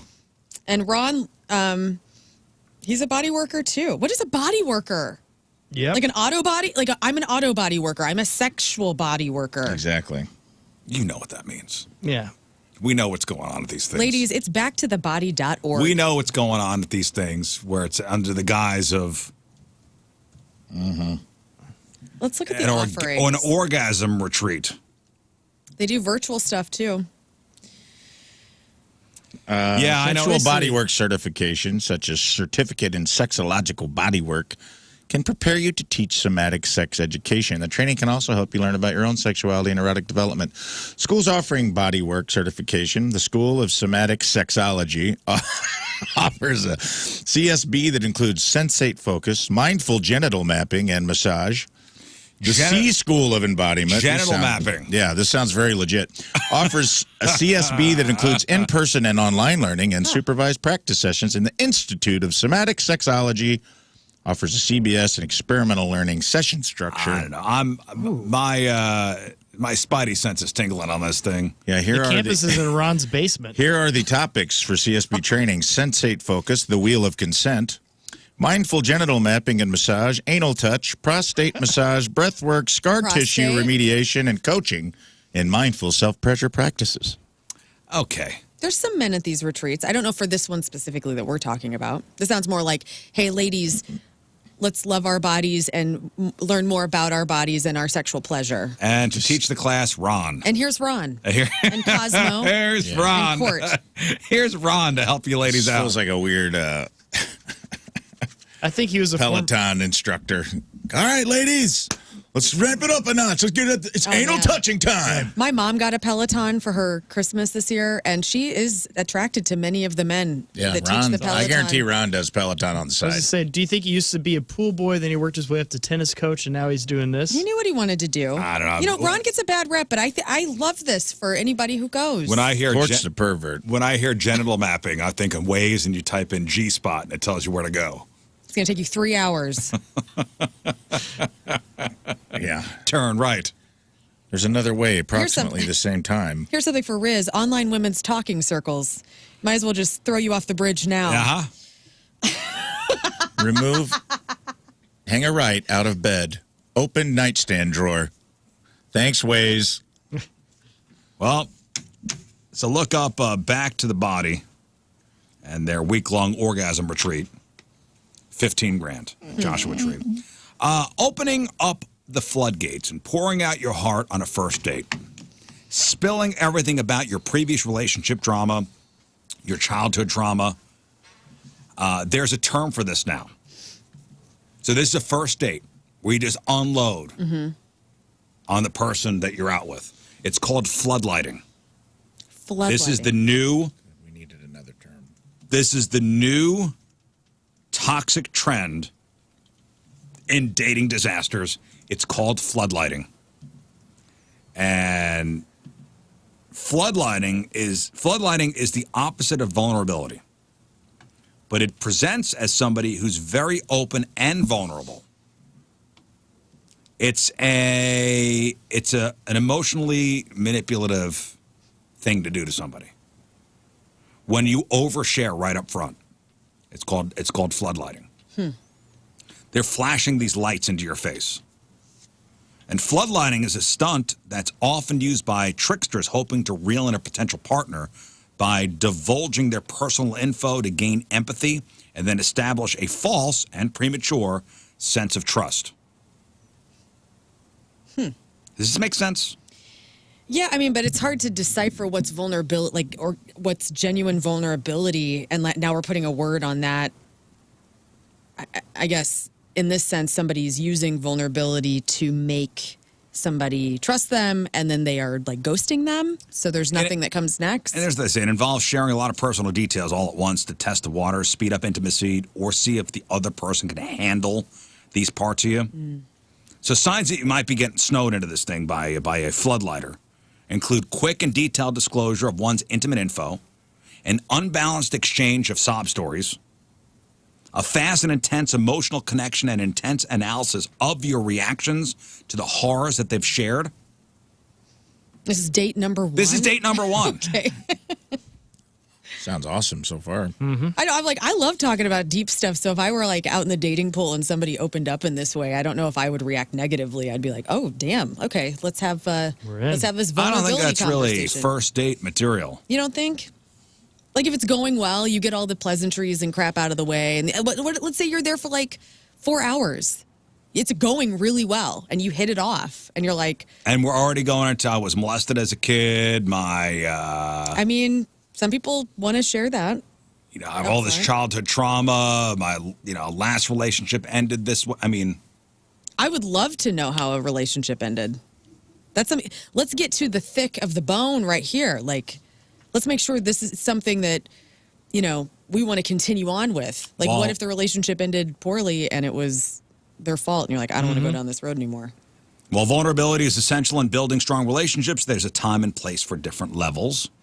By sharing too much too quickly, you may be putting yourself at risk of being exploited or taken advantage of by somebody who may not have your best interests at heart. That's what the experts say.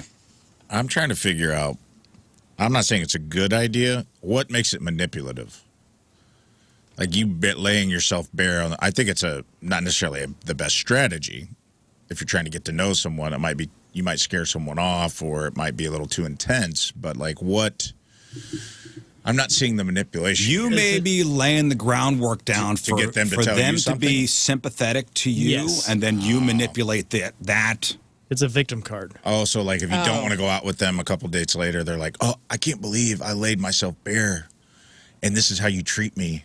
That kind of stuff. Yeah, so it's interesting. Okay. Future gaslighting. Interesting. Yeah, that sucks. Cool move. That you're laying that down so early, and you could use that information to manipulate the person. Like, I bared my soul to you. I'm so glad that I am not dating. There's so many rules and things and words and descriptions, and it's just so complex right now. I have a heart for anybody out there trying to make it work. It's like, sounds awful, and I'm just so sorry. Let me ask this question. When Tim does chores around the house, is it a turn on? Yeah. I've talked about this on this show before. I can't wait for mowing the yard season to begin. The shirt comes off. I like the speckles of grass on his chest. More than half I'm of in the Americans. window. Hello. More than half of Americans are turned on by their partner doing chores.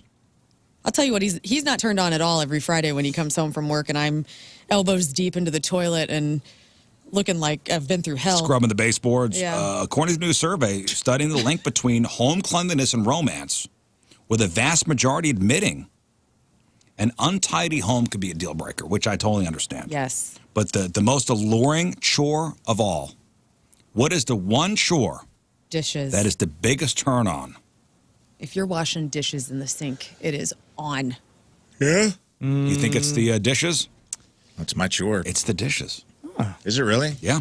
And I Doing should the get laid dishes. more than. Yeah, did you hear that, babe? Something about getting, especially men, when men are like, the suds are up. You know, I don't wash my dishes this way in the sink, but there's something about like a man washing dishes in the sink with the water, the bubbles, you know. Splashing. I do this at home because I didn't grow up with a dishwasher. We don't have one in our rental.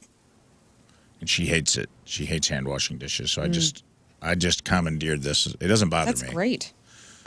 It's kind of like relaxing to me. Yeah. Like it's a little meditative. If you just don't put on a pod and you just sit there and stare at the wall and wash dishes and kind of let your mind cook. So it doesn't bother me, but I'm not getting laid directly afterwards, which kind of feels like I'm being shorted, according to this article. So I'll be bringing that up later today. You need to wear a special little outfit. Maybe I a little do. I tiny mean, I put a shorts or G-string something. on every time I do dishes. Oh, all right. So Maybe doing my just- part. Doing the dishes is an everyday act that could wind up sparking a night of passion. According to 50% of the people that was in this giant survey, they're like, that's the biggest turn on. It's watching your partner do the dishes. And it's just so it's both partners. It goes both ways for men and women. It doesn't say, but I'm assuming it's both. Mm-hmm. I do the dishes every night. I love it. I love doing the dishes. I know I'm weird. Like I actually enjoy the act of cleaning the dishes and stacking them in the dishwasher. I'm a total psycho about my kitchen. I can't go to sleep unless there's no dishes out. Really? And like they can't just be sitting drying. I need to have them all dried, put in the cabinets. I need all I need all the countertops to be cleared before I go to sleep. Which is probably a little bit of obsessive compulsive disorder. Yeah, we're the same way. And then, like half the week, it's we'll get it tomorrow, and then it just. I can't do it. Well, obviously, if you're single and you bring somebody back to your house, obviously the smell of your home plays into, hey, how much further is this going to go? Huge. Yes. 4/5 said the smell of a home mattered a great deal. Bad smell is a huge turnoff. 1 in 20 said they've broken it off with somebody over a dirty place. I mean, you walk in and they're a hoarder. That would just. I don't know. When I was dating my wife, we had a filthy place, and she just wouldn't come up there. That's nice. Mm-hmm. That was the move. We were young. She's like, how about we go to my place? Great. Your place is way nicer than mine. Yeah. Tim lived in Crestwood with like 4 other guys in this house, and when I would have to get ready for work in the morning and shower in that nasty communal man shower that had never been cleaned in the 4 years they lived there. Yeah. It was pretty was Pretty pretty nasty. bad. Yeah. But you're in love, and you look past that. It's love. I just won't touch the walls with my body. Yeah. I'm just not touching anything. All right. And finally, here are some habits that would make a person instantly dump you. Do you guys have anything that would be put on that list? Like I have that they would dump me for? That you would dump somebody over instantly. I've talked about this before. Smoking. Yeah, smoking was the number one thing. For me. Smoking was the number one thing on this list that would be instant dump for people. Yeah, we've all got dating deal breakers, from bad hygiene to, I don't know, what's your credit score? Maybe a low credit score is a deal breaker for you. I don't know. Maybe that's too personal to get into. But habits that would make somebody instantly dump you, number one was smoking. A big deal breaker for people before they get into relationships. Smoking is the biggest one for people who. I know it's the smell, it's the the clothes, it's the breath, it's the health aspect of it. I understand that. I hate it. It's re-entered my relationship, and it's a point of contention right now. Oh yeah, yeah, like regression. Where I'm like, what's going on? You smell like cigs. You're smoking American spirits again. What's happening? You quit smoking for like years, and now you're back. But then it's hard when you're in something for a long time. It's like it's not a deal breaker 10 years in. So like, how do you deal with it? It's tough. because I hate it. It's mostly for health reasons. I'm just like, this is bad for you. Does Tina still vape? Yeah, dude. I mean, she's got like 4 vapes or couch cushions. She's vaping. She's got a vape. She had a backwoods vape the other day, and I go, how hillbilly are we going here? What's a backwoods vape? It literally says backwoods on it, like the brand, and I go, what are we doing here? Like, what am I in? Is that from Hux? Like, where do you get such Yeah, a thing? backwoods vape. I don't know what that is. Tina! Well, they She's make vaping weed. great She's cheap vaping cigars. backwoods. She's smoking real cigarettes. I mean, I don't know. Maybe if I find a can of Copenhagen, it's over. She's dipping. I'm like, there's one. Me too. Tim had off. Well, I always give Tim a hard time because I'm like, you got your smoking gloves, because I make up a lie that he's smoking on the weekends, and has this separate life, which he doesn't. But yeah, the time I found a can of chewing tobacco in Tim's truck, I'm like, get this. I will leave. Like, I can't deal with this. Like, all my uncles chew and spit, and it just grosses me out to no end. Like, gross. I just sleep next to my Uncle John growing up and his nasty, like, tobacco breath. I'm like, like, I just can't deal Why with are you that. sleeping next to your uncle? Yeah, buried the lead. We buried the lead. Because my favorite aunt and uncle, Aunt Jean and Uncle John, my favorite cousin Courtney, Aunt Jean and Uncle John. we would have slumber parties, and we'd get scared because we'd watch Children of the Corn, and then we would have to sleep with Aunt Jean and Uncle John, and I always had to sleep next to Uncle John, which is fine. I love him dearly, but, I had to deal with his tobacco breath. I love you, Uncle John. You scared? Climb up here. Give me a plug of Red Man and climb up here. It's true. All right, the habits that'll make a person instantly dump you. So it's smoking, number 1. Never listening was number 2. So after smoking, not listening came in as the second biggest deal breaker for couples. It's a bad habit that affects how both of you behave, how you can communicate if you're not paying attention to the other person. It fundamentally undermines the core need to feel heard, understood, and valued by your partner. That's something that, like, as I've gotten older, because my brain is just going a million places a minute, and I have had to tell Tim, like, say what you just said again, because my brain I completely was not listening, and I hate that about myself, because I'm like, I want to do better, obviously, of paying attention to the people who are talking to me. So yeah, that's something to work on for sure. It does suck, man. It gets hard when you're talking to, when you realize halfway through a sentence that the person you're talking to, that you're trying to communicate with, has completely tuned you out. Like, you're going to have to repeat it. Yeah. If it happens a lot, everyone does it. We're all in our phones. I catch myself sometimes. I do too. Where I have to put mine, be like, hey, start over. Yeah. That's on me. I was watching a vid, and I picked up like 3 keywords that I realized you're saying a very important thing to me right now, and I was like half listening. But if people own it and you apologize for it, I think that's different than just like not listening constantly. Yeah, I mean, it leads to a breakdown in communication, trust, intimacy, ultimately impacting the overall well-being and satisfaction of a relationship. So never listening, deal breaker. Number 3, poor money management. Oh, man, I've been going off the rails this year, I'll tell you that much. I had to reel it in February. Like, there's all these boycotts happening for businesses, which, to be honest with you, I've participated in the Target one for a number of reasons, but my bank account was also part of the reason, because I go to Target and something happens to my body. I don't know what happened. Like, I go out Trust me, we made up for you not going. The Rizzuto's made up for you boycotting. Not shopping at Target the last month has saved me so much money, and I'm thankful for it, but I was going off the rails in January. Whoa. I missed the Target. They were in trouble for something? Yeah. Uh-oh. Look it up. All right. Contrary to popular belief, women are not looking for splurgers. That sounds dirty. How you handle your money says a lot about how much self-control you have and how you handle other things in your life. Plus, there's research to back it up. Money savers are more attractive than spenders. So poor money management, deal breaker for some people. Laziness. There's a balance there.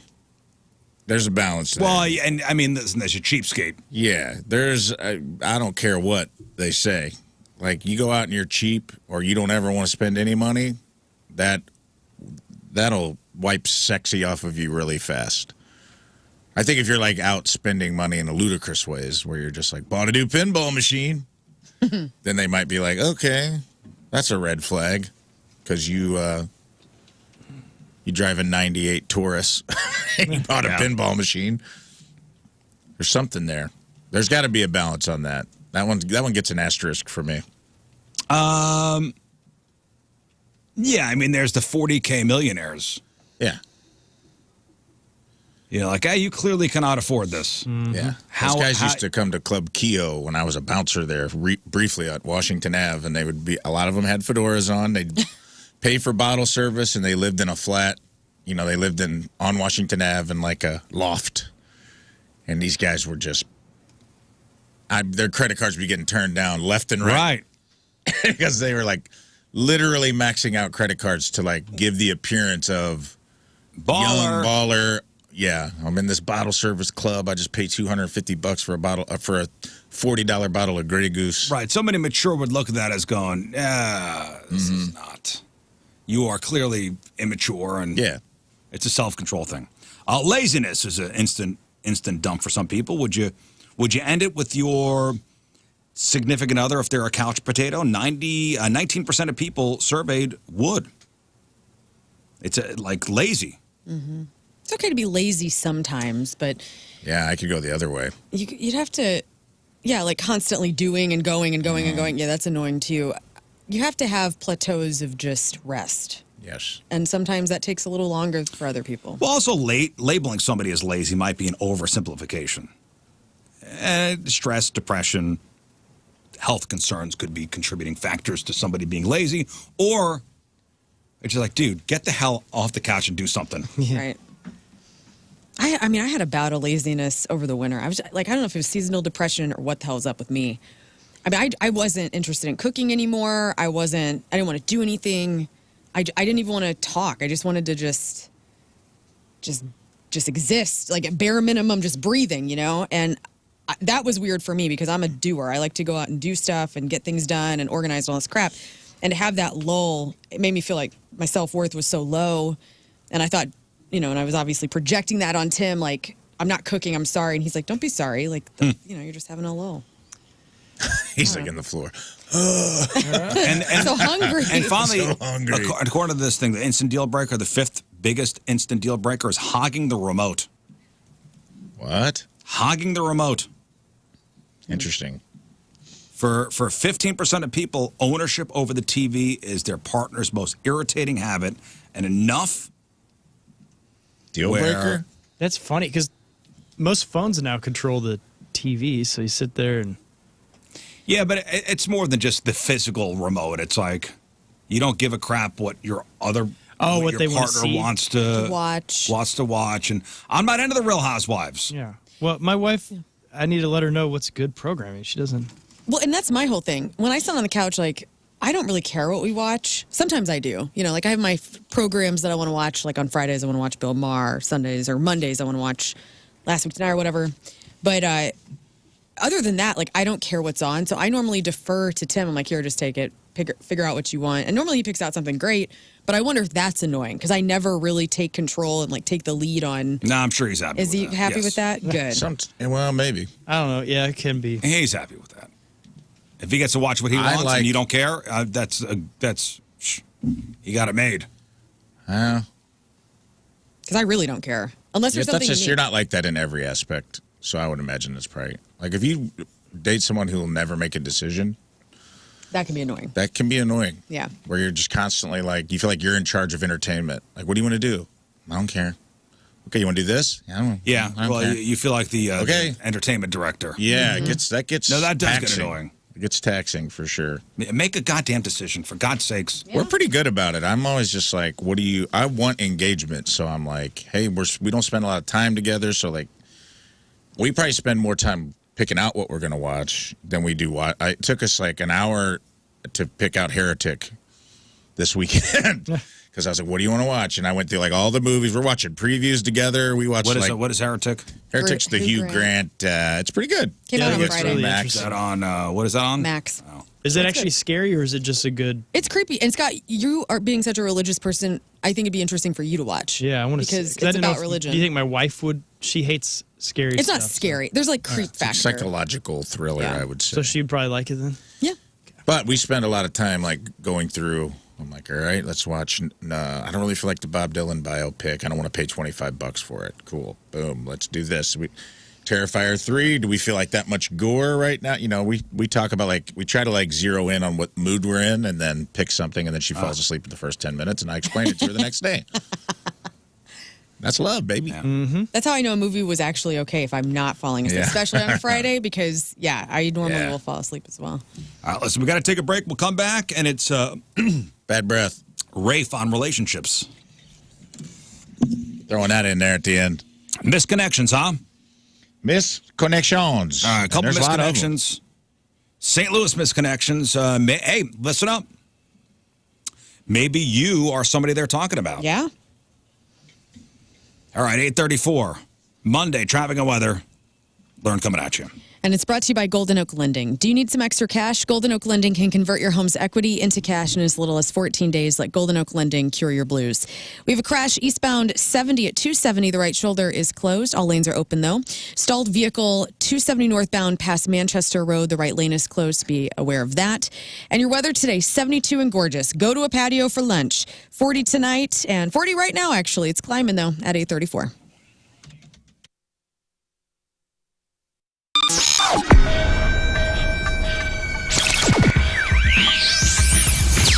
All right, so here we are backstage, way back Point Fest, and we are absolutely thrilled. Myself, Mr. Jeff Burton. Thank you. It's thrilling to be here with you. Oh, you're talking about them. right. Noodles and Peanut, gentlemen, it's great to see you. Thanks for coming back. You guys get along like me and Noodles get along. Yeah, I can see that. It's pretty. I mean, we have known each other for a long time. Yeah, kind of the same, right? There are. I mean, he was at my bachelor party, for goodness sake. So you know what I mean. Oh, nice. No stories. No backstories. There's okay, a lot. So how much tape you got in the thing? With the thing there. How much? And it's really similar because me and Noodles should have known each other for a really long time. We should have. Yeah. We're That's definitely exactly the same. Kindred spirits. As soon as we get together, we really do just we click like really nice. Well, how long have you guys known each other, though? 10 years now, right? Yeah, something like that. Well, that's from when we touring. did the first tour. Yeah, but we didn't really start hanging out until we started doing press together on this run. That's when we solidified our bond. Well, we recognized genius and humor. That's right. Yes. He's one of me. Exactly. So you guys are hanging out socially then, outside of we're this stuff? not. We're not at all. No. Tax season is upon us. You got about 20 days, give or take, to file your taxes. And what better way to reinvest in your home than brand new energy efficient windows from Universal Windows Direct? They are doing a tax time sale where you could save big while making your home more comfortable, energy efficient. And right now, buy 2 windows, get 2 free. There's no limit. You can buy as many as you want. You need 100 windows. I don't know how many windows you'd put in a house like that, but hey, you get 100 free. There's no limit. And it's a perfect opportunity to upgrade your home without breaking the bank. And here's something that'll make your wallet even happier. No interest till 2030. That's 6 years that you don't pay interest, but wait, there's more. This month only, March only, Universal Windows Direct is giving you an extra $500 off your home improvement project. Whether you need a few windows or a full home upgrade, that bonus savings goes in your pocket and makes it the perfect time to act. Not only will you love the savings, but you'll love how much better your home feels. So why wait? Take advantage of this limited time tax time sale before it's gone. Buy 2, get 2 free. No interest till 2030 and an extra $500 off only in March. You got 20 days to take advantage. So call 314-334-2522 or visit universalwindowsdirect.com to schedule your free in-home estimate today for the last windows you'll ever need. Go to Universal Windows Direct, and like me, you will be saying, I love my windows. Spooky.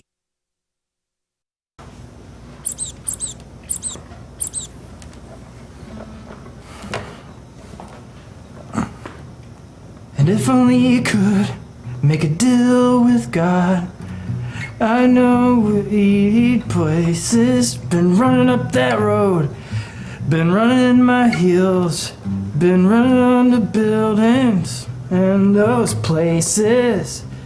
If only could. That was Kate W. Bush, Running Up the Hill.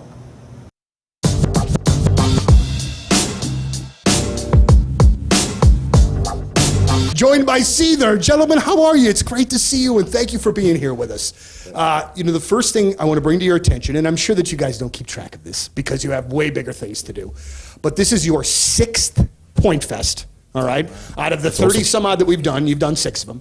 Not to mention birthday shows, Christmas shows. while other rock bands have kind of gone by the wayside, you guys have just been a constant core artist for us. I was looking last night. We've played like 26 different Seether songs in the history of our career, you know, and your career. Thanks, and man. our career as well. You have just been such an important part of the station as the alternative format goes left and we stay rocking. You guys have been a really big part of that. And I just, as the music director of the radio station, just wanted to say thank you. And I'm sorry, Sean, if you're That's getting fine. eaten alive by something over there. I'm making my acquaintance with the local wildlife. You guys, I mean, you guys are celebrating 20 years this year. Yeah. That's a really impressive feat. How, you know, many bands that have been successful still don't make it 20 years. How have you guys been able to do that by your account? I think we've just basically written stuff that we want to hear. You know, like I love a lot of bands. I love a lot of music styles and a lot of different types of music. But whenever we write albums, we just stay. I try to stay true to what we like. We would like to write stuff that we like to play, and stuff that I like to listen to. So I think really just not adapting to a new flavor of the week kind of sound. There's a couple bands out there that tend to sort of go left and right as the tides move, and that just isn't sincere. I don't think, you know what I mean. I think you have to stay sincere and honest and true to yourself in that sense. And so musically, we just always write stuff that and you also don't want to rehash the same things. Sure. So it's great to experiment and try new things, and as long as you don't lose the essence of what the band really is and what the sound is. Yeah. You know, one of the things that I've wanted to ask you guys for a bit, and I noticed this as well when I was prepping to talk to you guys. You guys release a new record every 3, 4, 5 years. It's not like it's one of those record, out on the road for a year and a half, record again. It doesn't seem to be that kind of cycle. It seems to be spaced out, which says to me that you guys are given the opportunity to maybe take as long as you need when you are writing a record. Is that the case? Do you have the ability to, if it takes you 6 years before the next Seether record, not to say that it would, but would you have the time to do that? I think contractually we have to deliver one within 18 months of a touring cycle being finished. But that's never really been enforced because we don't really wait that long. I think really what it is you record an album, and then there's 6 months of setup time and interviews and photo shoots and stuff and videos, and then you tour for 18 months to 2 years, and then all you want to do is just take some time off. Because you know when we first started out, we had an album out in 2002, then another one in 2004, then 2005, then 2007, then 9 and 11, I think, and then, so it was almost it was kind of well, that was also a different record company. So it was a crack the whip, and we would get off the road and basically be expected to have something done within the next couple of 3, 4, and 5 months, and then there would be a little bit less setup time, maybe 3 to 4 months. But you'd be back out if you finished in January, you'd be back on a tour by December, basically. Well, and I mean, and at that point, I would think, and again, I'm not the creative type. I can't write songs or play anything. I've tried, like to the point that my brother like set down the guitar and was like, maybe you're just not meant to do this. But I would think that that's going to obviously crush creativity if you're on that kind of like.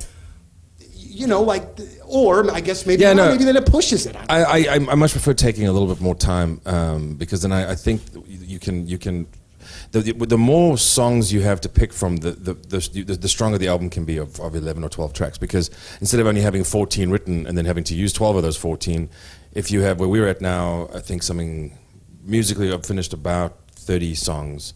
And there's maybe 10 more that I'll work on, and then I'll do vocals. So they'll ideally be around 30 full finished tracks to work from, and then you can take the best 11 or 12 from that, which I think then gives you because not every song's good. You know, that's the thing. There's a lot of stuff you guys don't hear that's really bad. Right. Even these guys don't hear the stuff that's really bad because you try and experiment a little bit too much, or it's very different to the genre that we're in. So I write a lot of different styles too, but always come back to writing stuff for like I've taken a month off of maybe 3 weeks off of writing anything for Seether right now, just because I was working for 3 straight months just on every single day working on Seether stuff, and I just needed to step back from it for a bit and kind of let my ears clear out and get forget what the song sounded like, then go back as almost like a new listener again. Sure. And have a different take on it the next time. And if I come back and I still like it, then that's a positive sign, and I can then move to working on lyrics and melodies. And if I don't like it, is there anything I do like, then I keep that and try and change what I don't like. Or you hear about, grocery prices all the time. Everything's so expensive. Well, Schnucks is doing something about it. Big news from Schnucks. They've lowered the price on over 2,300 items around the store, and that's a big number, 2,300 things. And they've marked down prices on things like Honeycrisp apples and Jack's Pizza, Ore-Ida potatoes, Tyson Family Pack chicken, and organic girl salad kits. Even stuff like those big 32-ounce Chobani yogurt tubs and stock cold brew coffee. New lower prices on all that stuff. And by lowering the prices on over 2,300 items, Schnucks is bound to have lowered the price on some of your favorite things. Just check out the digital shelf tags around the store, find tons more items, all with lower prices. Plus, don't forget about the Schnucks app. Download the Schnucks Rewards app for free if you have an iPhone. Just go right there in the App Store, Schnucks Rewards app. You could get some digital coupons on there that tell you about all the weekly specials. It's everyday savings you could count on, all at your local Schnucks. New lower prices every day on over 2,300 items.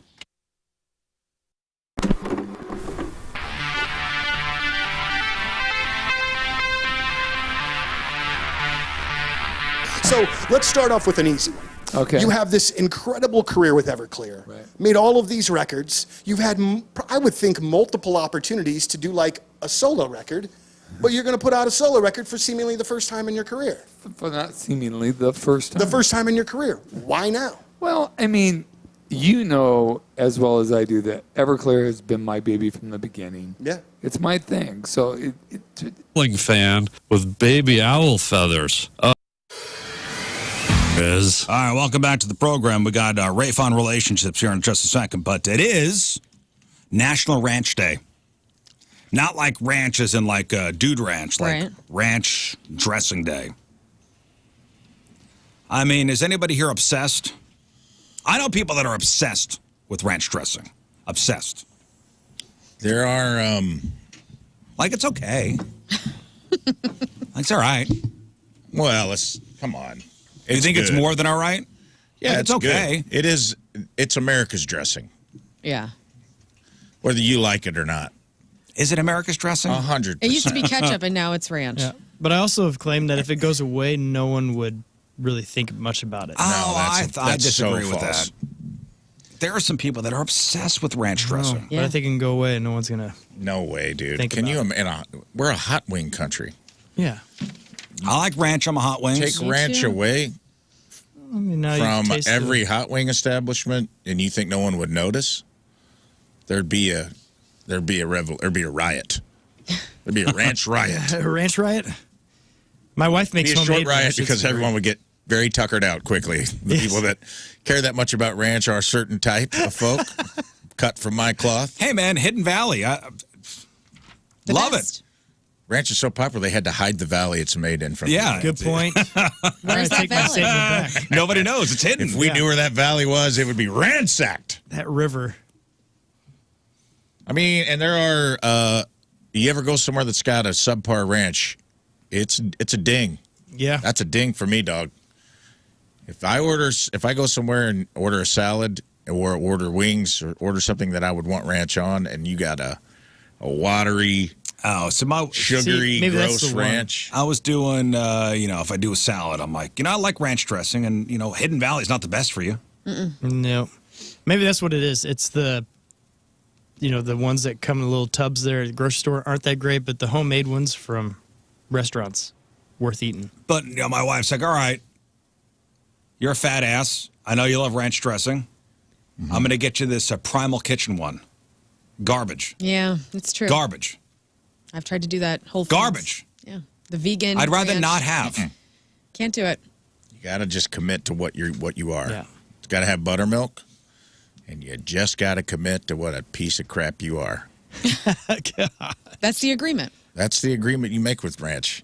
It's a Faustian deal. You've signed with the ranch. I mean, devil. all right, I'm getting a salad, healthy, Great. ruining it with ranch, not healthy. So you balance it out. It's like I'm eating nothing. I want to only feel a little bit bad about myself. That's what a ranch dressing on a salad is. It just canceled itself out. Right. You cancel the health out with the ranch. That's so good, though. It's like eating nothing. It's no refreshing calories. to eat. See? Boom. It's better than eating a cheeseburger. It's true. Sure. Is it? Yeah. Eating a salad with ranch is 1,000 times better than eating a big greasy I don't know. cheeseburger with all the condiments you're going to slap on that. You know what? I don't know there, Raffles, because if you're not using a gallon of ranch on your salad, well, that's the problem. Yeah, you got to soak it. You got to limit yourself to the cup and the shake, Well, ranch dressing created by a guy named Steve Henson, a Nebraska-born plumber and cowboy who later worked in Alaska. In the early 1950s, he and his wife Gail moved to California and bought a dude ranch near Santa Barbara, naming it Hidden Valley Ranch. Whoa. And while serving guests at the ranch, Steve made a signature buttermilk dressing using a mix of buttermilk, mayonnaise, garlic, onion, herbs, and spices. Guests loved it so much that they asked for bottles to take home. And the couple realized, we got a business opportunity here. Thank goodness. So by the mid-1960s, the Hensons started selling seasoning packets so customers could make ranch dressing at home. Demand skyrocketed. And they eventually shifted from running the Dude Ranch to running a full-time business called Hidden Valley Ranch Foods. By the 1970s, grocery stores across the country were carrying their ranch mix. In 1972, Clorox bought the brand for $8 million. Damn. God, I can imagine how much that'd be worth today. Damn. That is not enough. No. Well, look up $8 million 1972 money. Wouldn't it be like 17 now or something? So Clorox bought Hidden Valley Ranch for $8 million back in 1972, and then they worked to make it shelf-stable by removing the need for fresh buttermilk. I'm so grateful for a chemical company buying it. So how much is it worth? $61 million. I mean, that's good money. That's better. I mean, good enough for Steve and Gal to probably retire. Still, though, let's look up net worth. Oh, gosh. Hidden Valley. Oh, man. And I bet it is a $1 billion company. $450 million. That's how much it's worth? Over that. It says Santa All right, Barbara so- Hidden 1972 $8 million. 2017 Hidden Valley products. There are more than 50. Took in over $450 million A year. That's So in it's a 2017. profit. So it's a So $1 it's billion actually company. a pretty good deal there. Wow. So by the 1980s, ranch became the best-selling salad dressing in the U.S., surpassing Italian dressing. Whoa. By the 1990s, ranch started expanding beyond salads, became a popular dip for pizza, fries, wings, and even chips. Food brands jumped on the trend, launching, ranch-flavored everything. Chips, crackers, popcorn. And today, ranch remains America's #1 salad dressing, the go-to dip for everything from veggies to fried foods, and now endless variations. Spicy ranch, avocado ranch, bacon ranch. And Steve Henson passed away back in 2007, but his creation lives on. Man, that's an American success story, dude. Yeah, that's the coolest, man. I didn't realize it was that new. Yeah. That it was a 50s, 60s thing. I just assumed it was been around for a while. No, it's back in the 1950s. That's awesome. And then really started skyrocketing back in the 70s. So there you go. That's the history of ranch. I like that. Thank you. Now you know, guys. Happy Ranch Day, everybody. Happy Ranch Day, everybody.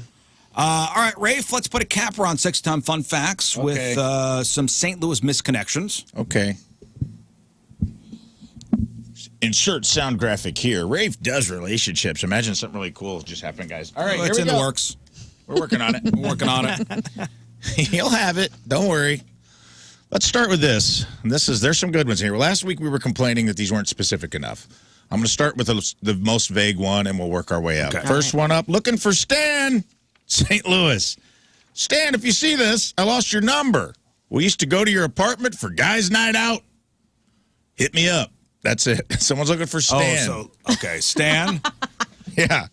So if you're Stan and you had an apartment for guys' night out, homeboy lost Are your there number. any locations for these? This one just says St. Louis. Okay, so maybe All right. downtown. Okay. Where does Stan's go?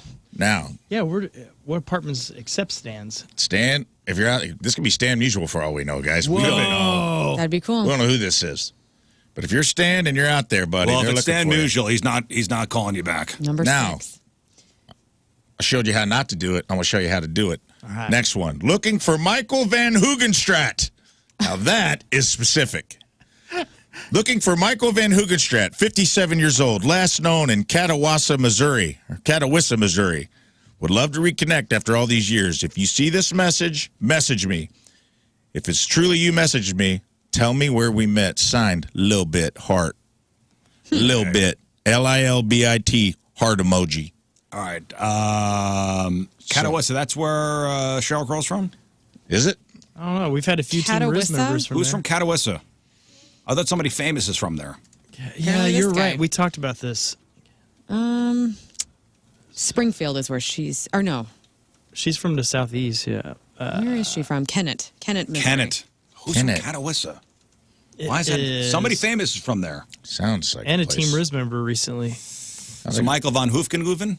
Michael Van Hoogstraat. That's VanHoogstraat. Michael Van Well, Hoogstraat. I'm hoping everything was on the up and up there because I hope Michael van Hoogstraat is not a married person who we've now outed. Well, we don't know if this is a woman looking for him, right? This could be like his old buddy at the Elks. Yeah, because that's why they go on Lil to Bit. Misconnections. Yeah. I don't know. It's your old buddy Lil Bit, heart. Both Stan and this person sounds like just two guys that don't know how to internet. So It they're also going. They're both searching for the same It guy. says after all these years. So this could be, he's 57 years old. Maybe he is with partner. I don't know. But I mean, I didn't type this. Okay. Sorry, Michael. You're right. Michael V. M. Van Hoogstraat. There. Now we've completely concealed his identity. M. Van Hoogstraat. Change that for the podcast. Next up, Mardi Gras, St. Louis. Got another Mardi Gras misconnection. A little creepy. We talked about this the other day. Not my cup of tea, but here we go. I promised to get you home safely as your rideshare driver. Now I wish I could have tucked you in and cuddled you all night. I like it. Oh, please. What kind of car did I have? Question mark. Typed out question mark. That's it. Okay, so drove you home from Mardi Gras. It says, I promised to get you home safely as your rideshare driver.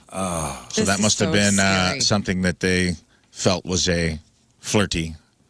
I promised to get you home safe. That's probably now this rideshare driver wishes they could have tucked you in and cuddled you all night. What kind of car did they have? So if somebody was, somebody was out there driving a Camry and you felt the connection. I'd rather them do this. No. And text. They know where your house is. I don't like any part of this. Why can't we be attracted to anybody? Well, you can, but you just can't be doing things like this. You can't be ride share and I'm attracted now. Yeah. Here's the thing. I don't know. 'Cause Why? It's just the way the world works. It's not cool. You know where my home is. Like, I would be creeped out. Like, if I am listening and I was the person that this is a guy. It doesn't say. I'm assuming this is a guy. Probably a man.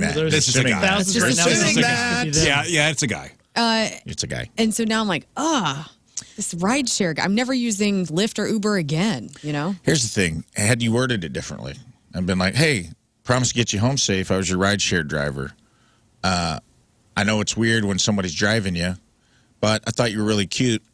That's fine. I felt a connection. When you said you wanted to wish you could have tucked them in and cuddled all night. That means you had the thought of like coming inside when you dropped them off, which is weird that is as hell. very okay. I'll give you that, Learn. Okay. Yeah. That's weird as But hell. what if it was worded the other way? Worded the other way is still weird, but I also can empathize. Like, how do we become attracted to people in 2025? Moon talked about this last week. I know. He was very upset about it. Well, and that was the Facebook. That's why he's out today. Yeah, he had to take a day off. He was so upset. He's out there hitting on people in public in person for the show. I don't know. I don't like it. I don't like it because my home is involved, and like I was hammered. I don't like it. But again, you're calling somebody to your house, so it's a risk that way too. Sure.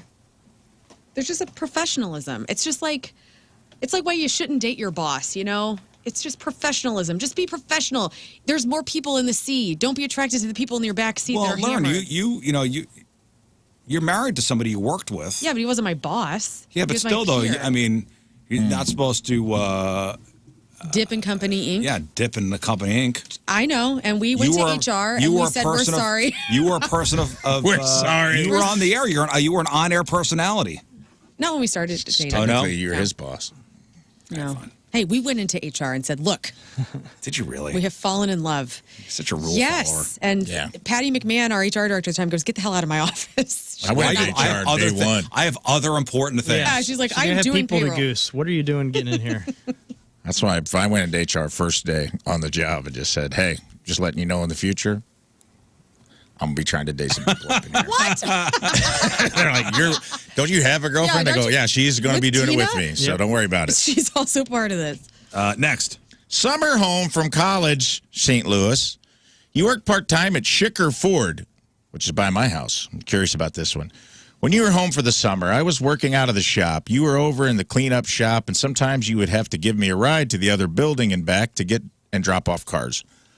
I would pull out of the shop and stop and talk to you before I went for a drive, and you have cool long hair. Would like to catch up and see how your education is going and just chat about whatever. Let me know what your name is and where you were going to college so I know that it's you. Toodles. You had cool long hair. Cool long hair. You worked at Schicker Ford. Did you work at Schicker Ford for the summer and go away to college?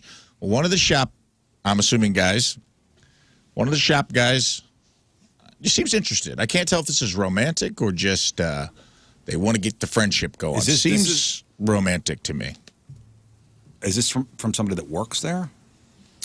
You worked part-time at Schicker Ford when you were home for the summer. I was working out of the shop. Yeah, it seems like this is two coworkers. Oh. But the coworker left. It seems like you could get that information. Yeah, like Facebook. Right. I don't know.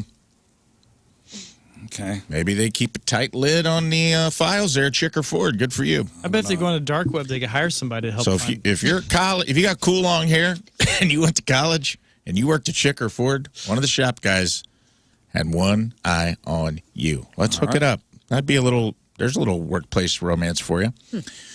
Next, blonde waitress at Lombardo's by the airport. Thursday, 20 February, early evening. Me, Scottish red hair. I was with fellow Brit colleague. 2 local guys, 1 guy from Louisiana. You. I didn't get your name, but I caught your eye about 10 times during dinner. I'm sure you said it was your first day. I was annoyed not to have had the chance to ask your number. Hopefully you see this and we correct this mistake. Okay, so you're a server at Lombardo's by the airport. This is very specific, dude. I'm me, Scottish guy. February 20 February, early evening. Me, Scottish red hair. I was with my fellow Brit colleague. 2 local guys and 1 guy from Louisiana. You. I didn't get your name, but I caught your eye about 10 times during dinner. I'm sure you said it was your first day. I was annoyed not to have had the chance to ask for your number. Hopefully you see this and we rectify this situation. So there you go. If you had a hot Scottish red-haired King Scott waiting on you at the airport. Oh, wait, didn't say that. Oh, darn it. But this is very, I mean, if you work at Lombardo's airport, it was your first day. There's a lot of very good information in Right. here. Yeah. We should be able to make this one happen, guys. So this one is going to happen. This is good. A Scottish guy, and there had to be a Scottish guy, a British guy, and a Cajun guy, I assume. He's from Louisiana. That had to be a fun table to wait on. I would think. Yeah, that's a good That's Epcot crew. Center at the table. Don't tell me what to do. I'm not telling you what to do. Why the bagpipes? What you know how to hold a crawfish? You had to know this. You have to know who this is. Yeah. This is hyper specific. Blonde waitress at Lombardo's. Get it together. All right, next. Lake St. Louis Lowe's Garden Center, Friday afternoon. Lake St. Louis. Listen up, Lake St. Louis. You were an older retired guy giving me pointers on what kind of nutrients I needed for my indoor plants. You evidently knew a lot about the subject. Kind of hot. You gave me your number in case I had more questions or more help. I lost the paper with your name and number on it. So if you see this, and I doubt you will, but it's worth a chance, please answer this ad. Tell me what color hat I had on so I know it's you. Thanks. I can't tell if this is someone who wants to bone or Lowe's, just wants Lake St. Louis. to have really good hostas this spring. Lowe's, Lake St. Louis, old retired guy. Pointers on nutrients, indoor plants. Knew a lot about it. Kind of turned him on. Gave him your number on a piece of paper. That's where I got my Blackstone.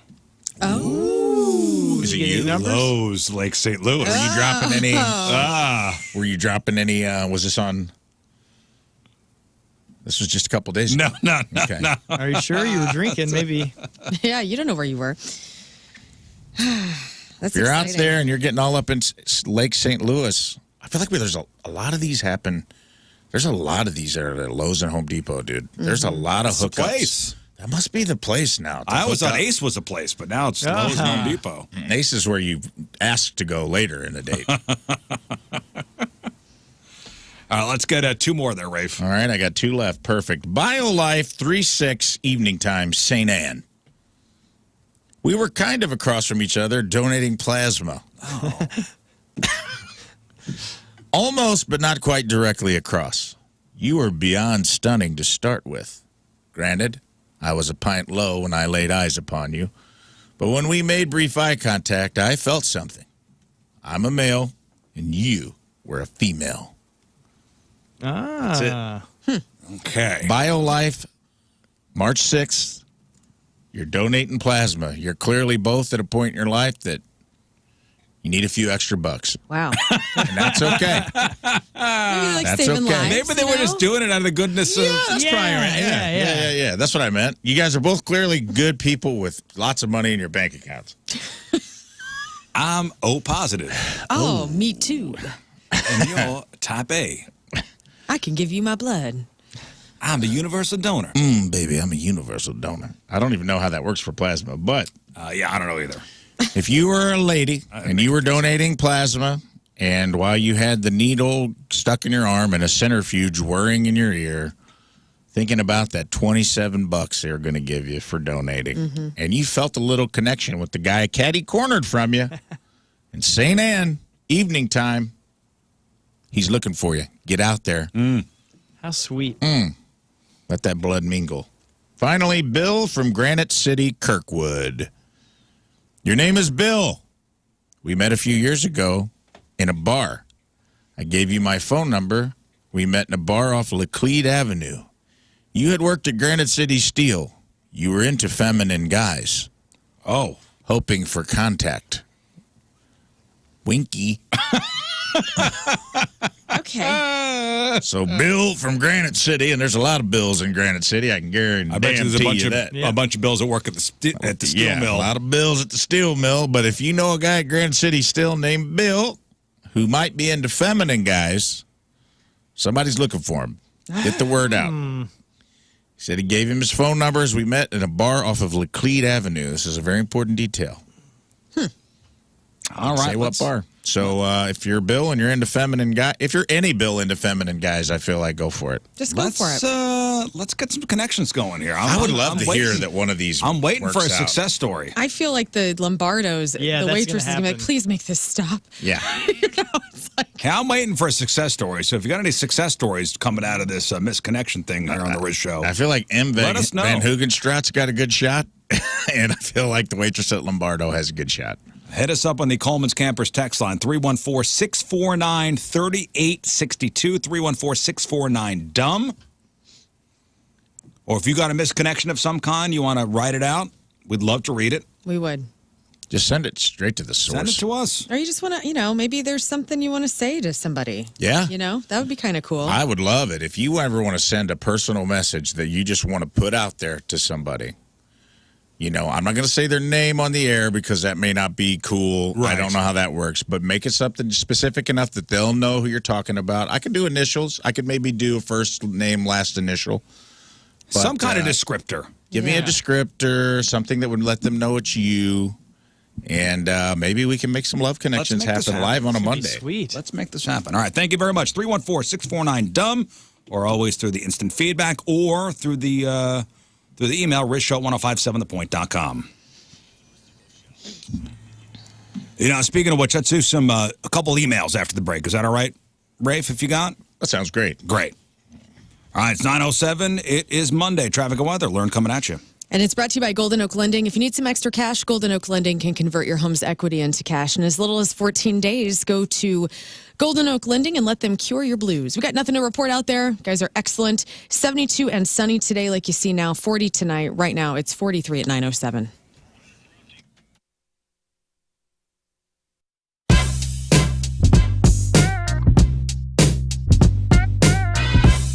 All right, right, so where I actually made up a word this morning, and I'm so happy about this. Now, the last year and a half of all of our lives, the word synergy has been like kind of a gigantic joke. Like, there's all this stuff happening all over. You're just trying to make it work for the day.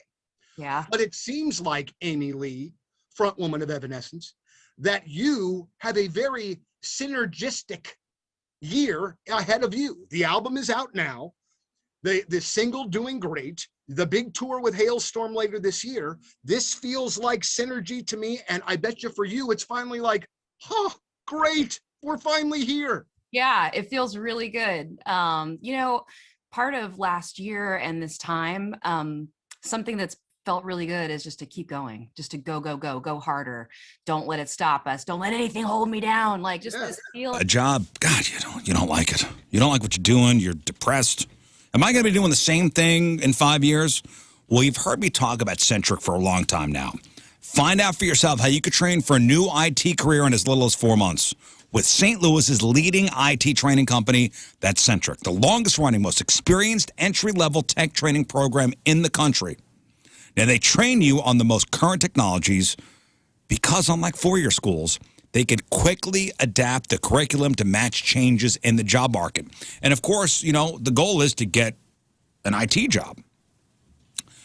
And that's why job search assistance is a big part of their program there at Centric. In addition to your tech training, they know there are other skills you need to be developed to get that right job, to find that right job. Centric's career service team gives you the tools you need, seminars, workshops, other services throughout your training that prepare you for your job search, and they will help you land your new IT job. 1,700 plus companies have hired a Centric grad. Maybe you're next. Change your life in 4 months. Centric.com/Riz, CENTRIQ.com/Riz.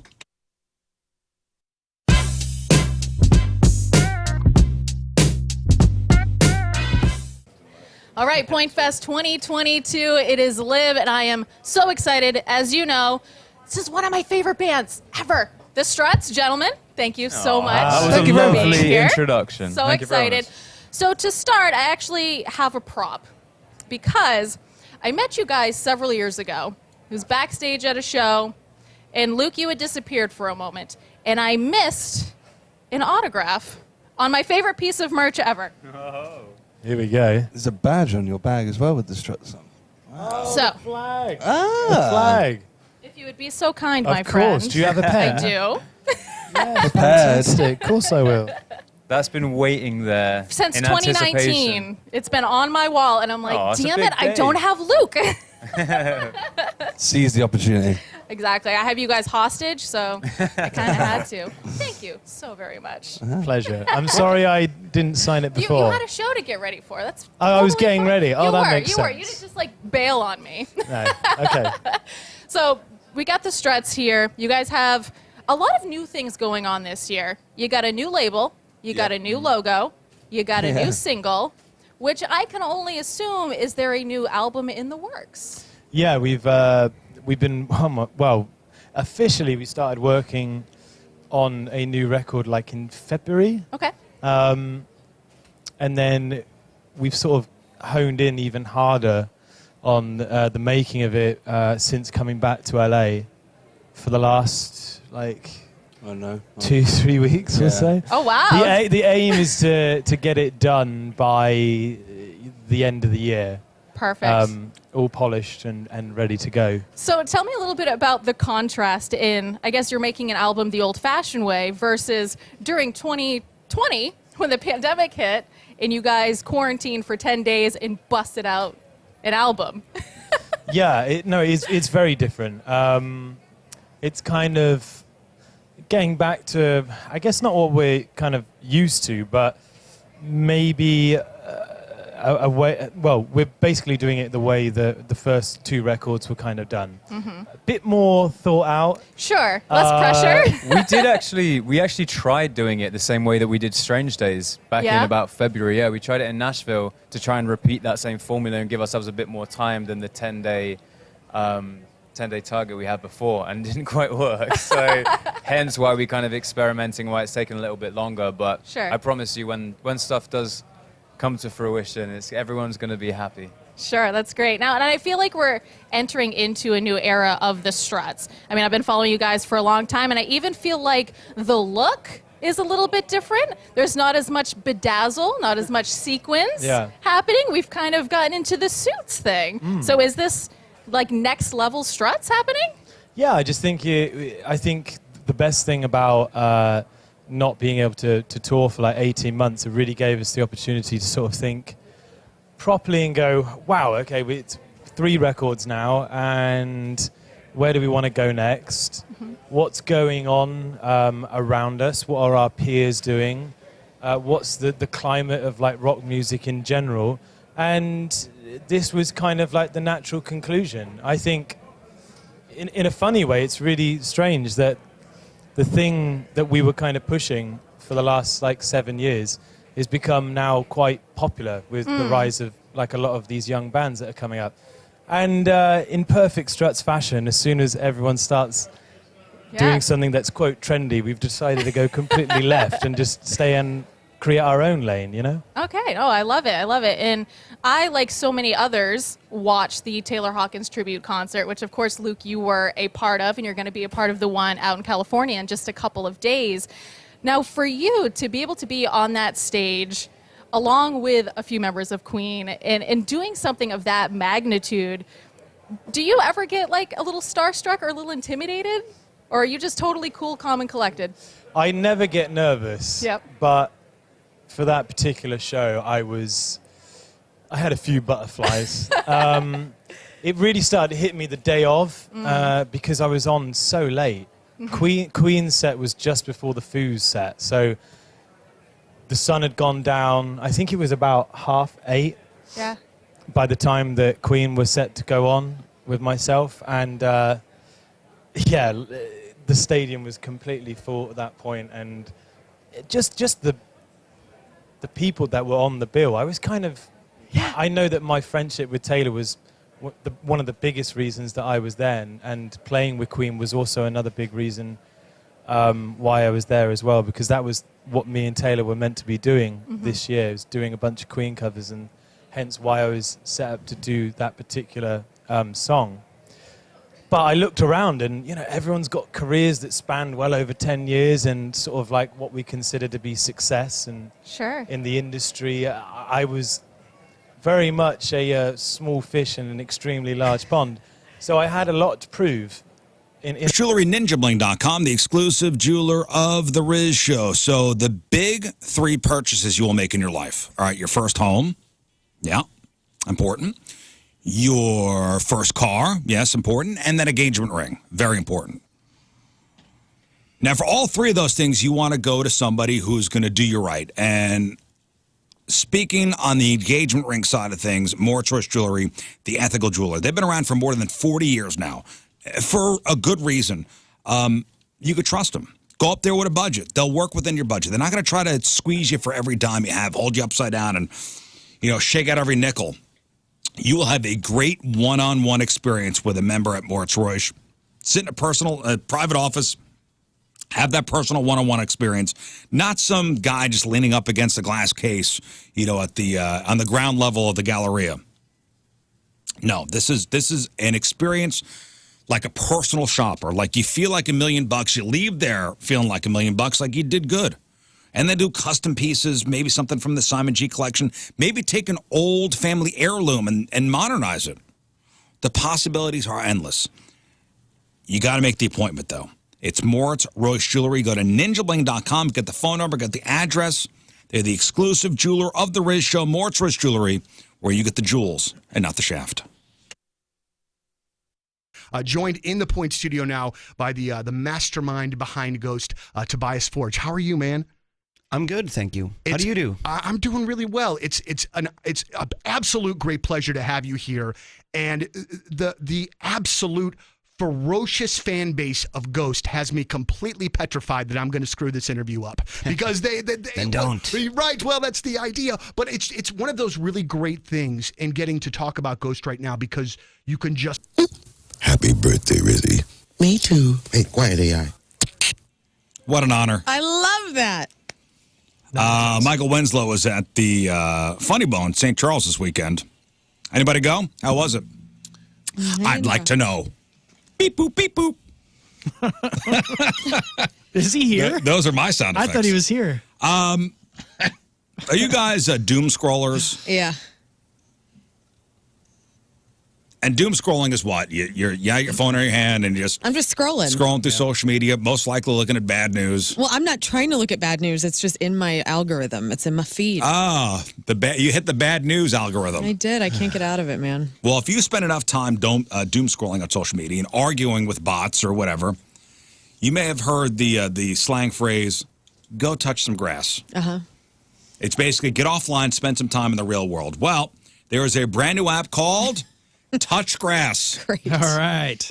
And it forces you to literally go outside and touch grass before going on social media. And here's how it works. Touch Grass asks you to choose 2 apps that are your biggest time sucks. And the ones that you want to limit. Mm-hmm. And then it blocks those apps. And the only way to unblock them is to take a picture of yourself outside. Actually awesome. touching grass. All right. And then submitting it. Then you'll choose how much time you could have on each restricted app.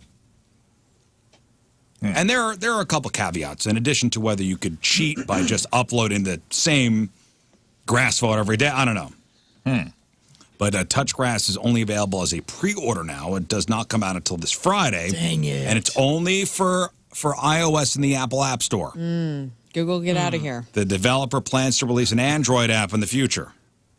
And he also wants to add ways to let users touch snow, sand, and other kinds of environment, like maybe cement if you live in an apartment downtown. I don't know. Another thing is the app's free, but upgrading it'll cost $6 a month or $50 annually.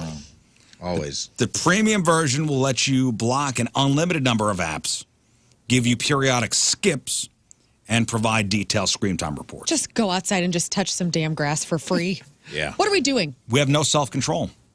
Well, that's what it is. true. There's another app like this. There are about 30,000 pre-orders right now. Really? Yeah. So it's looking like it probably could possibly works. be a success. There's another app similar to this that's like, but it's like push-ups. Have you seen it? It's like an app where if you want to unlock Instagram, you have to set your phone and like literally video yourself doing like 10 push-ups or whatever predetermined number of That's cool. sit-ups. And it's basically like, hey, if you want to doom scroll or you want to like waste time on social media, you're basically locking yourself out with physical exercise. And it does track you like doing push-ups. Wow. And you just have to set your phone up, get down on the ground, and then it like counts the push-ups for you. Then it unlocks Instagram or whatever. You're going to see people at the airport doing this. Going, what the hell? They got that app where they can't unlock Instagram unless they do 50 push-ups. Hey, it's good. Get some get the blood flowing. Tina had one Let's for get a while moving. that was like to wake you up, to turn your alarm off, because she would hit snooze and just sleep through her alarms and like be late for work. She would have, it would like make you get up and take a picture of something in your house, and it would be like, or you had to do like a math problem. Aw. It would like make you do like a little simple math problem, and it had like 3 things. You had to like do a math problem and take a picture. I can't remember. Something happened one morning, and like the camera wouldn't turn on, so the alarm would not go off. It was on for like an hour and a half. Like something was wrong with her camera, and she's like, "I'm taking a picture of the doorknob." And like the technology wasn't matching up or something like that. But Hey, listen, I get this. People are spending too much online looking at bad news, and it's really affecting people's health. It sure is. Mentally. Stop it. Go touch some grass. Fine. Going to the Coleman Campers text line. Sutton's asking, "Hi, morning show. Did you receive the Magic 8 Ball I sent you?" Yes, I did. Amazon delivered it to reception on 3/6. It was addressed to Learn. Yeah, I got it yesterday or on Friday. we did. Thank you very much. So you have a Magic 8 Ball in here? Just I have 2 actually. Liv gave me one the day before the Sutton person No did. way. And I didn't know how to contact Sutton, so I'm glad they texted in because I didn't know what to do. Too slow, Sutton. But now I have 2 Magic 8 Now Balls. we got 2 Magic 8 Balls. Which is great because I plan on bringing that thing in here and we're going to get some things done. You know, we're going to make some choices. Where is Sutton's Magic 8 Balls? It's Are on my here? desk. That's okay. Both of them are on my That's desk. how all the decisions will be made from now on. Yes. Sutton's Magic 8 Ball. Thank you. I'm so excited to have 2 Magic 8 Balls. Mm-hmm. All right, let's get to some emails. Risho1057thepoint.com. Rafe Williams, go. All right, here we go. Hey, guys, and Learn. Hi. Last week, you read my email about a cute girl coming to get a piece of furniture from me over Facebook Marketplace. We guys all remember this story, right? Yeah. Yes. You wanted to hit on somebody picking up furniture, Facebook Marketplace. We told him, not a good idea. I agree. It was a creepy time and place to try to get someone's number. I probably was never going to try anyway, but wanted to get your opinion. Anyways, I wanted your take on this. I want to know a good time and place to meet other people, not Facebook Marketplace. I don't want to meet drunk people at a bar. Dating apps have become a money grab these days, and approaching someone at the gym just seems rude. Where does someone go to meet a girl or guy nowadays? For context, I'm about to be 30. I'm tall, a reasonably attractive guy with a good job and charisma. Well, Don't say church. and humble. Scott, that's what you were going to say. Hey. Right? Well, if they're religious, then yeah, it is sure a great it is a great spot. place. I mean, I met my wife there. I was going to say community groups, which is equally as lame. But let me say this, Lame. I think it's a real big deal. My husband works in nonprofit, so there's volunteer opportunities. People meet through that or similar like-minded things that you care about. Stop being in a your life. weirdo. Go to a bar and get a Tinder He account. doesn't want to go to a bar. He doesn't want drunk Stop people. being weird. I haven't had any problems being flirty or awkward. Well, those aren't the same thing. The only problem is I don't meet new people anymore. I'd love to hear what you have to say. I feel like my generation is getting more and more lonely, and honestly, it's sad. I think it's Man, poor community. guy. Yeah, And she's right. I tell my buddy Scott all the time, I'm like, dude, Thank you. not you, but you're married. No, I'm like, go join groups of things that you care about. Like go volunteer at an animal shelter if you're an animal lover, or, meet people that way, or network with the things that you're interested in. Because if you start there, then you're going to find somebody who's also interested in at least one thing that you're interested in, and then something can happen from there. Take an improv class too, man. That community is always. That's like the most adult friendships I ever made were probably through the improv shop here in St. Louis, and improv tends to weed out a-holes because you can't be selfish when you do improv. You have to be, and then you meet adult people. Now you may not meet someone in your improv class, but they have friends, and then they may be like, oh, John's single, and he'd be great for my friend Cindy, and then they introduce you, and it's not in a weird bar environment. I think we should ask ChatGPT. Okay. Actually, great idea. Right now. I got it up. Good Great. job. Let's see do whatever ChatGPT tells you to do. Let's hear this. Magic 8 Ball would have been good for this. ChatGPT. Okay, so what's this person's name? They did not leave a name. Let me look. See if I can. First name. Okay. Oh, here we go. Online seller. No name. Trying to formulate. An AI voice? Sometimes, I get nervous sometimes talking to I get it. ChatGPT. Okay. Hey, ChatGPT, we have a racial listener who's looking to meet a woman not going to bars and not downloading any dating apps. Where should he go? Okay. Let's see what. Can I do a first name? I found his name. Do you want to? Does it matter? Okay. Yeah, it said that we have a racial listener. Nope, that's not it. Racial listener. Great. Okay, here we go. This is what ChatGPT says. Okay, let's see what. Okay. ChatGPT says, love that question. Great. Definitely something a lot of people are thinking about. If your racial listener wants to meet someone without the bar scene or apps, here are some solid suggestions to throw out on there. Number 1, volunteering. Hello. Joining local charities, animal shelters, and community events. Great way to meet people who share similar values. What if ChatGPT already analyzed what we just said and is just spitting it right back out at us? But go ahead. 2, classes/workshops, cooking classes, art workshops, dance lessons, or even something like a home improvement course. Fun, low pressure, and social. Continuing education. Improv. St. Louis Community College. 3, sports leagues and rec clubs, adult kickball, softball, pickleball, bowling leagues. People are there to have fun. It's a great way to naturally strike up a conversation. Number 4, festivals and farmers markets. St. Louis has tons of festivals, live music events, and weekly markets. Perfect place to mingle. Networking and social groups. Meetup.com and Eventbrite have groups for anything. Hiking, book clubs, board games, etc. Coffee shops and bookstores become a regular. After a while, you start seeing the same faces. Makes it easier to chat. Church religious groups. Yeah. Hey, make a If list. that fits their vibe, church groups or faith-based social events can be a great way to meet like-minded people. Dog parks. If they have a dog, people love talking about their pets. And it's a super casual way to spark conversations. Only if you have a dog, though. Don't just be showing up Well, lonely to the dog park. bring a fake Show one. up as a dog. Yeah, that'll impress them. Thanks, ChatGPT. Thanks, ChatGPT. Also, if Misconnections is any indication, go hang out at Home Depot for the Absolutely. afternoon. Yeah. Seems like you will meet someone. 636 says meetup.com, where I met my boyfriend. Many groups in the area. There you go. Okay. Meetup. Now, is that Nice. technically an app or no?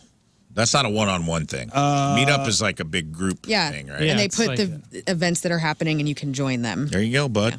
MM. Yep. His initials are MM. All right, MM.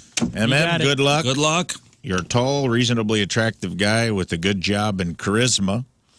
I think you're going to be fine. If those things are all true, I really could have stopped at tall and you'd be doing fine. Yeah, start with So- your pay stub, and that'll help instantly. Thank you, Scott. You're welcome. Next. All right, let's get a little food news. Hi, all. Learn, have you ever tried the Moscato Berry Tiramisu from Schnucks? Ooh, this is a very specific question. No, I don't think so. They sell individual. Tiramisu does count as cake. It's cake. Oh. I looked it up and it said it's not cake because it's ladyfingers. Oh. Trust me, I already did this. I already did the research on my cake. Let's ask They're trying ChatGPT. to Like, I'm not having cheesecake, See gooey what butter cake, ChatGPT says. or tiramisu. Well, this Hey, ChatGPT, is tiramisu cake? This emailer says they sell individual slices, at least at the Schnucks on Arsenal. It's frickin' delicious. I know you're only doing cake, so I thought you might enjoy. Thanks, pal. ChatGPT, what It's do not you say? cake, dude. ChatGPT says, good question. So tiramisu can be considered a type of cake, but technically is more of a layered dessert. There you go. It's a layered Whoa. dessert. This gray area is no good. I have to strictly stay with cake this year. Traditional tiramisu is made with layers of ladyfinger cookies, soaked in coffee, layered with mascarpone cheese, then topped with cocoa powder. No actual good. cake layers like a sponge or chiffon cake. It must be baked. That said, there are tiramisu cake. What about an icebox cake? That's not baked. I can't have that. I have to just listen. It's very simple. You know the icebox cake? No. Is that the frozen one from Dairy Queen? No, that's graham crackers Uh huh. and then chocolate pudding Uh huh. and then whipped cream. No. It sounds delicious. I would love it. I'm going to have it in 2026. 2025, year of just cake as desserts. Guys, I've lost so much weight because I can't have all the things that my body wants. It's great. Okay. That's awesome. Thanks for the useless email, whoever sent that. Thank you. Next. Still stay in food. Heard Moon last week make a joke about Rizzupees. With all the charity work and stuff that the Riz team does to raise money for different organizations, I think a Riz-themed cookbook would be fun, which I believe you brought this up. Hand to God, I am writing down my recipes. Good. Okay. I have my recipes as well. We have Rafe's mom's taco salad. I have a book that I'm Or dip. I'm like writing all my recipes down. Like I made 10 pounds of chicken cutlets yesterday accidentally. Yeah. Accidentally. Great. Well, they have suggestions. Suggestions would be Riz gravy, which I'm assuming is your red sauce. Yeah. King Scott's carrot cake. Oh. Has that been mentioned? No, I don't think so. But you look I like a also have carrot a and vanilla they- pie I'm going to release this year. Really? There you go. Mm-hmm. Moon pie. isn't I'm assuming that's just for the pun. Rafe Mom's taco dip. Jeff's martini. Oh, yes. We have that recipe. Learn something vegan. That's all it says. Not giving you enough credit. You're a very good cook. I'm and a you very cook good non-vegan cook. things. And I cook also, and everybody liked my wings that I put out. I cooked my wings out, my apricot chipotle wings. It says perhaps some of your fancy chef friends could even get in on the game, like Chef Will We Pelly. do have some fancy chef friends. And simple recipes for us normies. Love the show and thank you. I love this idea. I would love this idea too, and we could have a photo shoot where we all are looking like hot chefs. Sweet. This is so cool. I want to look like Giada. So my head will be very large and my body will be very small. Yeah, she looks like a lollipop. I love her. I love her dearly. With giant boobs. I want And to be Rayful ginormous Ray. breasts. I'll be Rayful Ray, That's and awesome. I'll only do stuff. I'll make my husband get everyone drunk while... It is something that I've thought about, and Let's do it. I got to figure out what recipes to put in. I got a lot. What do you think Christmas Chef this year, the Hepatitis holidays. is going to throw in? What'd you say? What's Chef Hepatitis going to throw in? Chef Hepatitis? Yeah. He's got a good one, I'm Chef sure. Hepatitis is a terrible He's cook. going to throw in baby changing station charcuterie board. All right. Listen, we got to take one final break. We'll come back, wrap her up.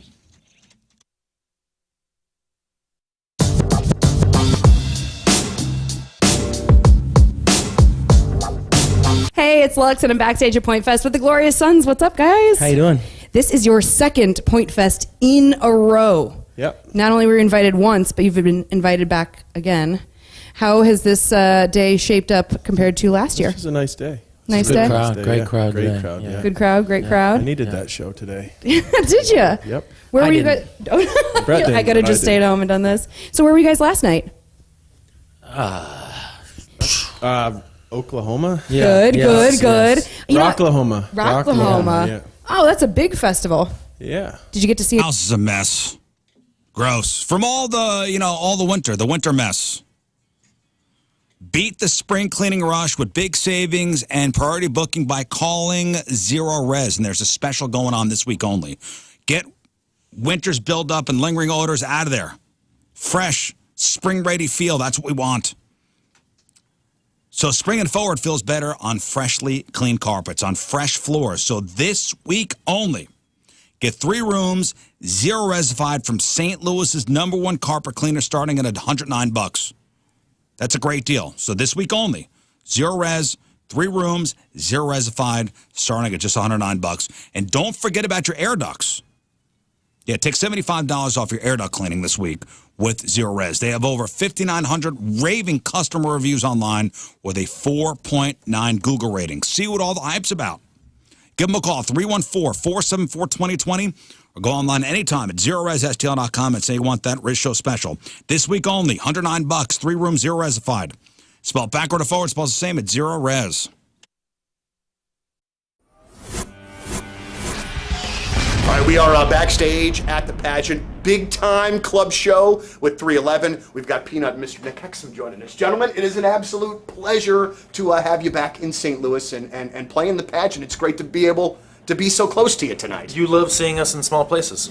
I do. I can't. I will not ever deny that. It was a Peanut. little off-camera, little banter we were doing. Yeah, it's good to be in small places. This is where we cut our teeth. You know, you were saying Mississippi Nights, and we did the same thing in town. But pageant, I walked in this morning, first thing, like groggy, 9 in the morning, like, we're gonna destroy this place. Okay, now this is a The question. people that have been here too, like there's this Wall of Fame, and Oh, yeah. the owner has got a photo with all the biggest people in the world. Like they get some great names. It's here. incredible, and also too down at Blueberry Hill. I mean, what he has here at the pageant is just like, from what I understand, it is a very small amount of his collection. And over at Blueberry Hill, there's the pictures with Mick Jagger and Paul McCartney and George Harrison. And I've heard of all of them. Right. All pretty established folks. So, but you guys gotta have to be on that wall somewhere. Have you not gotten a picture taken? We're Good somewhere. job. We're. I was gonna say. Yeah, we're Imagine Dragons. Well, I think you got a couple more albums under the belt than those dudes. I want to ask a question that might sound funny, but I honestly don't mean it to be funny. When you are going, anything. I love that. That could be absolutely anything. Right, good stuff. When you go from playing a gigantic stage to a smaller stage, is there any like legit concern of, hey, we have to watch each other tonight so that we don't run into someone, so that nobody gets whacked with anything, nobody trips? Is that but you guys are pros, so that's probably not a deal. I mean, you gotta imagine when we were first starting out, 22, 23, we were so out of control and wild. We had a few more on-stage collisions then, but now we all kind of just have an unspoken choreography. I gotcha. You know, SA has his lane when he's like, okay, Nick's up there, I can go around there and sweet him there. Like, Right. Yeah. It's understood without being spoken. I think one of the things, the last time I interviewed you, Peanut, one of the things that I'd asked you was how had the band stayed together for so long? No lineup changes. That's almost unheard of these days. And one of the things that you said to me really struck me as that you guys kind of practice what you preach, And do you guys, will you guys see each other outside of the band times? Do you guys hang out away from 311 things? There has to be a way that you've worked out the friendships to this point that you're able to make it through these things, I would think. well, in the old days, we were saved by rock, paper, scissors. big decisions were made by rock, paper, Are you scissors. serious? Oh yeah, yeah. Before we were mature enough to logic things out, yeah, it was just like the sanctity of the Rocham. Rochambeau. Gotta be. But now we just discuss things and reach a consensus, and it never. Though we respect democracy, if it had to come to a vote, and luckily we're an odd number, it could be 3 versus 2, but it never really comes to that. We just keep talking things out, and to be in a band with the same guys for 27 years, you have to be ready to not get your way and realize that it's not about any one individual. It's about the collective that we had together, and it's a brotherhood. Very good. Let's talk about the new album, Mosaic. It's out now. John Feldman in the mix on this record. I am fascinated by what this man does because it seems like it can be Pink, it can be you guys, it can be Blink-182, it can be just this large swath of artists that he seems to have the magic touch. What is it about working with John? He definitely seems, from an outsider, very obviously being an artist himself, but he seems very artist friendly, probably let you guys do what you do. How does he bring out the best in you? Yeah. Spring has sprung. Going to be spending more time outside. Going to be out on your deck, grilling, surveying your land, or maybe your deck is in disrepair. You know, a couple years ago, our deck, when we bought the house, the deck was, it had its problems, but it got to the point where I'd have to tell people, don't lean up against the railing or else you will plummet to your death. So we called in Chesterfield Fence and Deck, and we did a tear down and a total rebuild. We put up the Vecca decking, the strongest deck on the market, and we got the cayenne color, it matches our house perfectly, and we could not be happier. The deck, we got a new fence. Chesterfield Fence and Deck's been around for 57 years now. Locally owned and operated. They use their own crews. They got their own trucks and tools. Huge showroom in Chesterfield. So go down there and take a look at some of the beautiful displays of the decks and the fences. They do fences and decks and sunrooms, screen rooms, patios, retaining walls, and windows. 5-year labor warranty on 5-year labor warranty on all the projects they do there. And if you mention the Riz Show this month, you get 20% off that next installed outdoor project. Chesterfield Fence and Deck, online at chesterfieldfence.com. After all, who doesn't want a bigger deck? I'm seeing your bucket list here in front of me, Learn, and some of these are definitely achievable. Yes. Some of them I'm not sure about. Sure. Yeah, some of them are going to be tougher than others. The first one, let's just get into it. Yep. And, you know, where we welcome feedback. If anybody can help us, put us on the path to make these happen, please let us know. Because it's all about love and helping each other, lifting each other up, checking stuff off. Here's a big one. See Daft Punk. Daft Punk. Daft Punk, they're broken up. They're broken up. I don't think they're retired. ever getting back together. Right. So, but The Weeknd, even this weekend, or even this past weekend, The Weeknd, the artist, said the only collabs he will do in the future is with Daft Punk. So there could be something on the horizon. what about a Daft Punk tribute act? Yes. What about a Daft Punk lunch? Like you're at the Rainbow Room or something like that, and you look over and you're like, oh my gosh, I recognize. Look at those those. guys. Just two guys in helmets. Those are the guys from Because Daft it's Punk. see Daft Punk. You didn't say in concert. Oh, I'm sorry. Let me clarify. I would like to dance live to Daft Punk, those two guys, those French musicians. I want them All to be they're playing doing is music. press and play on an iPad. What if they stand up at lunch and they go bigger, faster? All right. Okay, so see Daft Punk, that's on the list. Or have a Daft Punk dance party. Yeah, will you whatever. take me? I would love to see that show. Thank you. I would Yes. love to see that. I like how French-Canadian, malleable did you? your bucket list things are. That's a very open and loving way to embrace the world. You've already dialed back your very first one, which Right. I love. But And you know what? What? You never know. Daft Punk, whatever, tomato. It's French. I believe it's Daft, but whatever. Leads right into the next one. Host a discotheque, maybe a Rizzuto. Rizzuto would be cool. I like Dance I want to have a party. dance party. Mhm. And we have a lot of listeners who want to dance. And so every time I talk about it, they're always like, oh, hit me up. So what if we have a Rizzuto? Yeah, man. And we play Daft Punk. I'm not a great dancer, but I can.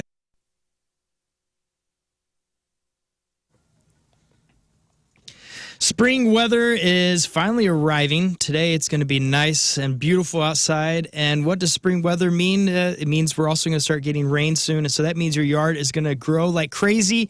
And there's going to be weeds. There's all this stuff that could happen. But if you take advantage right now and start treating your yard today with Green Envy, you could prevent all that annoying mess that will come up, and you'll have a beautiful green yard for the rest of the year. So reach out to Green Envy Lawns. All you got to do is go to greenenvylawns.com.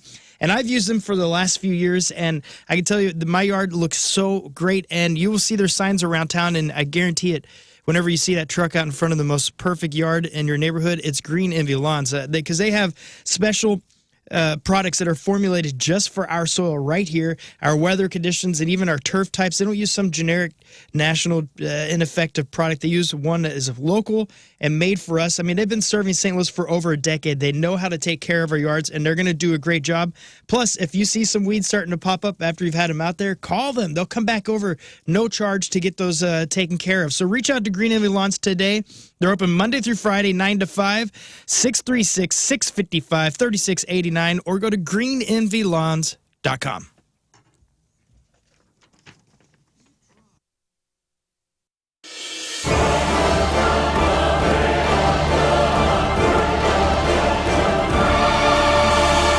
This is King Scott, Ways of the Blades. Today I'm going to teach you swords.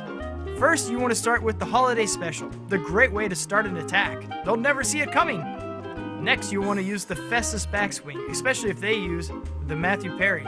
Now you want to finish with the Canterbury Slice. It's a great follow-up if they're using the Crom's Delight or the Miniature Poke.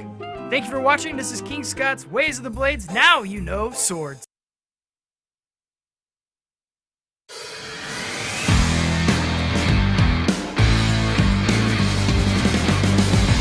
All right, guys, welcome back to the farm. So it's a Sunday, and we got a whole crew here doing stuff. We're going to work in the field today. So this will be the final episode of the farm series for now, but I'm sure we'll return back to the farm at some point. So I'm going to show you what's going on here, the progress of the plants, how those elderberries are looking, and we'll look inside the house, and I'll tell you about some future projects we got coming up here. And there's our tractor, courtesy of Herb Equipment, the Captain Riz tractor. We're moving some poles. Poles. All right, so behind me is another barn. This is a future project that we're going to do. So we're going to turn this barn into a greenhouse. So come on, let me show you what's going on inside. So this is where the old owner, I guess, stored some of his tractors, some of his big carts for the field. So eventually, what we're going to do is we're going to take the sides off and kind of renovate this structure and make it a greenhouse, so we could start cultivating our own elderberry brands and maybe start selling what they call the cuttings. Right now, this is home to many a groundhog. All right, we're out here in the big field, and I am going to show you the progress of some of these elderberry plants. So you saw at the beginning, pretty much nothing, and it's a couple months later, and I'll show you what these elderberry plants look like. Look at that. Mulch is down. Plants are looking good. You know, you'll see a weed every once in a while, but we gotta pull those. But these plants are looking sweet. There's my partner in crime, Cat the dog. All right, Cat. Let's go.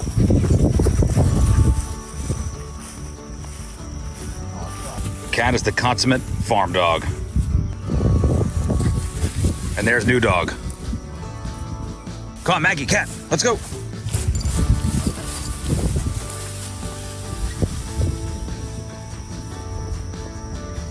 So I'm not sure if we're gonna get a very good crop this year, but this is basically laying the foundation down for years to come.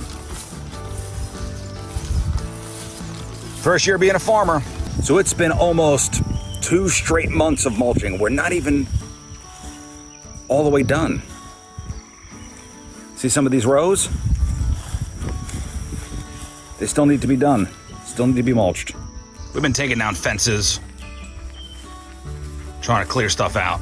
So there's a whole nother area that we haven't even touched yet. All stuff beyond that fence right there. Basically untouched, but I guess we'll talk about that next time. We're talking about future projects. Check this out behind me. There's the house the old man used to live in. So we're not sure what we're gonna do with it yet. It's got no running water, no plumbing. Pretty much uninhabitable. Still a cool building. Been here a long time. So we got to figure out what to do with it. Here's one thing we're going to keep. Just a random, in the middle of nowhere, dinner bell. So there's one more building I want to show you guys. This is behind me, the calf birthing barn. So let's go. We're going to open it up and hopefully not get stung by a wasp. So it's a little dark in here, so hopefully you guys can see what's going on, but take a look inside there. So there's stalls on the left and right, and the calves would... If you feel like you're running on empty, Mentality Health is going to help you out. Now, let's talk about why you might not be feeling like yourself and how we could change that. So you may be suffering from low T. What is that? That's low energy, low motivation. You're tired all the time. Weight gain, muscle loss, lack of focus, lack of mental clarity, low libido, which can strain relationships. Now, Mentality is a local healthcare facility that specializes in helping men feel and perform at their very best. Board-certified physicians provide a full physical, a consultation, blood panel analysis, all during your first visit. And Mentality focuses on free testosterone levels, which many doctors overlook, ensuring your treatment is tailored to your body. They also offer FDA-approved testosterone therapy combined with semaglutide to target fat while maintaining muscle. Be the dad who can keep up with the kids. Be the husband your spouse knows you could be. Feel and perform like you did 10 or 15 years ago, whether it's at work, in the gym, or at home. Stop settling for a fraction of your potential. Get in touch with Mentality. MentalityHealth.com/radio, MentalityHealth.com/radio.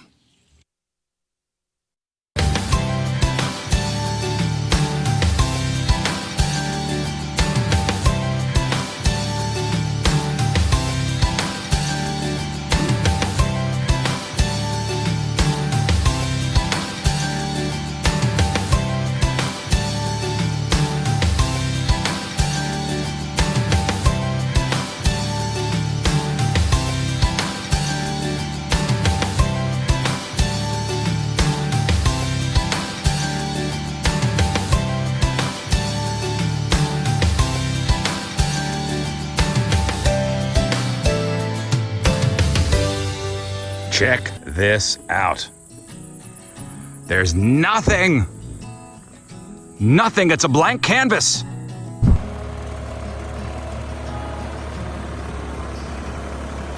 You see that? The plants are coming in nicely.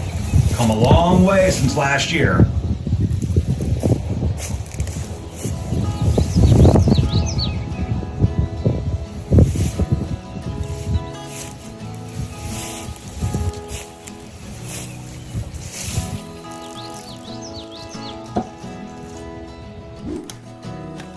Oh, hey, you want to come in? Let's go.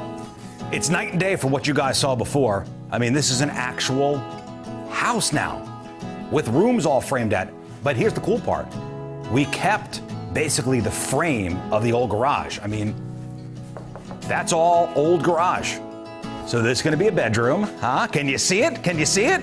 I'm going to be sleeping right over here. Oh, let me show you my favorite part.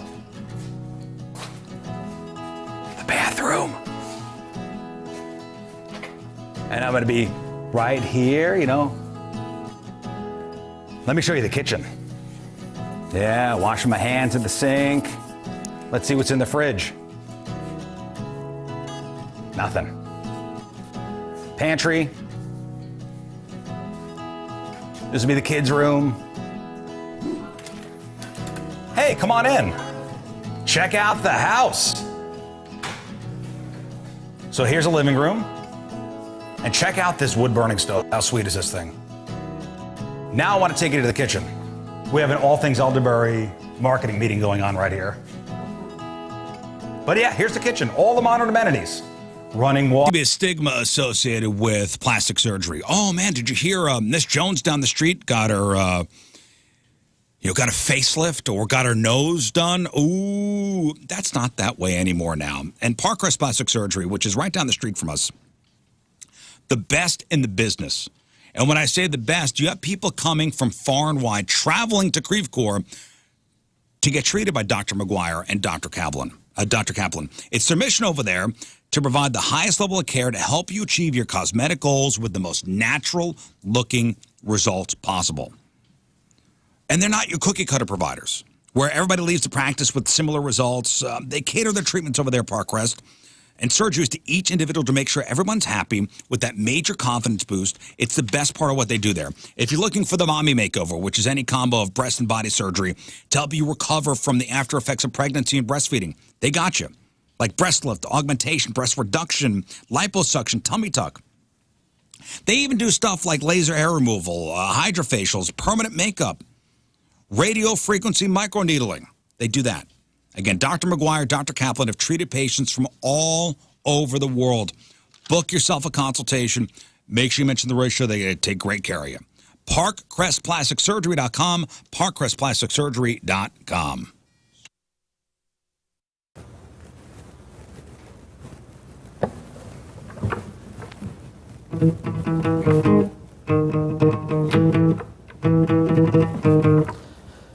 Wake up! Cause when you gotta go on a table, and then you gotta go on a table, and then you gotta sit on a table, and then you trust in my sip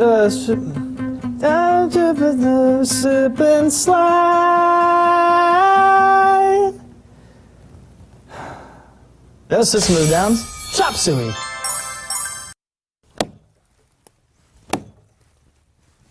Dude, this sucks.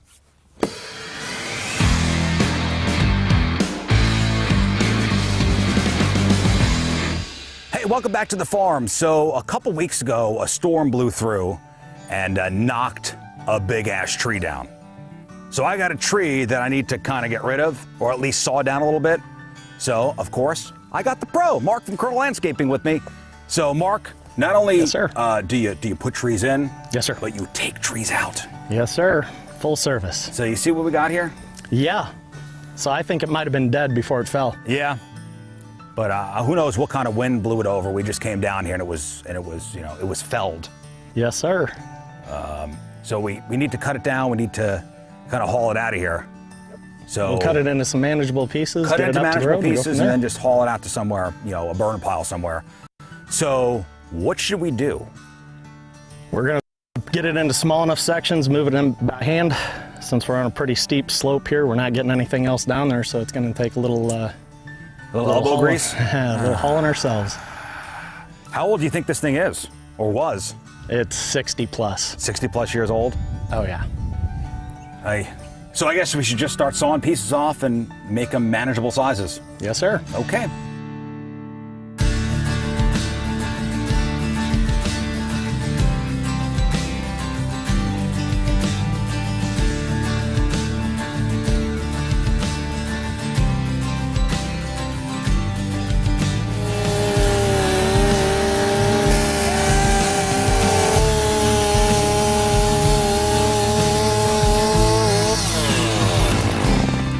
Well, you got a fun job. All right, so Mark's gonna keep sawing. We're gonna cut that tree down into small pieces. Using the chainsaw was awesome. Dream come true. So thanks to Mark from Colonel Landscaping.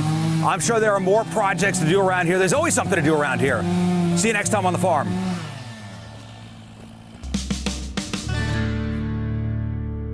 All right, we've made our way to the supposed cemetery. This is where my kids say they heard some weird stuff. The dog won't go near here.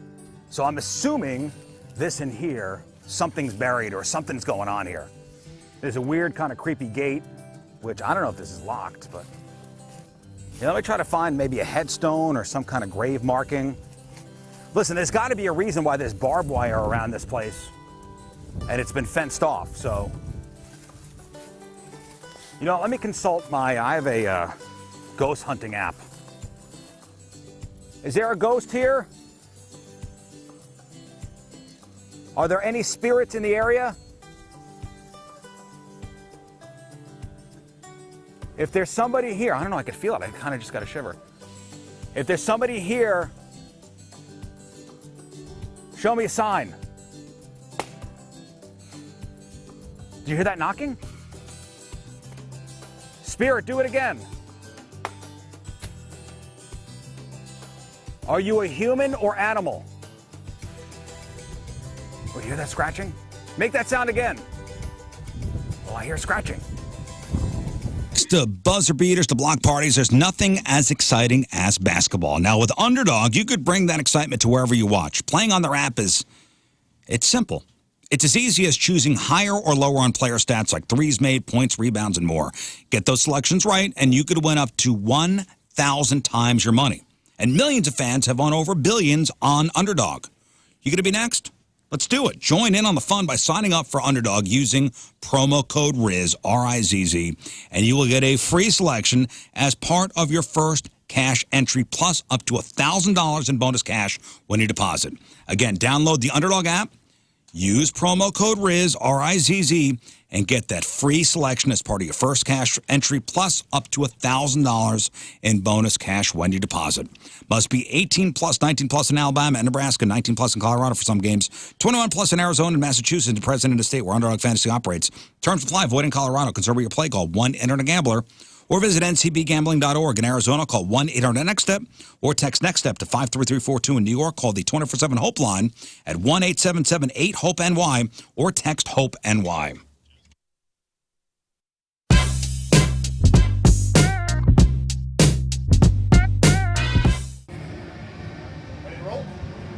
We are backstage at Point Fest with a St. Louis favorite, and the great part about this today is that they're actually going to get to play. Ladies and gentlemen, highly suspect backstage at Point Fest. What's going on? Welcome back. It's wonderful to see you as always, but I would also like to tell you that Natural Born Killer has been one of our favorite songs of the year so far. It sounds great on the air, and it sounds like a great highly suspect song. So let me ask you, where did that come in the recording process? One of the first, one of the last? Where was that? Smack dab in the middle. Oh, okay. All right. I always wonder if, when it comes out as a strong lead single like that, if where it was in the creative process matters. You know what I'm saying? I think once we heard that riff, it was like, okay, this is like the sports anthem style riff. We just kind of knew it would be the one. Yeah, absolutely so. So a new album is out now. All right. How quickly do you see the audience singing songs back to you? Like almost immediately. Yeah. Yeah. And you are luckily. And you got to be kind of like amazed and taken aback by that a little bit. Oh my God, it's a blessing. It's incredible. I can't remember words. AntonsHVAC.com. Book your service now. You can get everything. It's Anton's Plumbing, Heating, Cooling, Energy experts. They do everything from repairs to installation. They've been in business for over 40 years serving our area with top-notch quality. This is a premier company that really does take customer service as the priority. And they have the experience to do all the repairs, to do all the installations. I've had them put in a new water heater. They did an energy audit in my home. And I'm on the maintenance plan, and they've helped make my home much cooler during the summer and way more comfortable during the winter. They've been a godsend to our house, and I trust them in my home. That's a big deal. You can trust them too. They're incredible, and those bright green Anton's vans and trucks, those are like warehouses on wheels. So if they're in your house doing a water heater replacement like they were in my house, and they find something else going on, chances are they have the part right there in the truck. So it's going to save you time. It's going to save you money. They're incredible. AntonsHVAC.com. Book your service now. ANTONSHVAC.com.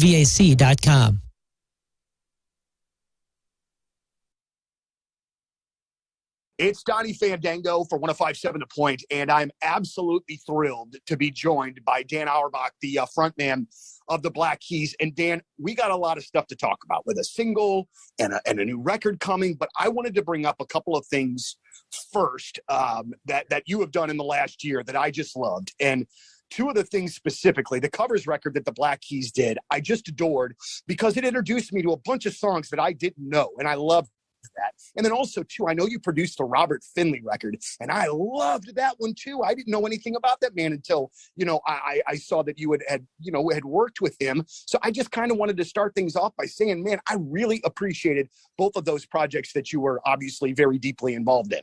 Oh, man, thank you so much. That's great to hear. I mean, Robert Finley's the real deal. He's a Louisiana soul and blues singer, and he's touring. He's going to be touring all year. It's really exciting for him. I will absolutely see that man. I mean, it was like, because as I'm listening to that record, I'm thinking to myself, why did I not know of this man before? Why do I have to live under a rock? You know what I mean? Like, it was that kind of, why haven't I been able to be a fan of this guy sooner? Oh man, he is just like next level. You know, he just like shines on the stage. It's crazy. Cannot wait. Well, let's get back to Black Keys stuff. And we just got the brand new song from you guys, Wild Child, all right? And I love it. Now, listen, I've always thought that there was a really awesome groove in all of the Black Keys songs for the most part. But this one, I would even consider it funky, as a matter of fact. Would you yourself, the creator of that song, call it funky, sir? I would definitely call it funky. Yeah. Or good. Maybe funky with an O, funky. Oh, that's even another level. But I do, man, like there is just a little bit of that sort of infusion in there that really, I think, differentiates it. What was this like the first song that was recorded? Was this one of the last ones that was written? How did this come about, when it comes to the rest of the album? You know, I think the record is pretty varied. There's songs on there that are like the first take, just like super raw. Improvisation, like we just left all the mistakes in there. But Wild Child, we probably took the longest to construct. We had a different chorus, and we ended up going back and changing it. But but at the foundation of the song is just definitely just Pat and I in a room together, improvising, coming up with songs, just like kind of making it up off the top of our heads. But it's funny that you say that. I think this is the first Black Keys song that has wah wah pedal on it. Oh, wow. See, and I don't have the trained musical ear to pick that out, but that would make sense. Absolutely. That's so funny that you said that. It's crazy. Yeah. Because I'm listening to it and I'm thinking to myself, like the first time I heard it, I was like, I'm moving my butt cheeks in a way that, man, it's pretty great. I'm dancing in my chair. I like that I made you laugh, Dan. I really do. So, one of the things that I read too about you and Patrick being back into the studio, the album also too, and I can't forget, is going to be called Dropout Boogie. It'll be out on May the 13th. But I was really interested to see, I'm always fascinated with how bands write their stuff. And what I had read was that, and it kind of, you just said it, is that you and Patrick, you go into the studio, you just kind of, for lack of a better term, you kind of riff off each other and you come up with these songs. You don't go into the studio with anything kind of already etched out. Is that correct? For the most part, yeah. I just think it's a really important part of who we are, is that improvising, because it's like a natural take, like straight from the gut, and it's like it just highlights the natural connection that we've always had. It's the reason we've been playing the music for so long, 20 plus years. I mean, we started playing when we were 16 and 17, and we kept it up because it was so much fun. It's just always been fun. It's easy. This week, I get to go to Victory Men's Health, and I get to get my blood work done, and I'm so grateful because I've been going to Victory Men's Health now for years and years, and I can tell you every time I've gone in, it seems like it gets better and better. My fat keeps going down, the muscle keeps building, and my bones are getting stronger, and I'm just reversing my age, which I love.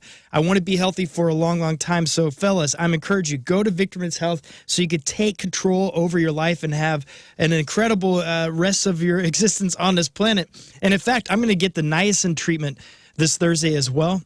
And I can't wait to see how that affects my body and just helps me improve even more. But they got all kinds of great treatments over there. Everything from, if you have ED, they can help you with that. Or if you even want the red light therapy, they have that option. They have the drip, vitamin drip options, and they have the cardiologist down there.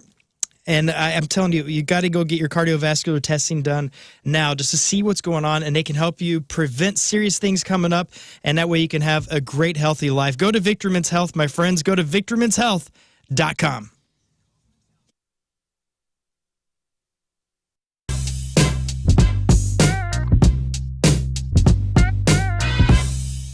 All right, that is it for us. Appreciate you all tuning in. If you missed anything on the program, the clip of the day will be up there for you. That's brought to you by Michael's Flooring. I got it. It's the end of the show. Michael's Flooring, thank you for the clip of the day. Also, the podcast is brought to you by Dobbs Tire and Auto Centers. Today's podcast is titled Eating a Corn Dog in the Garage. All right. Yeah. Scott, what else? Well, you can follow me at King Scott Rules, and if you're in a band or you're a musician and you want to get your music out there and heard, go to 1057thepoint.com/breakingbands and get yourself registered so you can get on the show with Clownvis and I and get your band to finally break big. All right, learn. Follow us on YouTube. Subscribe to The Point's YouTube at 1057 The Point, and go see the new Rizlympics event that just broke this morning and see who is in the lead for Rizlympics. You can follow me, Allern versus Radio. On Rizlympics Episode 3, presented by DraftKings and Casino Queen. Play, stay, dine. Visit DraftKings and CasinoQueen.com for special promotions. And also supported by Wings of Hope, changing and saving lives through the power of aviation. Rafe. Beautiful. Happy birthday to my baby brother. He is 36 years old today. Happy birthday to my baby Huey brother, Pete Williams. Happy birthday, bud. I hope you have a great day. Can I add an important birthday? Please. I forgot. Quickly. My mom turned 80.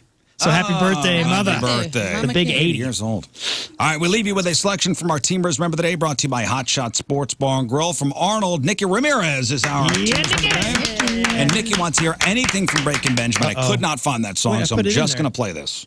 Fine. So enjoy. Have a great rest of your day. We'll see you tomorrow. Bye. All right, toodaloo. The Rizzuto Show on 1057 The Point.